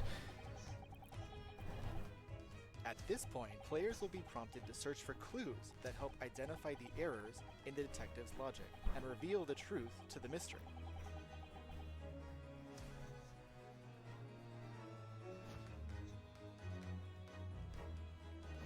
As players present new evidence and observations, Herlock will amend his deductions based on the new information. Upon uncovering the truth, Ryunosuke and Herlock enter into a semi-metaphorical, semi-literal dance that brings them to the conclusion of the Dance of Deduction. The details.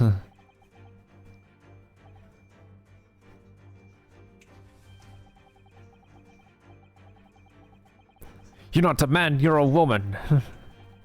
And still very much in our youth.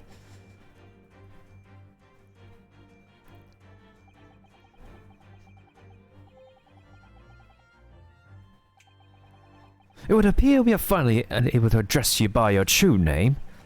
Yes, because your true identity is that of the Novovich Ballet's prima ballerina.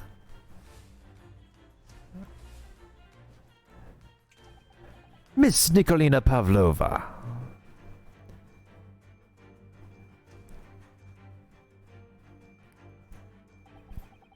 You're right. My name is Nina. I mean, Nikolina Pavlova. This was one of the obvious earlier spoilers. People, even I knew about this. Battles, players will attempt to convince 6 jurors of the innocence of their client. Their progress will be displayed and represented by 2 scales of justice, one black, representing a guilty verdict, and one white, representing a not guilty verdict. Objection! In summation examination, take the stand to face off against the jurors. all of whom provide explanations as to why they've reached their guilty verdict. That's not a real rose? Really?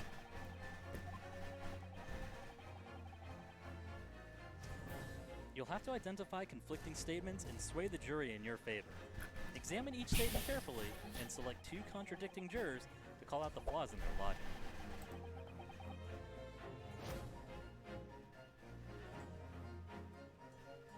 Objection!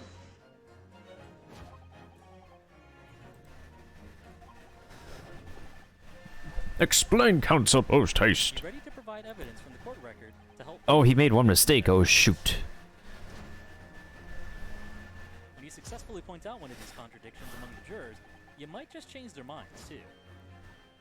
With a slam of their fist, each juror you persuade will send a fiery ball towards the scales above and literally tip the scales of justice in your favor. Bring each contradiction to light and persuade the jury to help prove your client's innocence. Objection! My lord, with all due respect, this is an outrage!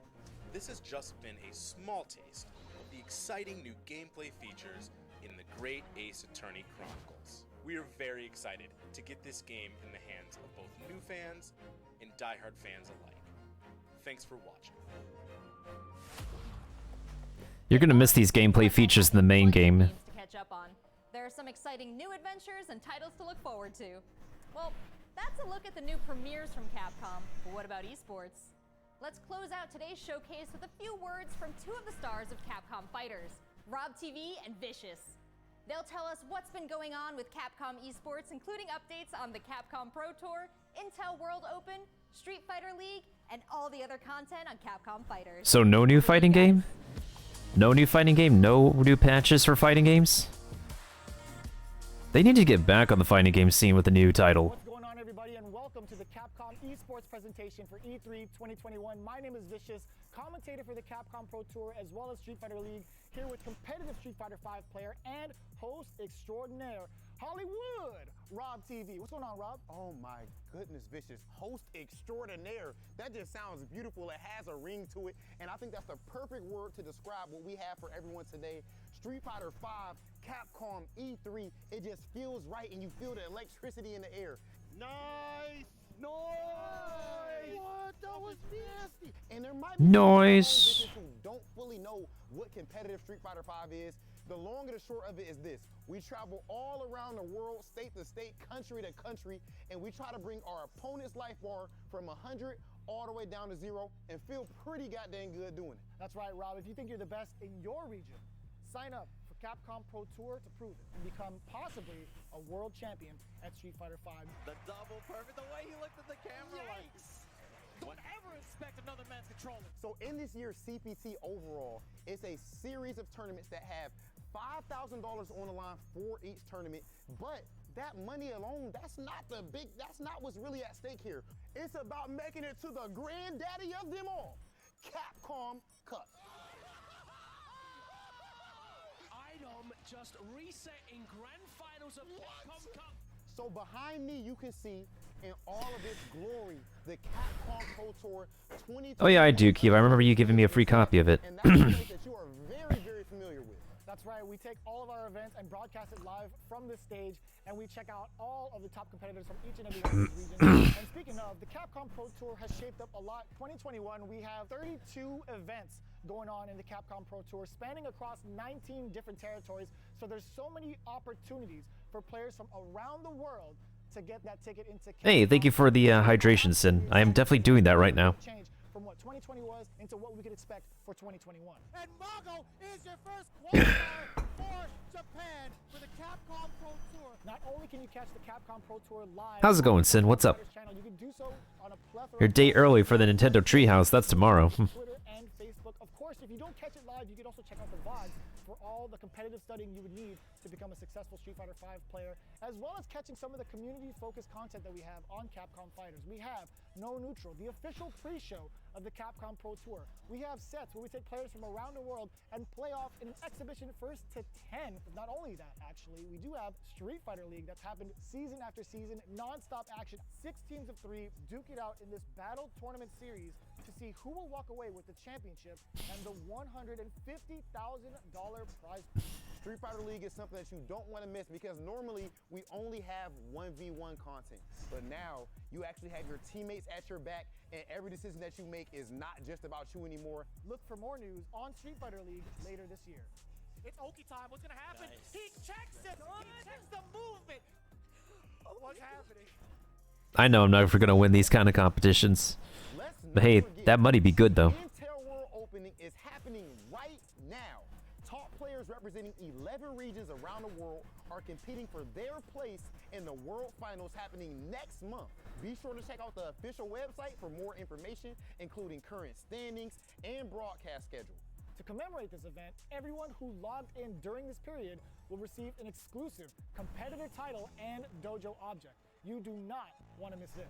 I highly recommend everyone to stay tuned for future. Yep, that's how fighting games be like, Keepa.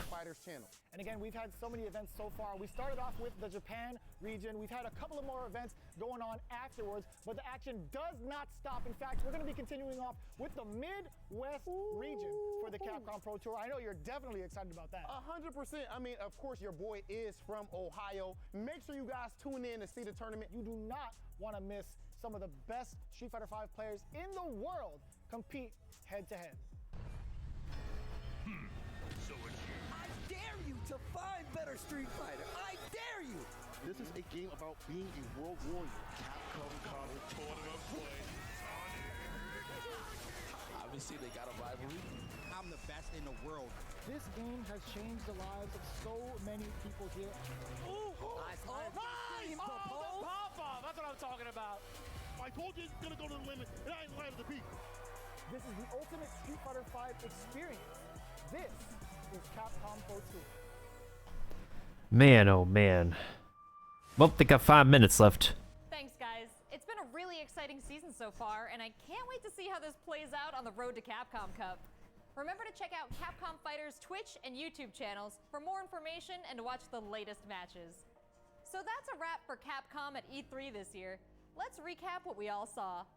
Resident Evil Village is back with the latest installment of the survival horror experience and RE-Verse as part of the franchise's 25th anniversary. With upcoming DLC. We have new adventures to embark on in the world of Monster Hunter with Monster Hunter Stories 2, Wings of Ruin, and Monster Hunter Rise.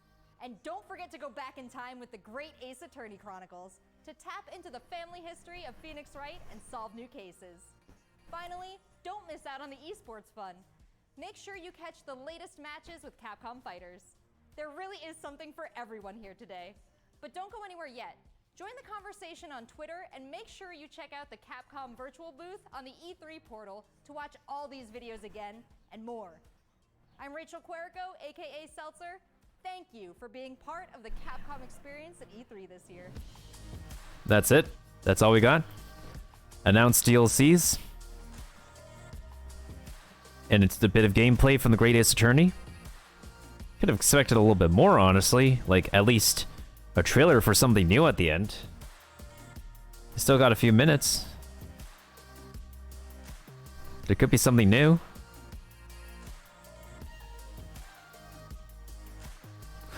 Well, actually, let's look at this Twitch chat. Let's see what's happening. Well, it looks like a lot of F's going on. Major F's going on. Well, that could have been better. One thing did excite me was the fact that we can ride the Palamute in Stories too. Welcome back, and that is a wrap on Capcom's presentation. I thought that rhymed for a second, and then I was gonna go, that rhymed, and then I was like, that didn't rhyme. I love seeing the wheel. I saw the You ears. saw the wheels like, turning. no, that's not. I was like, that doesn't rhyme at all. It's just day 3, and I'm just feeling it, folks. I'm feeling it, yeah. Sure, yeah. Not gonna lie though, that certainly got me amped. We saw a lot of great titles there, and we're gonna go into more depth about Great Ace Attorney Chronicles and all the stuff that we saw dropped with Resident Evil. 0 out of 10. Oof. A little bit more here. Without a Non doubt, I'm disca. absolutely hyped for Monster Hunter Stories 2, Wings of Ruin. That was a new trailer that we saw, and that one got me in the feels. It's the one where, and I think I saw this on the internet, correct me if I'm wrong, everybody, but the first use of Monsties, it seems like people weren't familiar with the term Monsties, and now we all are. So hashtag Monsties, get it out there right now. I am all for that hashtag, yeah. But for me, when it comes to these narrative stories, the story has to be good, you know what I mean? And it's hard to tell. Maybe I could end the evening off with a little bit more Monster Hunter stories. Not like I'll do anything new, it's just a little bit more grindfest. But am I going to get into this story? And somehow this trailer conveyed that. I think for me what stood out was hearing, I think it was Michael's new crush. She's like, I love white-haired girls with red eyes. He like lit up as soon as that sounds that like lovely Michael. little lady came up on the screen. But I think she was like telling the protagonist something like, you know, this monster can sense fear. It can sense anxiety. Monsty. I'm sorry. I apologize. It's gonna be hard. It's been years of saying monster. Why they didn't change the name to Monsty Hunter? I don't know. Okay, I'm sorry. Okay, I mean, Monsty Hunter. I like that too.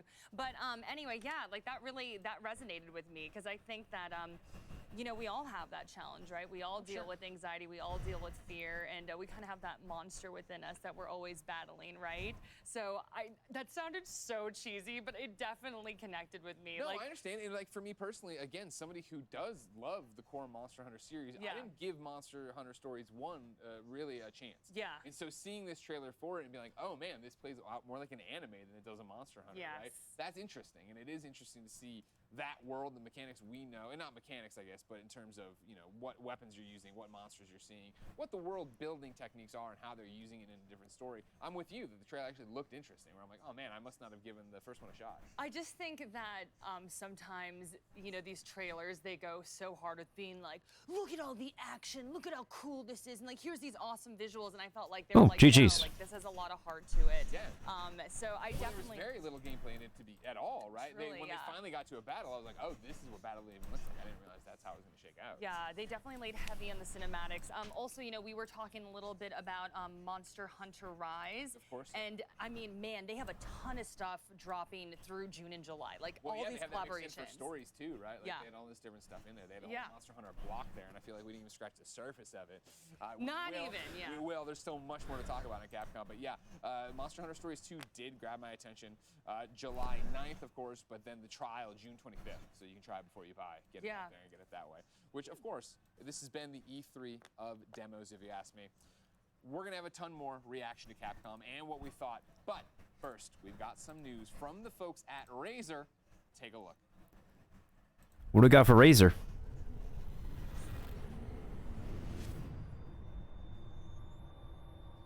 Yeah, it's because that's one of the words that the Welcome to the Razer keynote at E3, the world's biggest video games convention. That the Stream Raiders people will barge in with Today, we have come a long distastefully. way for gamers by gamers, and today we're one of the biggest gaming brands in the world.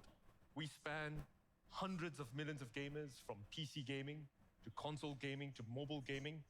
But what I'd like to talk a little bit about today, to kick things off, is PC gaming, something near, dear, close to my heart, and pretty much to talk about the decade of the Razer Blade. So in 2011, we launched the world's first true gaming laptop. And this caused quite a bit of controversy back then, because gaming laptops were not gaming laptops in the true sense of the word. They were gaming luggables back in the day. Super thick, super heavy. And the Razer Blade was the first true gaming laptop in the sense it was super thin, super light, and super powerful. And it ushered in a new generation of gaming laptops. And since then, over the past 10 years, the entire industry has moved to follow in the footsteps of the Razer Blade. In 2013, we launched the world's thinnest gaming laptop. 2016, we invented the world's first Thunderbolt 3 external GPU. In 2018, we launched the world's smallest 15-inch gaming laptop. And since then, we've now got the entire Razer Blade family. We've got the Blade Stealth 13, we've got the Blade Pro 17, and of course, we've got the Blade 15. The Razer Blade has been both a critical and commercial success. It's been called the very best gaming laptop in the world, and continues to win accolades over and over again. And at this point, many of our fans, many of the Razer community is asking, what's next? So we go down and we talk to every single one of our fan base, for gamers, by gamers, we talk to the press. And one thing that we've heard consistently over the past couple of years is, when is Razer going to make an AMD gaming laptop? Oh. Well, ladies and gentlemen, I'm incredibly excited to be able to announce that we're now working closely together with AMD, and we've put the very best designers and engineers together with the top AMD engineers, and what we've created in a single line is the ultimate AMD gaming laptop. And I probably cannot afford it. We are bringing back the legendary Razer Blade 14. Oh? How do we do this? How did we make the ultimate AMD gaming laptop? Well, we took a look at the 14-inch gaming laptops today. Now, many of them have tried to follow in the footsteps of the Blade 14 that we created some 10 years ago, and many things have changed since then. In terms of form factor, many of the gaming laptops out there are portable, but we feel they could be thinner, could be slimmer. Now, over and above, in terms of GPUs, there's been not much innovation. Don't get me wrong, they've got a great GPU in there, but they max out at a RTX 3060. In fact, in terms of total graphics... Yeah, I know Razer is a Taiwan company. They max out Just 80 watts, and we feel it could... My second GPU is from a Taiwan company as well. Of course, the right materials, and with, of course, the right cooling thermal solutions. Now, as we talk about materials, unfortunately, most of them still use really non-premium builds. Now, one thing that we do at Razer that all of you are familiar with is that we look at doing really premium builds. We've got CNC'd, machined chassis. We want to make sure that you've got the best possible no-flex kind of chassis, but many of the ones out there don't have that. And of course, cooling. Many of the 14-inch gaming laptops are still using solutions that we pioneered some 10 years ago. At Razer, we've really pushed it ahead. We've had vapor chamber cooling for years now. We are in the next generation of that. We've done that for laptops. We've done that for phones, over and over. Now, in terms of having all this last-gen tech, many of them are still limited in terms of the ports that they've got. They've got only a couple of Type A ports, a couple of Type C ports, so on and so forth. And they've got truly, truly uninspired keyboards. They're using single-color backlit keyboards. Why? Because they don't have space or they don't have the imagination. But at Razer, we've got loads and loads of imagination. And what do we want to imagine? Well, a whole lot of ultras. Ultra what? Well, ultra powerful. We want it to be ultra powerful.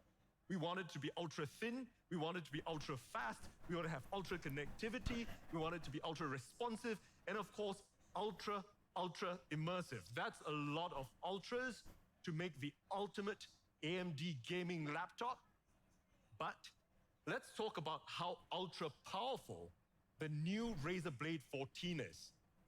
Now, together with AMD and Razer, we have designed and engineered in a single line the world's most powerful 14-inch gaming laptop. This is not any normal gaming laptop that we're talking about. We're talking about the world's most powerful 14-inch gaming laptop. And to this end, we wanted to pick one of the most powerful CPUs on the planet today, and we've picked the AMD Ryzen 5900 HX. This is truly an incredible CPU. We are talking about a HX class, an extreme class AMD processor, and it's an unlocked processor. Unlike many of the other laptops out there using the HS class processors, we are using a HX class unlocked processor. A Zen 3 mobile processor in a cutting edge 7nm level. It's an 8-core x86 CPU, and it's got an up to a whopping 4.6 gigahertz of power. This is an insanely great CPU.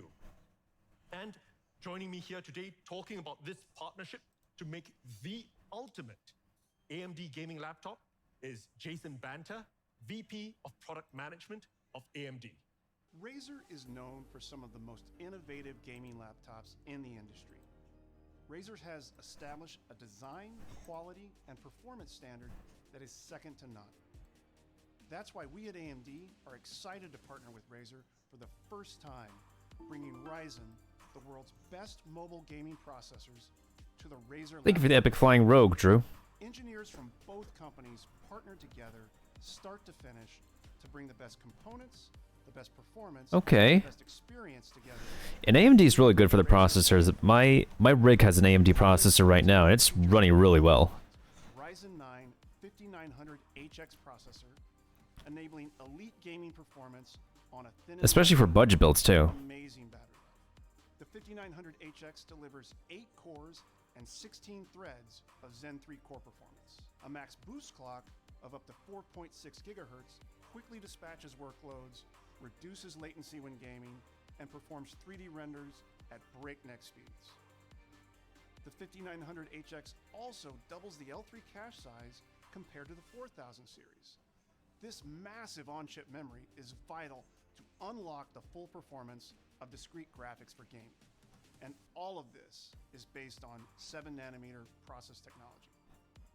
The AMD Ryzen 9 HX series was designed to deliver the most immersive gaming experience you can get in a laptop with zero compromises. From all of us at AMD, congratulations to Min and the entire Razer team for outstanding execution on this project. We're proud to be a part of this generation of Razer Blade laptops and look forward to expanding these opportunities for gamers in the future. Thank you very much, Jason. So that was Jason of AMD talking about our partnership. But the CPU, of course, while we've picked one of the most powerful in the world, is just half the equation. What's on the other half of the equation? Well, the GPU. We've picked one of the most powerful CPUs in the world, and we've also picked one of the most powerful GPUs. And we're talking, of course, about the NVIDIA. Of course, perfect. 30 series. Now, our engineers and NVIDIA, we've been working together for many years. We've been optimizing it. We've got the best GPUs in the world with NVIDIA. They've got up to 8 gigs of VRAM. And one thing that we did is that we've managed to push the total gaming power up to 100 watts of power. We're not talking about 80 watts that everyone else is doing.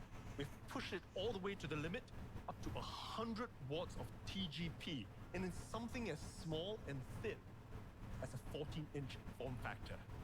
Now, of course, we start with the RTX 3060.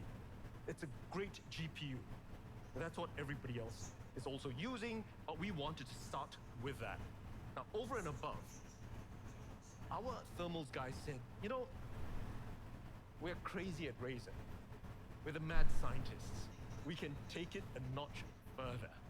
So what have we done?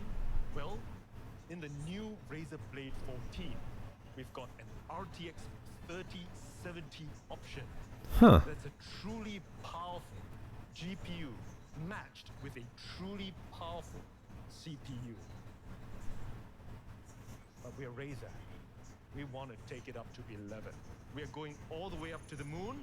And what we've done with the new Razer Blade 14 is that we have now added as an option a crazy and insane RTX 3080. A 3080? The most powerful GPU on the planet with one of the most powerful CPUs on the planet. It's truly, truly powerful. Holy.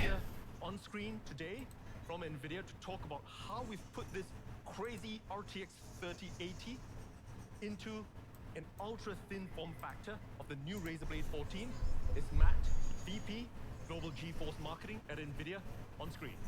Thanks, Min, for inviting us to present at your event. Once again, we're excited to partner with Razer on the development and launch of a Blade laptop. This time, the all-new Blade 14 powered by GeForce RTX. For the first time, gamers can experience an RTX 3070 and 3080 laptop GPU in a 14-inch form factor. It packs incredible performance in an ultra-thin, sleek design. Wherever you go, you can play the most stunning and graphically demanding games because the RTX 30 series includes second-gen RT cores that enable fast ray tracing. Enjoy realistic lighting, reflections, shadows, ambient occlusion, and more. All of those make your games more immersive. Ray tracing is featured in many of today's most popular games. NVIDIA DLSS That's true. also has been widely adopted by gamers. Many refer to it as magical. DLSS provides a huge boost of performance using AI rendering and looks as good or better than traditional methods.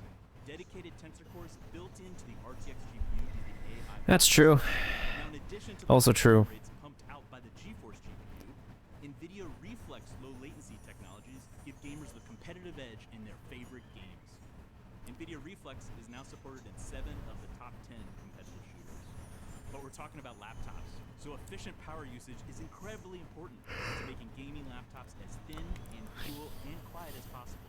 That's where our Max-Q technologies come in. Every aspect of the laptop, the GPU, software, PCB design, power delivery, and thermals are all optimized for power and performance. With the help of AI, high-performance gaming laptops are faster and better than ever before. Let me give you an example. Dynamic Boost 2. It automatically distributes the power across the GPU memory, and the CPU for maximum performance, whether you're gaming or creating. We can't wait for gamers and creators to experience the incredible power and the portability of the new Razer Blade 14. Min, thank you for your great partnership. Thank you very much, Matt. And that is the ultimate AMD gaming laptop, ultra powerful, and we just talked about it. But we've not just got true power. It's not just the world's most powerful 14-inch gaming laptop. Let's talk a little bit about how it's ultra thin. Now, how thin have we gotten it? Well, it's not just ultra thin.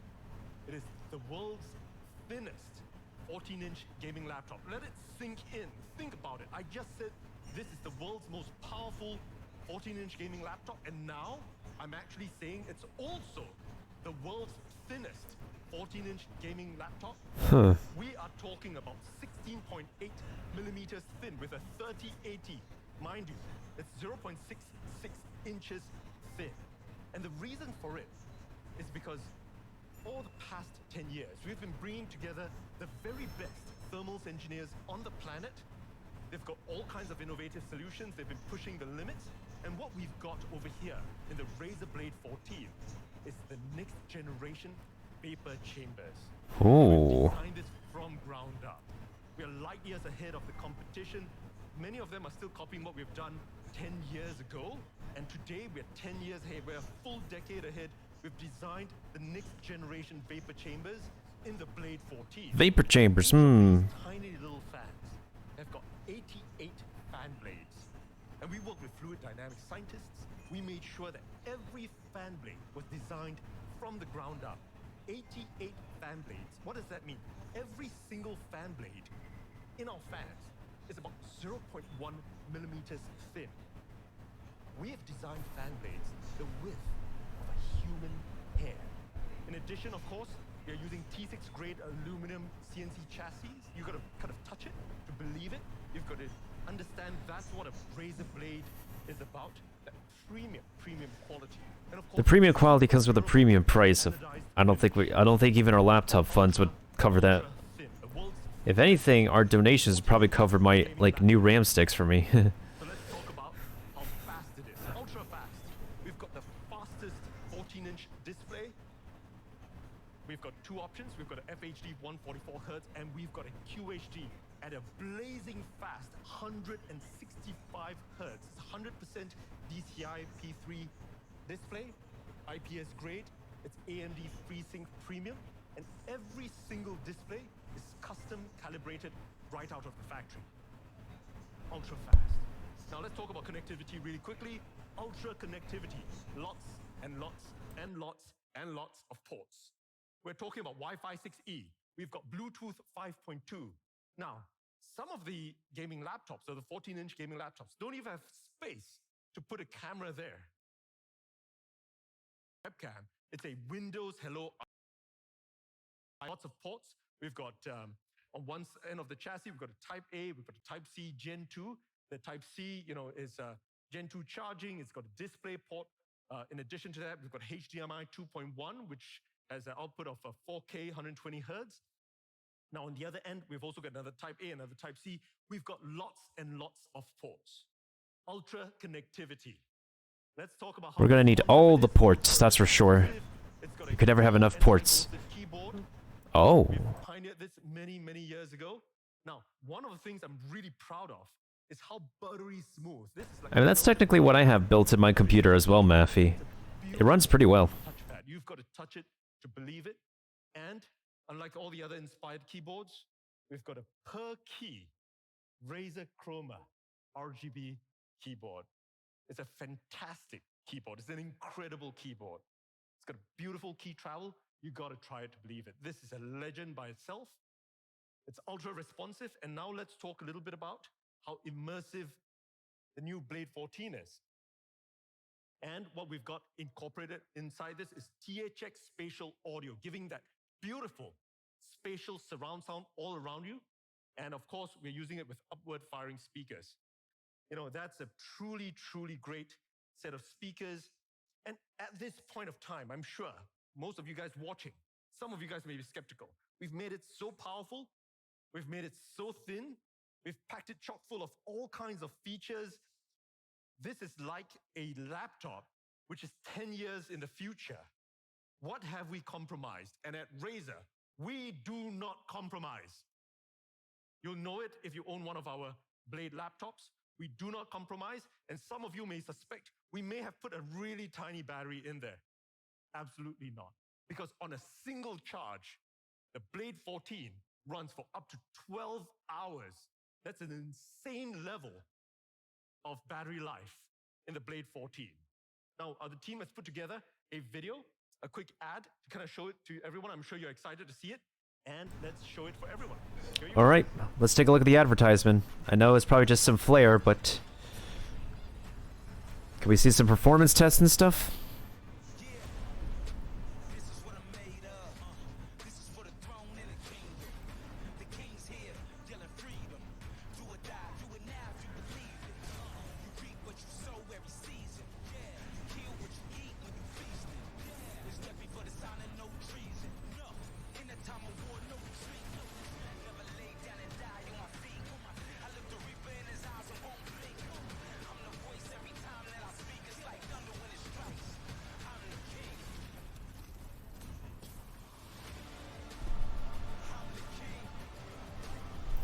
Okay, okay.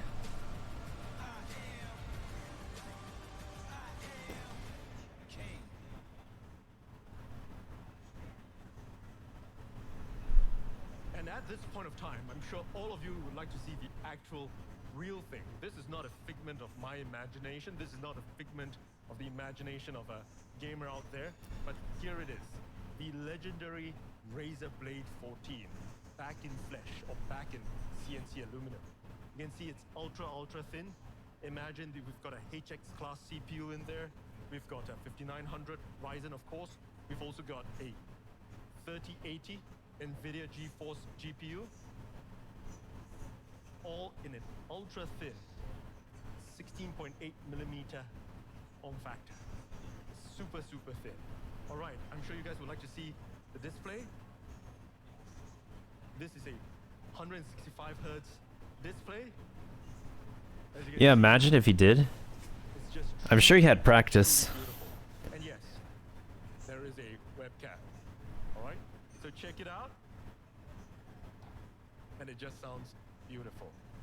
So, this is the new Blade 14. It's so compact, packing a 3080. Imagine that. And really quickly, to take us through this is the world's most powerful 14-inch gaming laptop.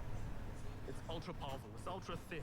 It's the world's thinnest 14-inch gaming laptop. Just imagine I'm saying that at the same time.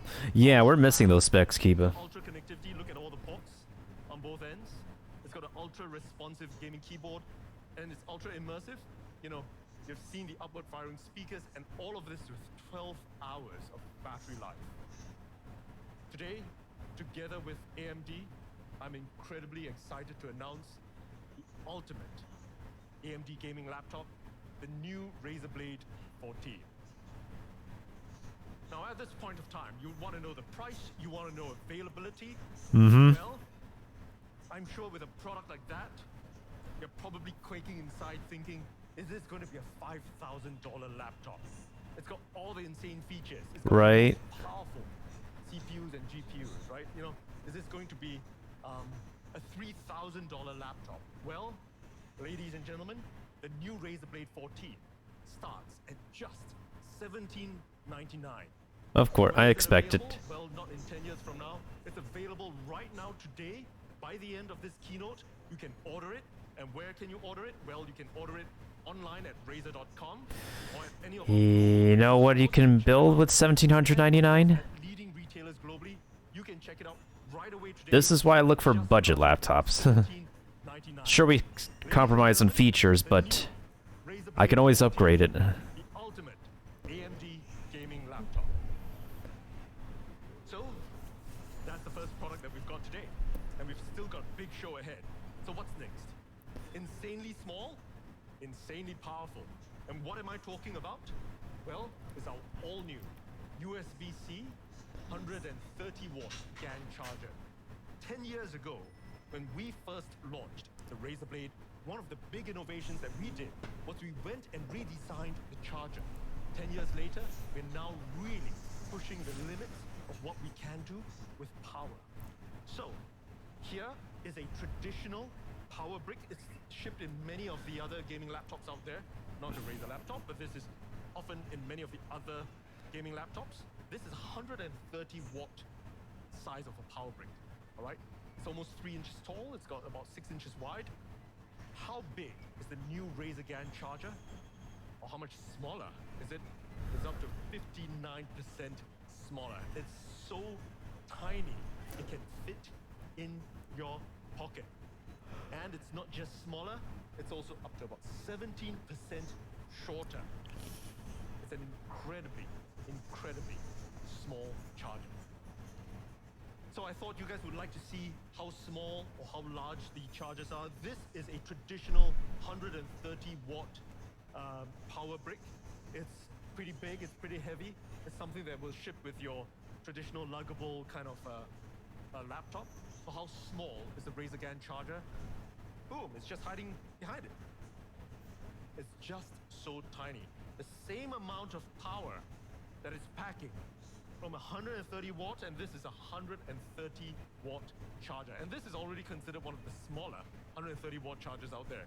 You can see how tiny, how small it is, but we've got another surprise for all of you. This charger can only do one thing. It charges your 130-watt laptop or gaming laptop. This charger doesn't just charge your laptop. Boom. It charges up to 4 devices simultaneously. Oh, that's cool. Powerful. That's how insane this product is. Okay. This is the Razer GAN charger, USB-C 130 watts of power, truly compact power. Now that's pretty practical, my dudes. Here's the front profile. You can see the 4 ports, 2 USB-Cs and 2 USB-As, truly compact power. And here's a perspective shot. Truly, we've designed this so that this is the perfect charger that you can buy. It allows you faster charging up to 4 devices. It's Up to 4 devices? With global adapters? Okay. Faster charging, 2 times USB-A, 2 times USB-C, mobile and travel ready, and it's got safer power delivery features. Now, what does it work with? Well, lots and lots of selected devices. As long as it's got USB-C and charging, it works with a whole slew of Razer Blade laptops, Apple MacBooks, both the Pro and the Air, Windows laptops like the Dell XPS, tablets, smartphones, smartwatches, and much more. Wow. Is it $600? Is it $300? Well, absolutely not. The Razer GAN charger is just $179.99. You can pre-order it right now, and we're shipping within the next 30 days. And you can buy it, of course, at Razer.com. That's a pretty good charger, not gonna lie. Globally, this is the Razer 130-watt GAN charger, and you'll But there are the chargers that serve the same purpose, though. And different price points. Ultimate charger. Next up, Pixel Perfect. Well, a couple of years ago, we launched the Razer Raptor 27. What do we have with it? With the new Razer Raptor? Well, still a 27-inch form factor. It's got an IPS display. It's got a beautiful QHD resolution display. Now, what we've done is we've upped the refresh rate from 144 Hz from the previous generation to a faster 165 Hz refresh rate. In addition, we've looked at how to ensure that there's tear-free adaptive sync. It's not just using NVIDIA G-Sync, but it's also compatible with AMD FreeSync Premium. And we've got one of the best display panels in the industry. It's got a 95% DCI P3 color space, HDR, high dynamic range display. And something I'm really proud of is that this is the world's first THX certified gaming monitor. THX certified? Really closely. That's a thing? THX, specifically with the gentleman Eric Gemmer, who's got decades of experience in making sure that he certifies the very best displays in the market. And joining me on screen here today is Eric, talking a little bit about our partnership. Hi there, I'm Eric Gemmer, THX's Director of Industry Technology. I'm pleased to announce that THX has certified its first ever gaming PC monitor, the newly refreshed Razer Raptor 27-inch. If you don't know, to become THX certified, a monitor like the Razer Raptor must pass 400 different tests run by the certification team in NEAT. The THX certification process makes sure that the screen in question will perform remarkably well, and our testing process includes ensuring panels are lit consistently, colors are accurate, and the image is pristine and clear. The result is a stunningly good screen that is good for fast-paced gameplay and other challenging scenarios. More importantly, THX certification plus the Razer Raptor's fast refresh rate of 165 Hz and 1 millisecond response time means the screen will keep with your superhuman reflexes. If you're a creator, the THX certified screens, like the Raptor, have the added benefit of being a great option for color grading. If you've ever worked on an artistic endeavor and the colors you've seen look off compared to other screens, don't worry. THX's certified screens and our exacting attention to detail means the Razer Raptor 27 serves as a benchmark for color accuracy, so your next project will look true to your artistic vision. Okay. If the Raptor is your main entertainment screen, you're in luck, because like all THX certified screens, the Razer Raptor 27 includes our renowned THX sensor. When it comes time to enjoy your favorite blockbuster movie or TV shows, it'll look spectacular and pixel perfect by correcting for color, brightness, grayscale, and removing any excessive and unwanted video content. That's pretty cool. Across the board, the Razer Raptor 27 is a superb entertainment screen, and we hope you enjoy the quality THX certification brings to the new Razer Raptor 27.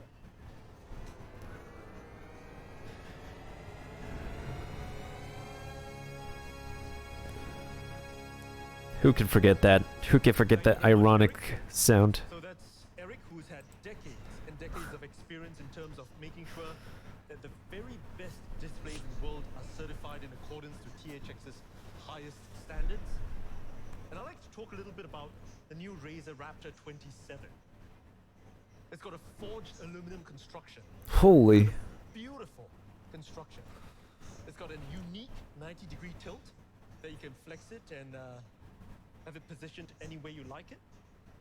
And it's got lots and lots and lots of ports. It's got a beautiful integrated cable management. It's truly unique. You can see it from the rear. And when you touch the back of the new Razer Raptor 27, it's got a beautiful textured fabric backing. Now the display is optimized in terms of software. We've had optimized gaming modes as well as immersive cinema modes that you can use. And over and above, of course, it's integrated with Razer Chroma RGB. So it fits the entire Chroma RGB family, with Chroma as the world's largest RGB platform. Right, Keepa, right. Hold on, I gotta hydrate. In terms of the entire desktop battery that you have. Right. Now, one of the things that we've done to update the new Razer Raptor 27. We could probably take a look at what the heck Razer's been up to before this day.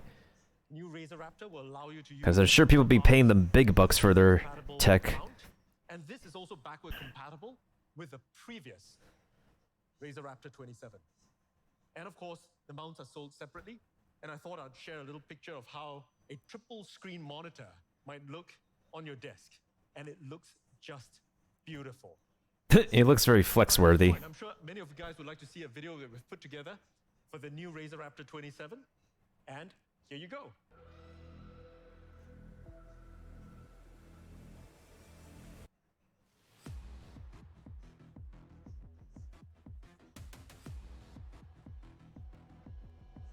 Well, that cable management option helps a lot.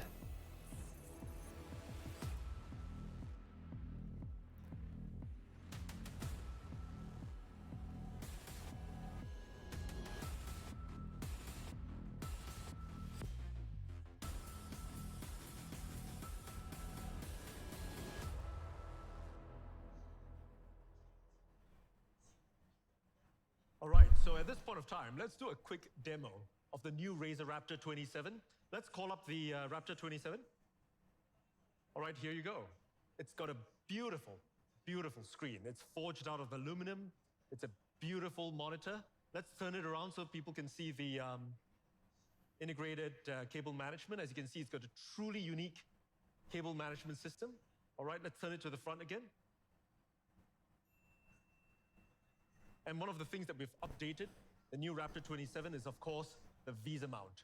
And with the Visa mount, now you can have Right, Maffy? I think there's so much more to say about their new tech, more so than Capcom and their games. Battle station. If you turn it around, you can see how it looks. It's truly, truly unique, and we're really excited to be able to. If I need a third monitor, I just use a tablet. Razer Raptor 27. Thank you very much. So, in closing, it's got an ultra-fast display. We've upped it to 165 Hz. It's a beautiful display. It's got adaptive sync. Bear in mind, it's got both G-Sync and AMD FreeSync Premium. It's the world's first THX certified monitor. And it's a Visa mount compatible, sold separately. And it's got this really clean, ultra clean cable management system. And lots and lots of ports. So how much is the new Razer Raptor? Well, you can pre-order it right now at just $7.99, and we will be shipping within the next 30 days. And of course, like most Razer products, you can order it at Razer.com, Razer stores globally, and leading retailers. And also, you can order the new Visa mount, which is optional, at just $99, available today at Razer.com and at global Razer stores. Ladies and gentlemen, the new Razer Raptor 27. Pixel perfect. So that's what we have today at our Razer keynote at E3. Remember to join us after this. We've got Well, I'm not getting that monitor anyways, but we've got great new products that we announced. We've got giveaways, and we stream it live from one of our Razer have fun in everyone's wallets after getting these products. That's not all. Oh? We've got one more thing to share with everyone, and it's safe, social, and sustainable. And what am I talking about? Well, no other than Project Hazel. We announced this at CES earlier this year. And at CES, we had some truly, truly insane press coverage with everyone out there saying, when can I get a Project Hazel? Will you make it into reality? And it wasn't just it was pretty short. A lot of presentations were pretty short lately. I feel like Sundays has been the most noteworthy so far. And many of you had great ideas for features to remove. We've heard your feedback. We continue to hear your feedback on Twitter, on Facebook. Ping us anytime because we listen to all the feedback for gamers, by gamers. And what I thought I would do today is that I'd give everyone an update on the project because we are going to be making Project Hazel a reality. So what kind of updates can we give? Well, When the pandemic first started, we converted one of our manufacturing facilities to make surgical masks. Today, we at Razer make high-quality, certified surgical masks, and we ship them worldwide. We've donated over 1 million masks worldwide in the US, in Europe, in Asia, in Africa, etc. Cool. And we continue to do that. Of course. High-quality surgical masks meeting the very best standards. And what we've done is that we've taken the learnings from that, the engineering, the design, and we've put that into Project Hazel. So Project Hazel is going to be using replaceable N95 grade filters. We've now designed in a secure silicon face seal. These are just some of the updates since the last time that we talked about this at CES. And we are going to make sure that Project Hazel follows the lab testing with BFE rating that we've done for surgical masks. That's the safe aspect. Now, what about the social aspect? What are we keeping? What are we not keeping? Well, first up, the clear, transparent design. We're definitely keeping that. We're also adding in interior lighting so that in low light conditions, you can still see the face of the Project Hazel user. And one of the big things that we've added this time around is anti-fog coating. So we've got an anti-fog coating on the inside of the Project Hazel to ensure that the social function still remains even during use. Now, what about sustainability? Now, many of you will be aware, sustainability is at the core of what we do over here at Razer. We care a lot about the environment. One of the things that concerned us the most when we were making these one-off surgical masks was the sustainability of the surgical Yeah, my model is just acting funny sometimes. I'm just trying to make myself comfy in my chair. Every single filter lasts 3 times longer. It's just my model. Single-use surgical masks. And what I'm really proud to say is that every filter uses 80% less material than traditional surgical masks. Now, I'm sure many of you are waiting to try out Project Hazel, and I'm going to talk about availability at the end of this, but if you can't wait to try Project Hazel out, we've got something really special for all of you. You can try the Project Hazel filter online and see how it looks on your face. You can check it out on Instagram, check out Razer, and here's a quick video to show how you can use the Project Hazel filter on Insta.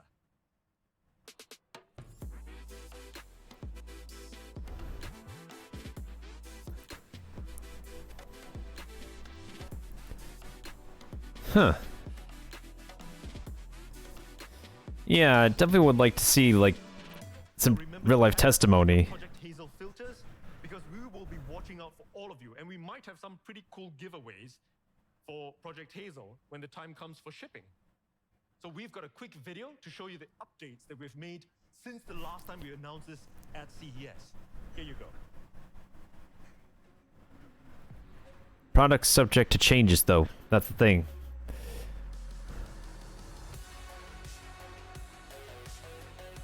And it's got RGB.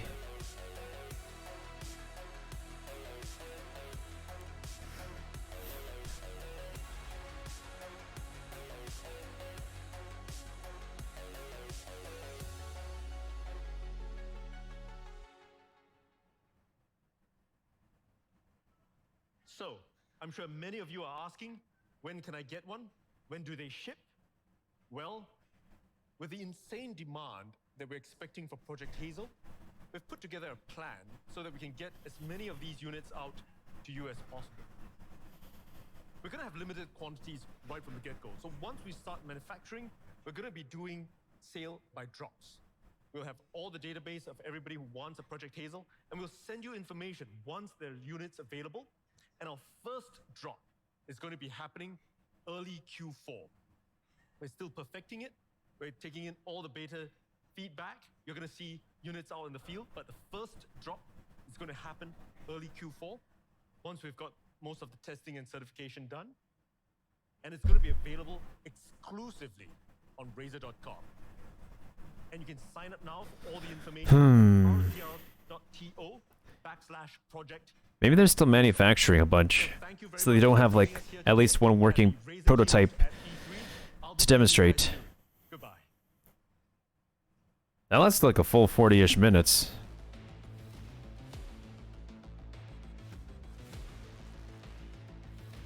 Oh, there we go.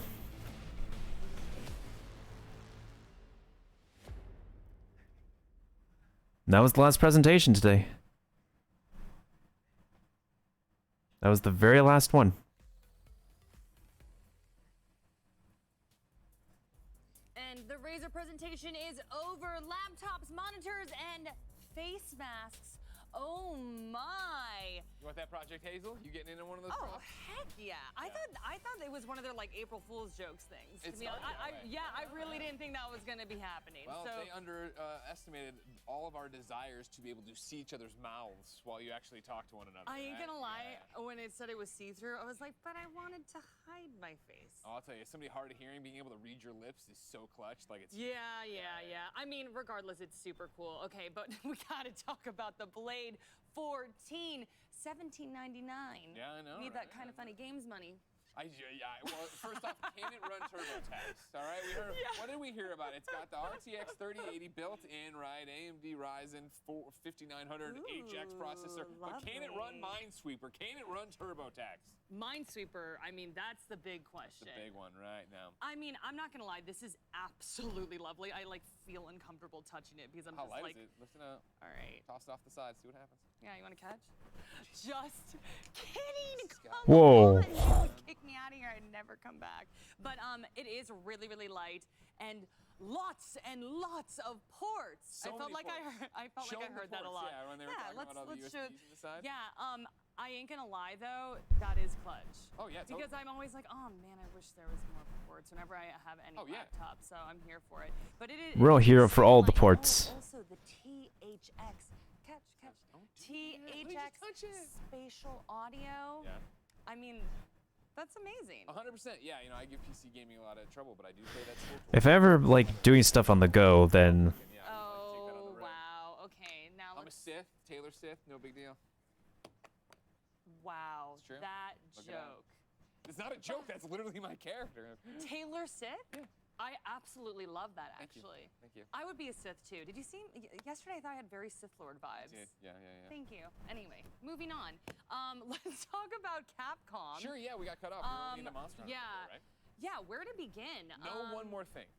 I told you all. I was like, Capcom talked about what it was. Golden Boy over there. Oh, I want Lost Planet. Oh, I want this. Yeah. Like, they were very clear about what they were going to have, and that is what they had. They did not go beyond that. Well, you know, we always think, hey, maybe they're going to sneak something in there. They 100% stuck to the agenda on that. So yeah, Monster Hunter it was a bit predictable. But the Great Ace Attorney, first of all, I like absolutely love the character Sherlock Holmes. Like, I love that they made him. Oh wait, I said his real name. It's supposed to be Holmes Herlock Sholmes. Yeah.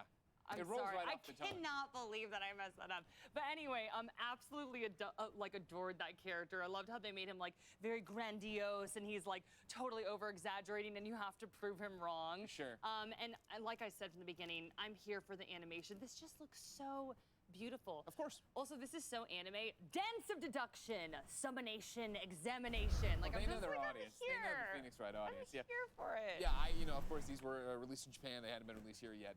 Still Yeah, right? You would think. July 27th. And, But the presentation was a little bit too predictable for today. Yikes. I haven't done it in a while, so I think I read that already, Kiba. I just didn't have much to say for that because I did my internet research beforehand. We have access to these games here in the United States, which Always is great. really awesome. Anyway, Golden Boy. I know you jealous. Look what we have over here. We have a cool toy. Anyway, just wanted to rub that in your face. How y'all doing over there? Thank you, I think. Also, Greg, don't crush a boy's dreams, all right? just because I was hoping for Lost Planet. I knew it wasn't coming. They stuck to the schedule, and I don't blame them for it because you know what? There's going to be even more awesome Capcom games down the line, I'm sure. But there were some awesome things that they showed today. Of course, I'm joined by our colleagues here. We got Dan, Michael, and Damon. And Damon, I'll start with you, man. Okay. You know, because yes, obviously, they stuck to the schedule. That was what was expected from them. I have to say, I appreciate how punctual they were. It was punctual. They didn't waste our time with any sort of like long interviews or musical performances or anything like that. You know, I think Monster Hunter fans got stuff to be excited about. Having another Ace Attorney is great. I do just wish we got that one, even if it wasn't a big reveal, just a tease for, you know, what's the next big AAA next-gen game that's coming from Capcom. You know, E3 it's E3. This is it. There isn't like a bigger show that you should be saving your stuff for. So this is like the place where you would reveal a game like Resident Evil Village, you know? So I do feel a little bit... Yeah, I agree. Yeah, but that said, though, regarding Resident Evil, Dan, we did get RE-Verse, so we knew about this, but I liked what I saw. It looked pretty cool. Like, just the, you know, the insanity of the concept, right? I could definitely tell the very action-like combat, very different from, you know, traditional Resident Evil games. But I think in that respect, it looked cool, and I believe it is going to be included with Village, if I understood that right, or it's included with the game or something. Unless I misread or misheard, I think it's going to be included or a separate download probably. But yeah, no, it's going to be included as for free. It's exciting that it's coming imminently. It's something to look forward to. Also, the promise of more RE Village down the line. I do agree with Damon. It would have been nice to see at least a hint about what's to come. True. But it is nice to know that there is more. Mhm. Half expected to release like Ethan Winters brand like hand lotion or something because of how effective it is in the game. Yeah. But I will take RE-Verse in the meantime. But you know, they didn't give me Rival Schools, but they did give me the great Ace Attorney and some RE-Verse to look forward to. So I'm happy enough. Yeah. But one game, though, that they spent a significant amount of time on, and for good reason, because it looks great. Hi, how are you? Michael, Monster Hunter Stories 2, Wings of Ruin. Looks awesome. I had not played the original, and I just downloaded it. I'm going to play it tonight. I'm looking forward to it. What can you tell us about this game? Yeah, so earlier in the show, I said, give me cats or anime. And Capcom said, ¿Por qué no los dos? And they gave me both in Monster Hunter Stories 2 because they gave an extended trailer of that. And yo, they got the Palicos, they're so cute. I think their name is Tsukino, so very cute. And it's about Rathalos and Rathalos growing up in a world of oppression. Because in the stories of Monster Hunter, Rathalos is like the big monster that you want to slay. But here, it's kind of flipped on its head a little bit, where you have a baby Rathalos they call Ratha, and then you kind of go through the motions of society trying to like, yo, that's Rathalos, we got to chain them down, we got to control this monster, and everyone else is like wilding out about it. Like, so they're like, you get the story trailers, and for me, as someone who loves JRPGs straight up and loves that melodramatic storytelling, and I love, characters are crying, so that means I'm probably gonna cry. And there's anime boys and anime girls. Like, this is 1000% up my alley. And it's an RPG. Like, you think of Monster Hunter, like Monster Hunter Stories. Like, obviously we've had one before, so it kind of set the tone for that. But you think of Monster Hunter as this wild action game where you just like slay huge monsters. I like the vibe of Monster Hunter Stories. That is much more up my alley. Even though Monster Hunter Rise got some new content.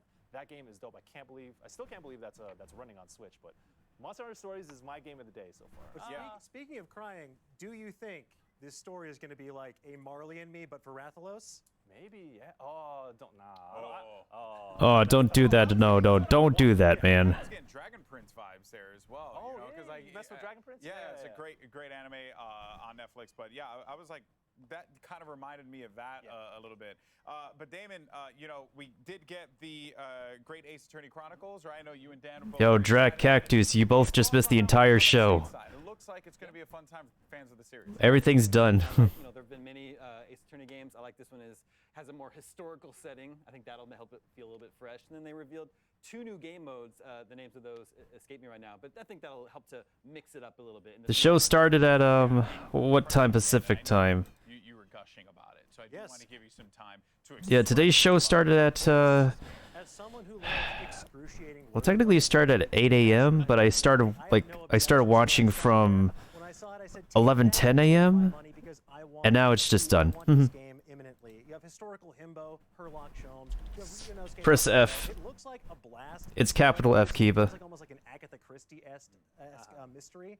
So I'm very excited to see what they Aw, Drag, you're gonna miss out on some Gucci things we could tell you. Alright, we'll see you whenever. Well, we have too much to tell you. We have too much to enlighten you with. Be a fan of solving mysteries and experiencing excruciating puns. Yeah, one thing that you can always, or at least turn to, is like, there was a little something for the fans of those games, and that is always a plus. It's always we should definitely celebrate that, which is always fun, right? Especially for fans of the Ace Attorney series. I'm intrigued. I'm going to check it out. I'm looking forward to that one. But guys, Capcom, they've had a pretty busy 2021 with the release of Resident Evil Village, the 8th installment, by the way, of this epic franchise that introduces all to survival back on the PlayStation 1. That opening cutscene was horrifying, by the way. I was a child. It did not set right for me. So basically, Reddit, set up an AMA with the developers of Capcom sequel to talk about, these the creepy corners, the really tall vampires, and what the devs have against Ethan's poor hands. Let's take a look.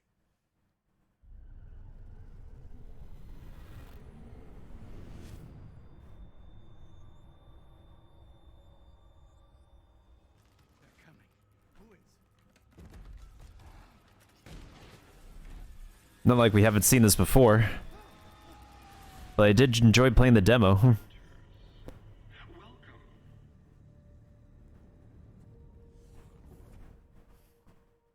In Resident Evil 7, we created Ethan to act as the player's alter ego, a cameo-like character without any strong personality. However, through the course of production, we became attached to Ethan and we became curious to find out what will happen to him. And this decision to have him as the main character in Village came to us early in the production.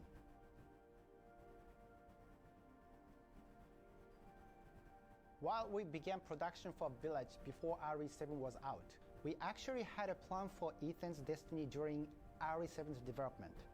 And with the popularity of RE7, we were able to realize this idea.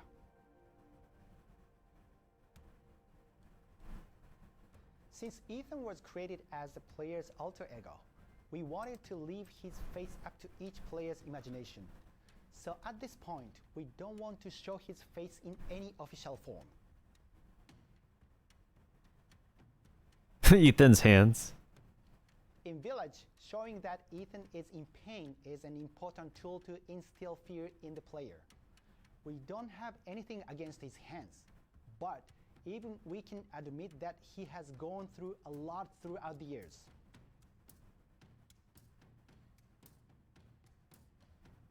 Naturally, there were many ideas that were not pre-implemented in Village, either due to it crashing with the gameplay or game tempo or other reasons. But all ideas were utilized in the finished product in some way or another.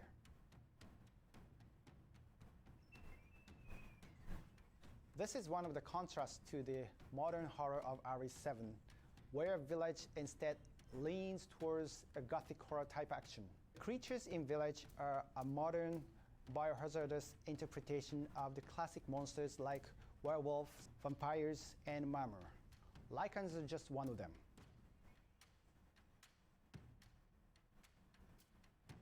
We created the Duke to be a beloved character, but we were surprised to see that he has now become equally or even more popular than Lady Dimitrescu. It's also fun to read fans commenting that this Resident Evil game is the one that made them cry. For spoiler reasons, we will not discuss. That it gave me the privilege to work on Resident Evil Village.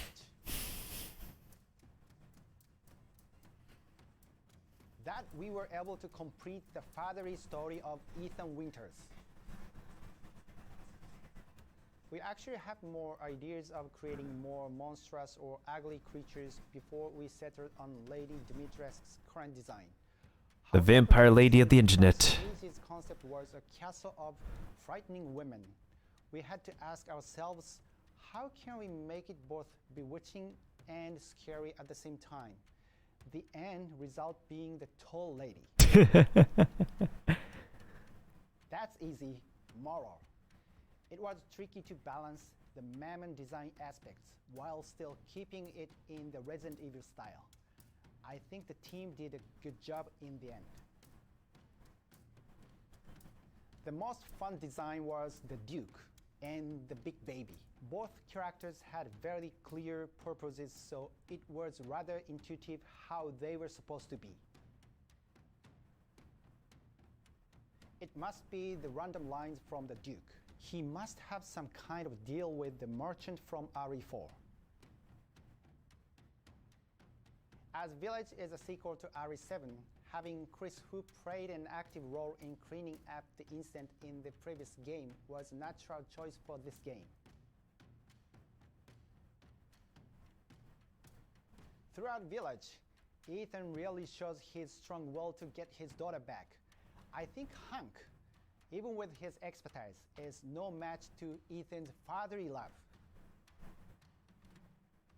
The concept of the Village is to provide players with a variety of different kinds of scary experiences. The House Benevolent was created as the stage that embodies one of the scariest experiences in the game. I saw a bit of gameplay of this house. It was wow. It is Donna that is speaking her mind through Angie. Or actually, it is more like Donna herself wearing a distant persona. Persona! There was indeed an early idea for her to appear in this game, but the pacing of the game and the narrative consistency prevented us from going with it. Well, wait, there's going to be DLC. We had planned for her only remains in the way that fans have discovered. There's going to be DLC. I asked Morimasa Sato for this one, and out of all Resident Evil creatures, he said that the Crimson Heads is the gold standard. He has never been so surprised by a creature as that one. Oh, that's a good choice, actually. I think that for Village, Ethan is his favorite, but that he has a strange attachment to Moro as well. Yes, they're working on them. We're aware that many players have asked us to delve deeper into Village, and that is why I can tell you that we have decided to create a DLC. We're so grateful that people have been enjoying it so much. There better be a free DLC like 7. Production on the DLC. Well, there you have it. Pleasure to hear from the devs in that AMA, courtesy of Reddit. And, you know, I'm glad. During the AMA, because I had not played Resident Evil Village, right? And I didn't know the stuff about the hands. You know, I didn't know what was going on with it. Now I know a bit more. And, yeah, it's definitely disturbing. Well, speaking of disturbing, they, you know, confirmed DLC. So what disturbing things are they going to come up with next year, Damon? Well, so if we're going to theorize, first of all, we're going to avoid spoilers. Yeah, avoid as best we can. Still a pretty new game. But, you know, a lot happens at the end. A lot has changed at the end of it. So I guess maybe a question for Michael and Dan, since you played it. Do you think the DLC might sort of explore the revelation that's revealed at the end of the game? Or since Lady D turned out to be so popular, would they sort of bring her back, have sort of a chapter with her maybe? See, I feel like you have to set it kind of within the main story a little bit, or maybe an offshoot, or even like a prequel about something else that happens within the village. Personally, I'd love almost like an Animal Crossing-esque game where I get to populate the residents of the village and design this spooky little town. Okay. But that's just Animal me. Crossing is demented and, you know, hand choppy and stuff like that. What about for you, Mike? Yeah, I kind of agree with Dan. Like, you don't want. I don't think like following up to what happens at the end is necessarily the place for the DLC. That would probably set up a sequel. But I mean, not necessarily the DLC. But I've been talking about VR support for Resident Evil Village because it was so good for 7. And if we're talking about hands and all the things that happen in your hands, imagine being in VR and like, especially if you play something. If you play on something like the Valve Index, where you're kind of hands free with that sort of thing. You're like, yo, what's going on?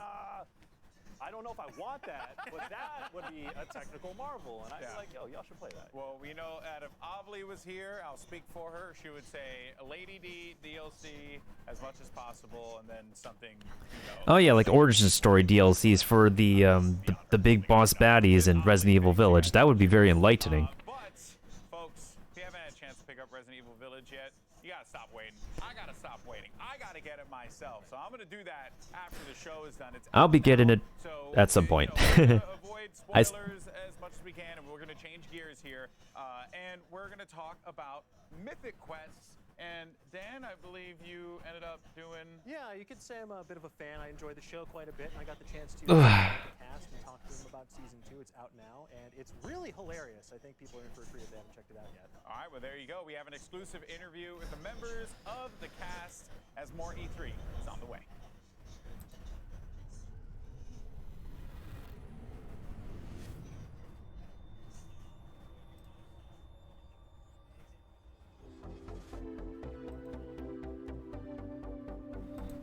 Ah, it's the MMO sitcom. How are you doing? I'm Dan Casey. Welcome to E3 2021, and today I'm here with some of the finest, funniest, and most creative folks in town behind one of my favorite shows, Mythic Quest. If you're not watching it, please stop what you're doing. Well, watch this panel first, then please go catch up. I cannot urge you enough to watch this show. It is truly fantastic. Today we're going to talk all about this series, how it came to life, what you can expect from Season 2, and so much more. Joining me today, we have an all-star lineup of amazingly talented people, beginning with Mythic Quest co-creator, producer, and writer Megan Gans. We have Ashley Birch, who plays the QA tester Rachel and serves as a... Oh, hey, she's also Chloe from Life is Strange. Dana, aka the QA tester / streamer, formerly known as Wild D. And of course, Jason Altman, head of Ubisoft Film and Television and executive producer. Thank you all so much for joining me today. So I want to take things back. Oh yeah, Keepa, I've forgotten Stream Raiders. Are you taking the Flying Rogue or Gold? Forgot to get the, forgot to ask you, double check. Before doing this job, You can only pick one. 15 years. And Okay, Gold it is. telling the story of how games are made or taking a little bit of a look behind the camera was something I just wanted to, I really wanted to do. And I felt like games were at this point where they were part of mainstream culture. I knew that there were big personalities and people who created games. And I knew we hadn't seen anything like that, and I knew it was a workplace like everybody goes to every day, but it was a creative workplace, and I knew there was something. All right, there is the thing. Like it's a creative enterprise. And There's the battle I got it started with. They're unique and they're different, and I felt like I don't know, maybe there was something there, and so I was a big fan of Sunny, and I got the opportunity to pitch. Rob McElhaney, and I brought my best PowerPoint presentation, and he and I made this in passion pitch, and he said no. He said no. And then I said, would you and we talked a little bit, and I invited him to come with me to visit one of the Ubisoft development studios in Montreal, and he agreed, I think because it was a trip to Montreal, but he got to see some people behind the... Thank you for the Epic Warrior, Kiba. He got to see some of the personalities and the people who create games and the type of environment it was, and that it was,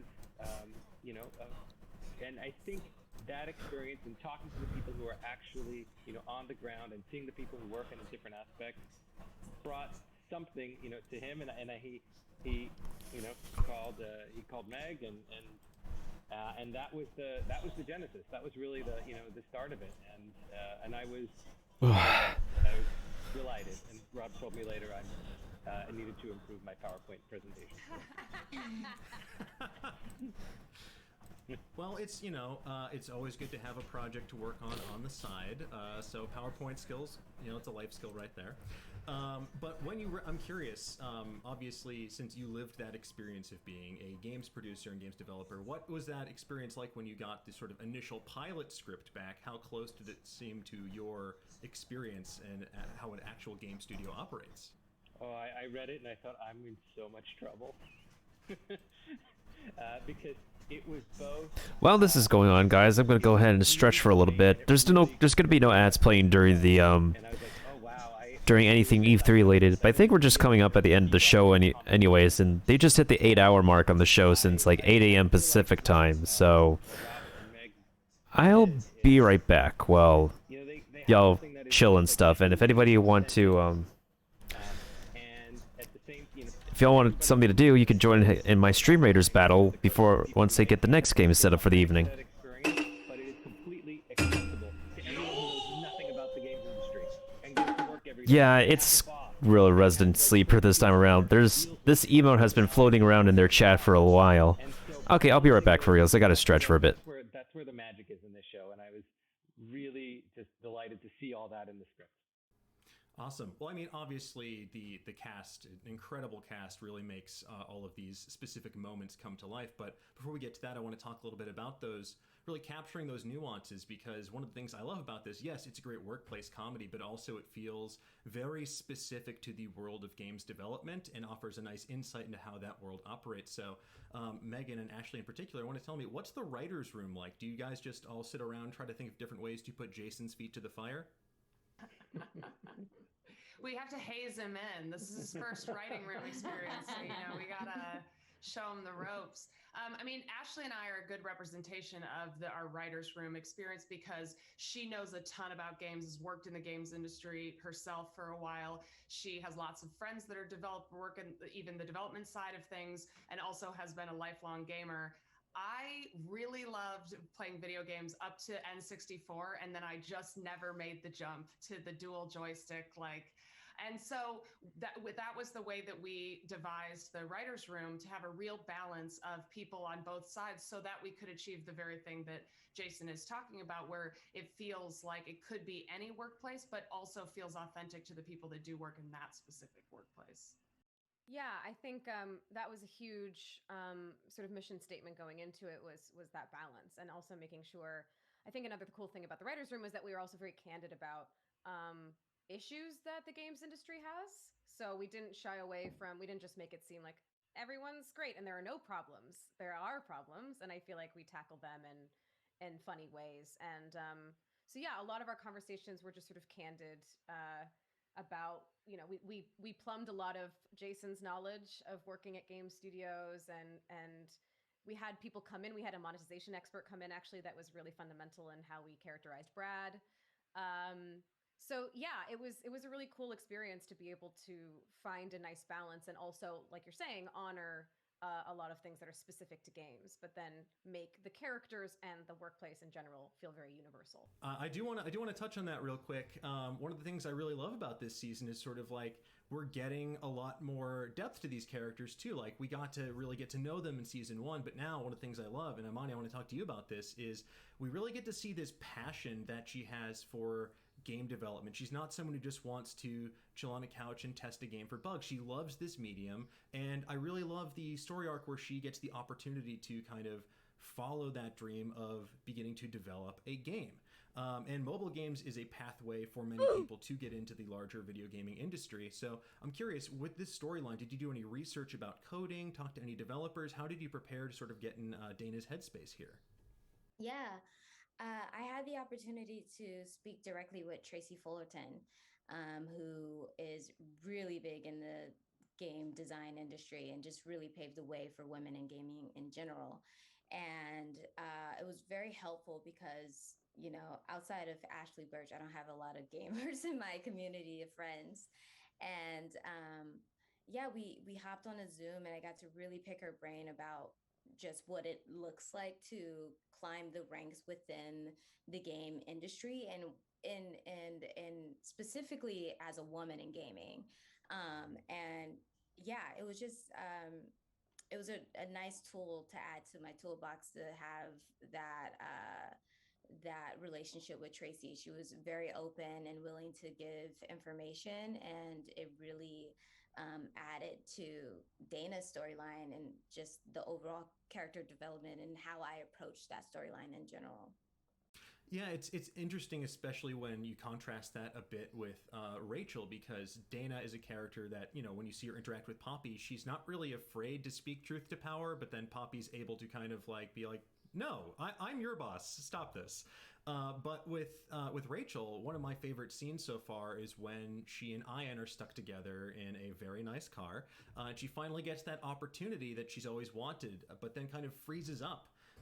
It's a very relatable moment, and it feels sort of in contrast to Dana, who's someone who feels able to articulate what they want. So, Ashley, tell me, where's Rachel's head at? Why do you Okay, I think we're officially done here. It's nothing but Resident Sleeper, Resident Sleeper, Resident Sleeper.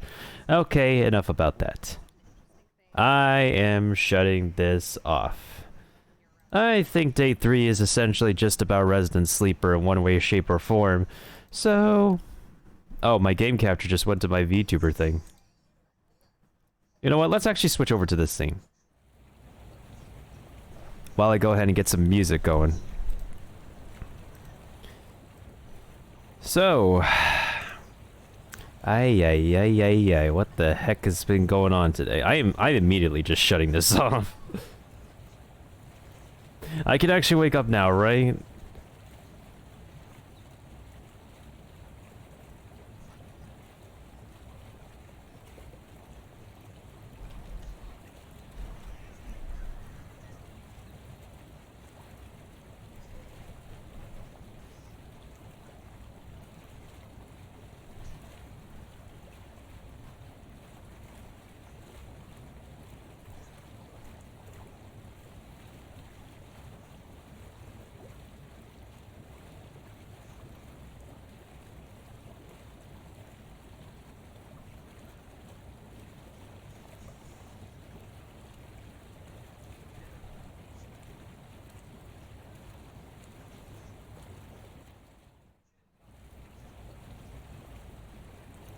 Alright, let me go ahead and grab some music real quick while you guys are chilling here. So, I think Nintendo is just going to steal the show tomorrow. Ubisoft... Was it Ubisoft? Yeah, Ubisoft really had that surprise project going on. I think there was stuff in the Bethesda Xbox thing that got people excited.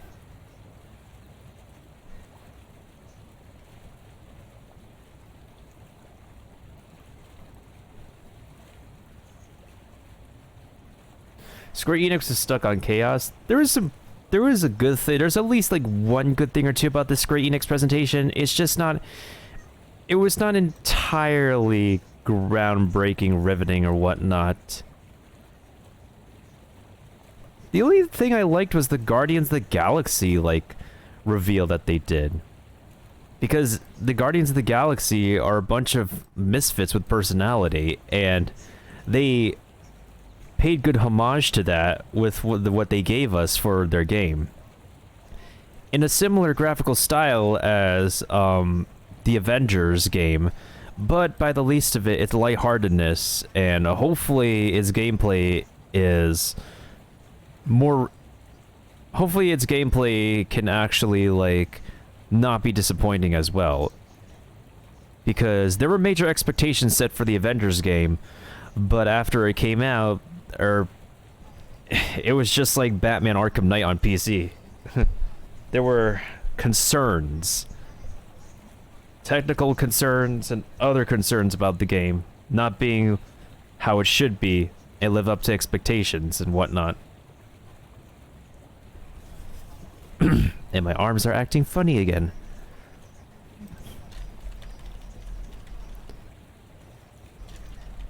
I forgot, did Monster Hunter...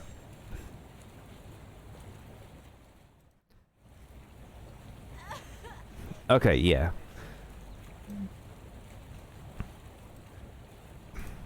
The only thing that got my attention today was just... Oh, I forgot to turn myself back on. My bad, my bad. The only thing that, like, caught my attention back is just... Like, towards the end of this... Well, not just the music, of course, but...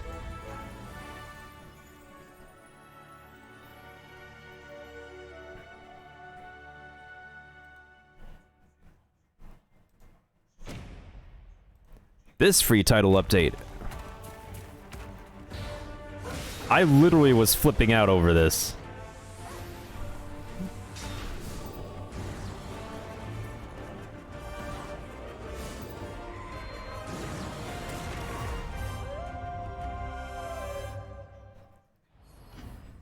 So does that mean we have to hunt for... We can actually hunt to Palamute? Because here's the interesting thing, like... I have questions. I have like major questions. Yes, it's great that we can finally write a Palamute, and the Palamute is a free title update, but I have questions. Do we only get one Palamute egg? Can we breed a Palamute? Can we hunt a Palamute in the wild? What if we actually want to get a new Palamute to replace our old one with a better gene pool, etc., etc.? I have a bunch of, like, as exciting as it is to actually like, see the Palamute in action and rendered in the universe of Monster Hunter Stories 2. I have questions. I have actual questions. What else? Otherwise, for the indie games and for the indie presentations today, there was more stuff from the indie presentation that got my eyes hooked on and had got me wishlisting on Steam. What were the games that look? Solstice caught my attention, but also at the same time, that farming game, I forgot what it's called. Something about. Well, let me see what I put on my wish list lately. There we go. Do I really have to sign into Steam on here?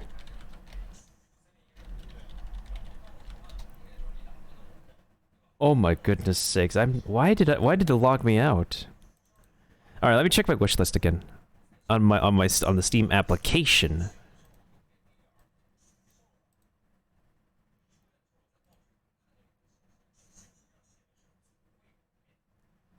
Wait, where is...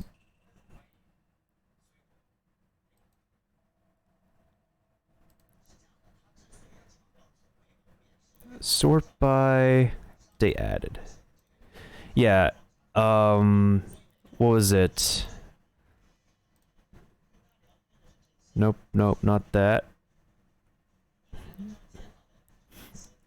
Wait, when did I add that game?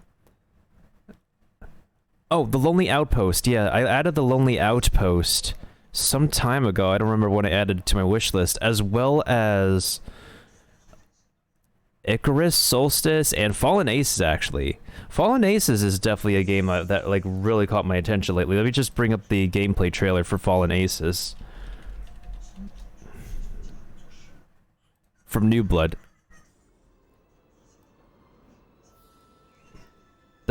The way it's animated is just like really got my attention. Just when I thought I couldn't get any lower, I ended up here. Playing with fire always comes with the risk of being burnt. But this time was different. This time I couldn't lie or bribe my way out of it. It was only a matter of time before the ghosts from my past caught up with me. And now they're out for blood. Bond. Jason Bond.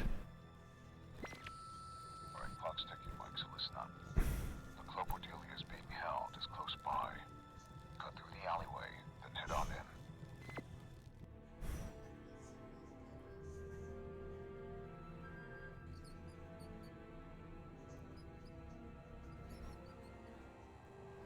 The Moth and Flame, Malone's Dive. A den for thugs and crooks, flashing its neon teeth to the seedy streets around it. Like a welcoming grin to all the saps who come and piss away their hard-earned dough.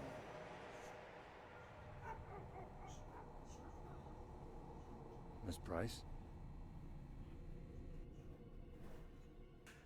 Took you long enough, new guy. Nightwave sent you. You should have seen the look on their faces when they blew my cover.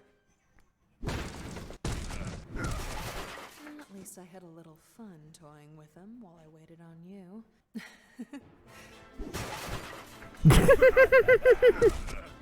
Oh yeah, tough guy? Come on! Look at the way this game is. I'm gonna trot him. Oh, nut job. Just roam into place now. Whatever you do, just get the hell out of there. Whoo, in the balls.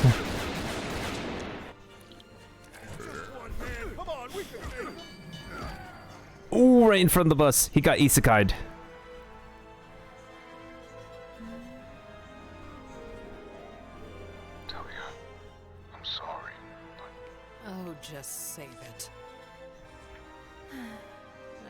gotta stop having so much fun. The next nightclub I decide to sing at, I might not be so lucky.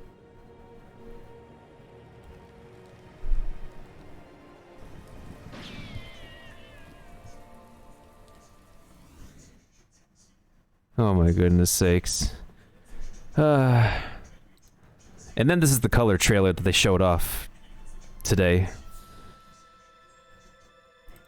That it actually looked, it still looked pretty good in the noir filter. Long time, Michael. I heard you were back in town, but I don't remember sending you an invitation. I'd kill you, Michael. This definitely does give me like the Wolf Among Us vibes, but the noir vibes is just real with this. Like from every mob media that's ever made by Hollywood.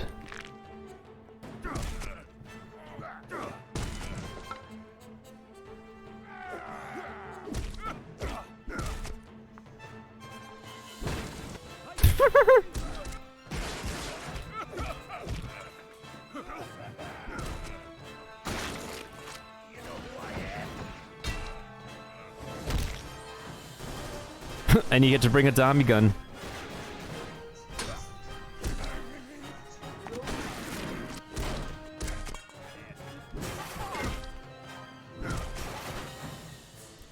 I'll be watching you, Michael. Good luck, old friend.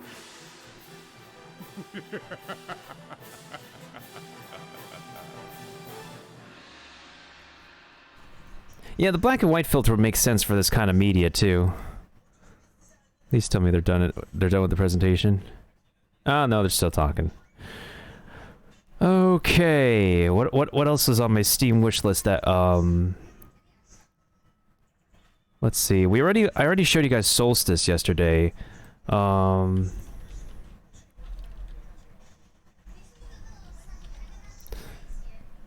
that Icarus game for the PC gaming show. Well, that was yesterday.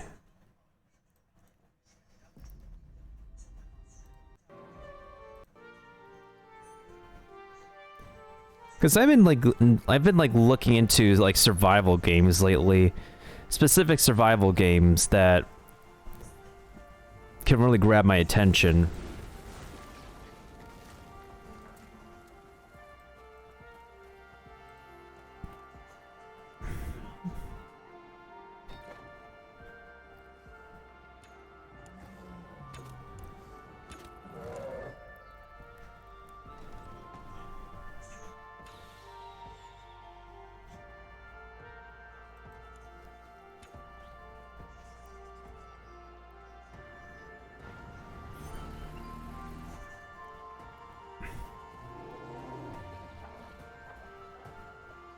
Hey, thank you for the epic archer, Gwen Royal.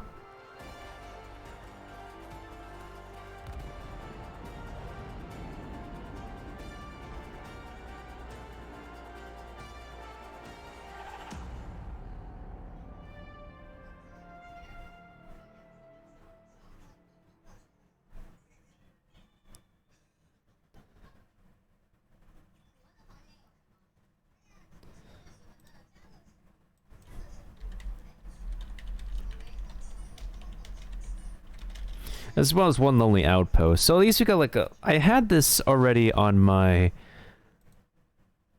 Wait, hold on. It's Stardew Valley, but on Mars. Wait, you can actually get this already? Or isn't this an early access or something? Oh yeah, this was a... And this was a Kickstarter game too.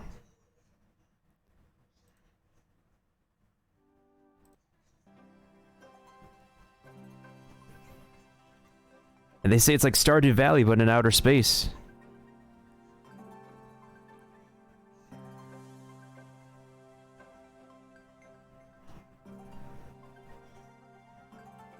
And you get to build a town, too.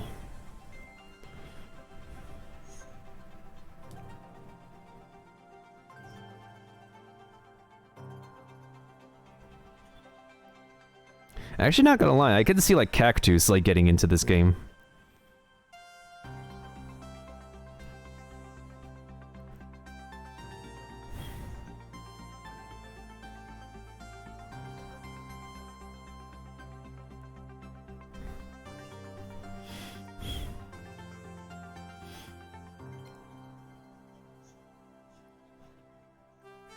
So at least now we know there's like 3 games. Well, on my personal radar, there's 3 games that I'm paying close attention to getting.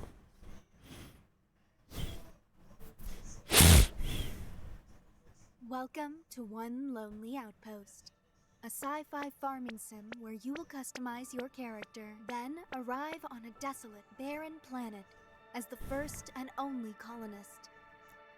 As you build up your farm, you make it possible for other people to arrive. People who are shy and clumsy.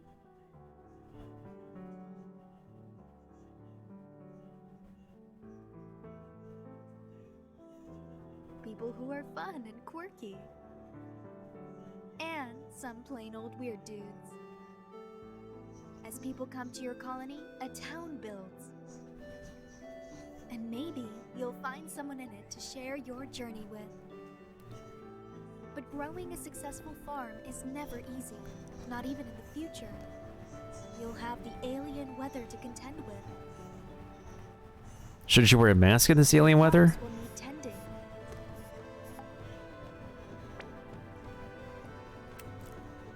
You also have choices to make. Do you go with an all-natural organic path, or do you take advantage of all the future has to offer, and maybe end up with some very strange crops? Try some fishing.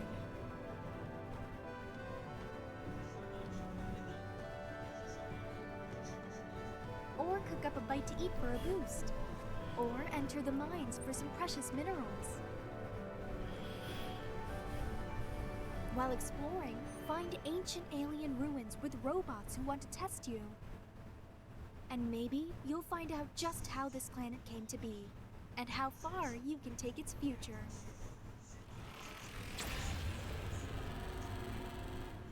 Join us on One Lonely Outpost.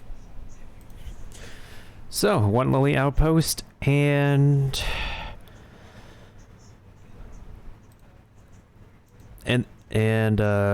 well, Icarus was yesterday. One Lonely Outpost, Fallen Aces today, and yesterday was Solstice and Icarus.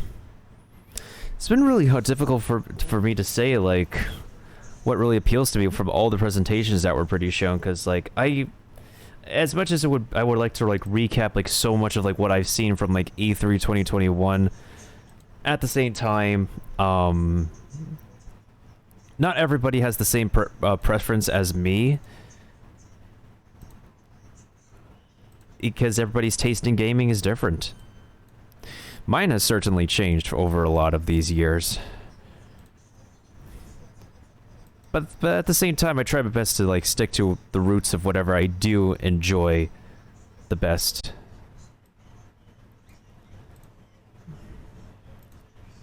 If that makes any sense.